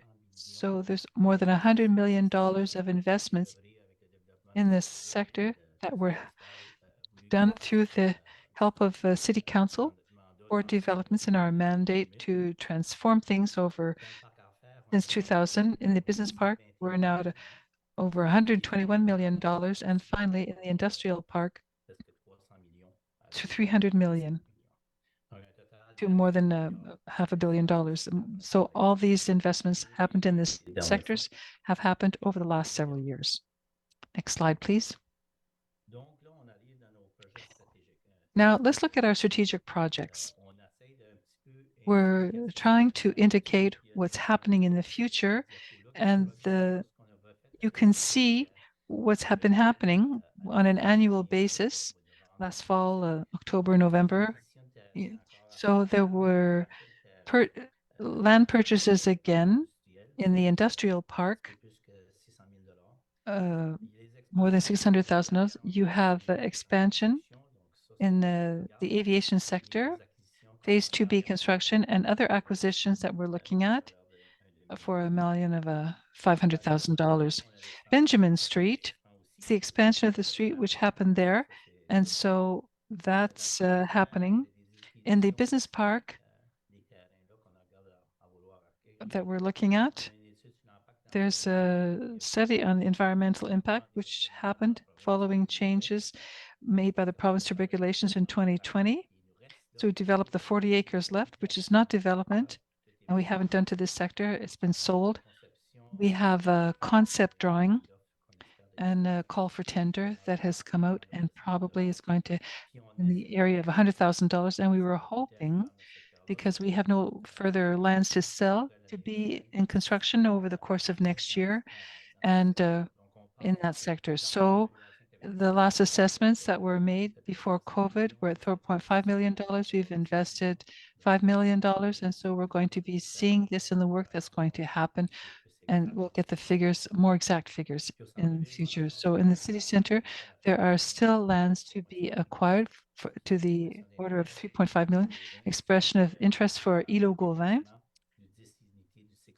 And so to make this more attractive for the development of the private sector to invest. Donc, il y a pas mal de sous qui vont avoir besoin d'être investis en 2024. All right, so there's going to be a lot of projects. So project one, there is an informal agreement with the city, and in the long term, we don't have any solutions identified.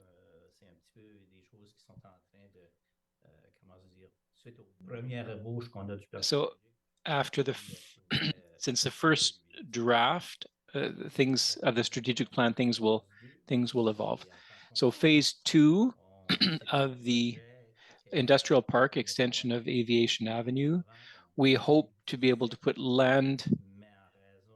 We hoped to be able to put land up for sale in 2017, but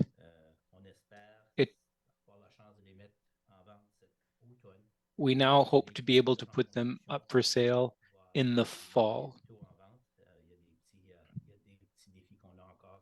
There are still a few challenges left with the to settle with the provincial government. In terms of the project three, we're working on a steering plan.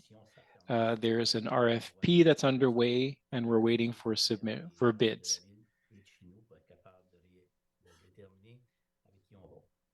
We hope to be able to choose a proponent soon. So project four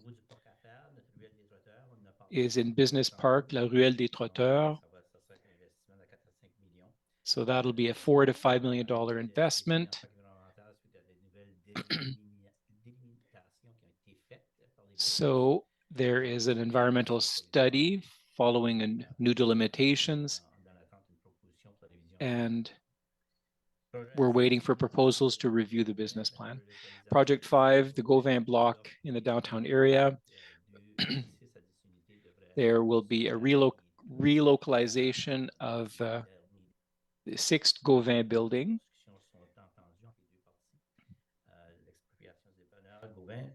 There is the expropriation of a confectionery store, which has been completed, and purchase of land of interest to come. And then the next project is in the downtown core. Well, we'll have to look at what investments our community wants to make. We already have an arts center, city hall, a public square, the Dieppe market, and the library. So we'll have to look at what the next steps will be. So we still have a project worth a few million more dollars to come. So that is the presentation. It took a little bit more than the 30 minutes than I was hoping it would, but I thank my colleagues who were on site, and they are often more efficient than I can be. So I am open to questions now. Councillor Jeannet.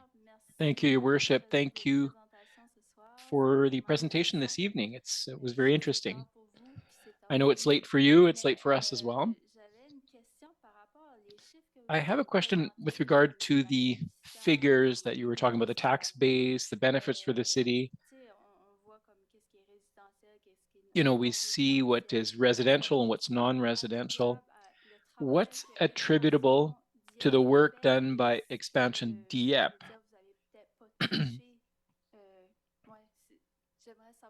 So what's the difference between the figures there? Could somebody post or put that slide back up on the screen? The new slide that had been added? I don't have it in front of me. I apologize.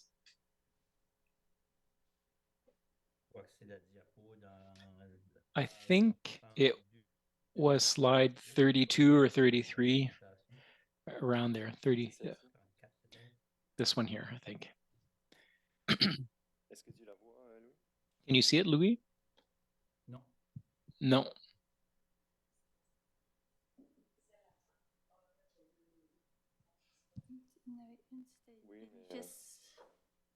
Ouais, celle-là, par exemple. That one there.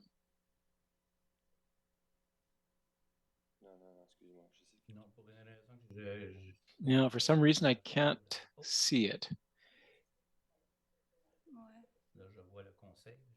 I see council, but I don't see the presentation. No.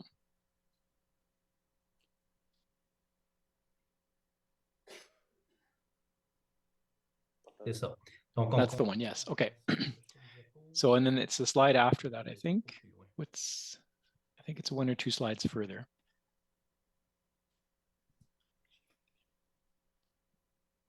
Donc, réellement, c'est ce chiffre-là.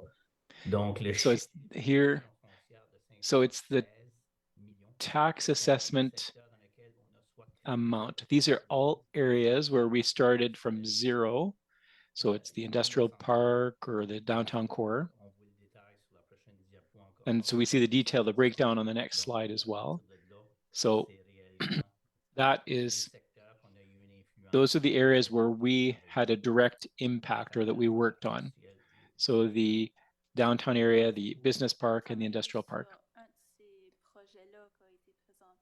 So you worked on all those projects? Yes, all the projects, yes. So these are projects that were created where the land was made available thanks to investments by Expansion Dieppe and the city to put that land in the market. So it was land that would not have existed if the city had not asked Expansion Dieppe to buy them. All right, thank you. Councillor Godbout. Thank you for your presentation.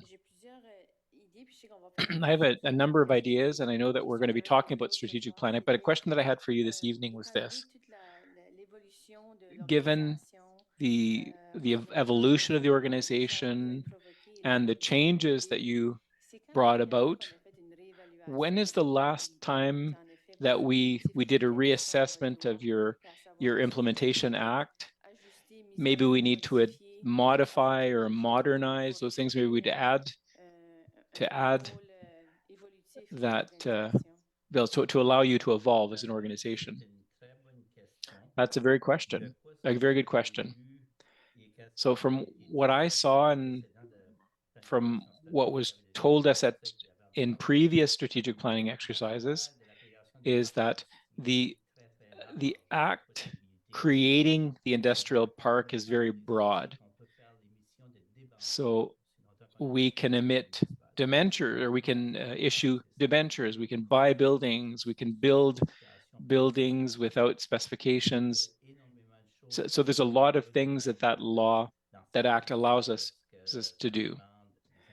In some cases, it requires when major investments are required, we need the approval of City Council, which is logical because it's the city that created us and that gave us more latitude. But that's a good question. Is there anything else that we need to revise? So maybe that's a question for the province. Does the province want to rejuvenate that act? All right, thank you. Any other questions? No, all right. Well, thank you for this last presentation. Thank you to everybody for your patience, and have a great evening. Enjoy the rest of your evening. Thank you.